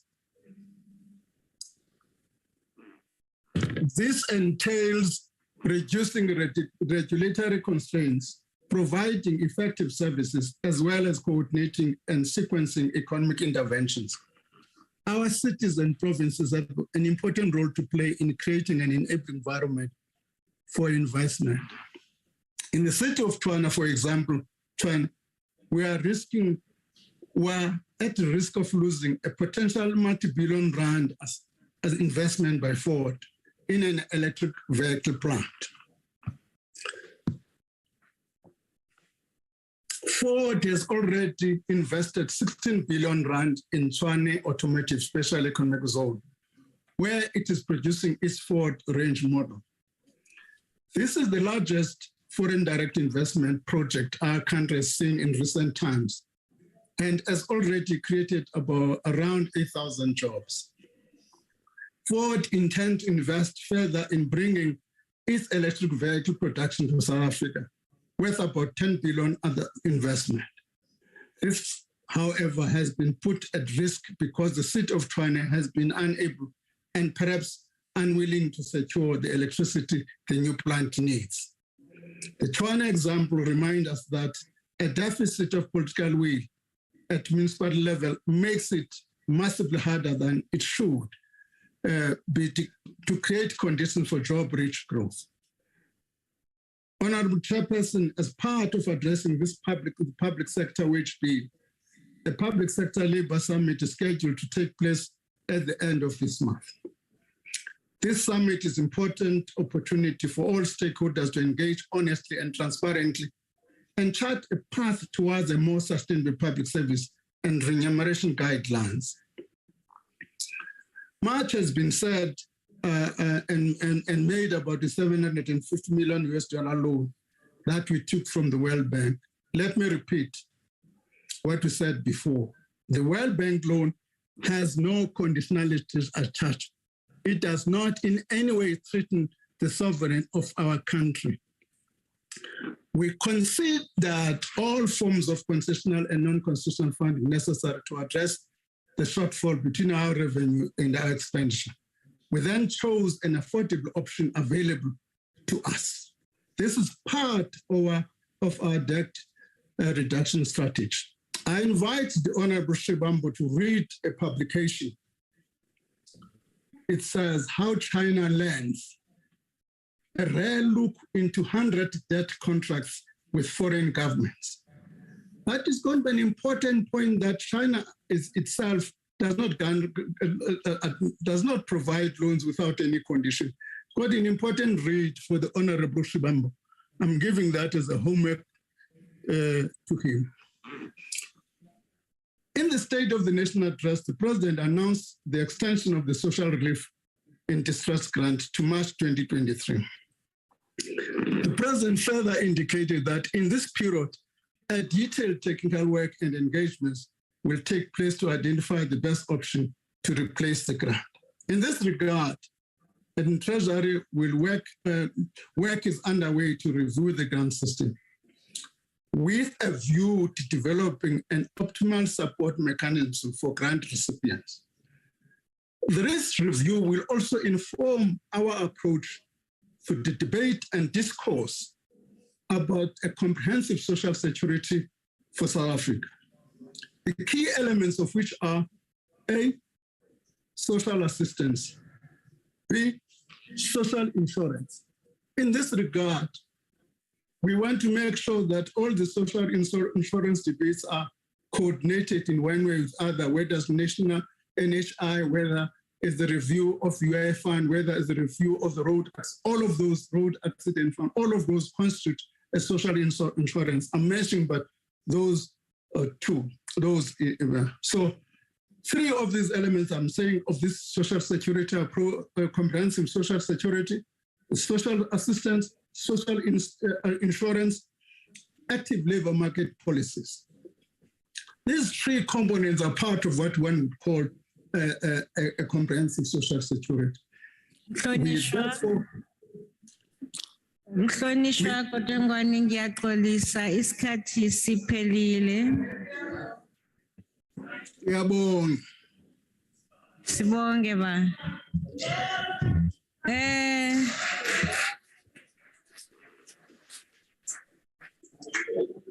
I will now, okay, that concludes the debate, honorable members. I will now recognize the Chief Whip of the Majority Party.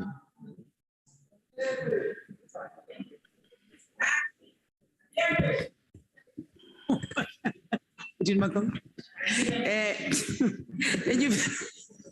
you very much, House Chair. House Chair, I move that the report be adopted. Thank you very much. The motion is that the report be adopted. Are there any objections? House Chair, please could you note the objection of the Democratic Alliance? Democratic Alliance objection noted. Chairperson, please note the objection of the Freedom Front Plus. Noted. The objection of the EFF, Chairperson. Thank you, it's noted. Thank you very much, honorable members. The motion has been agreed to. That concludes the business of the day and the House is adjourned. Long live Madam Speaker. Wow.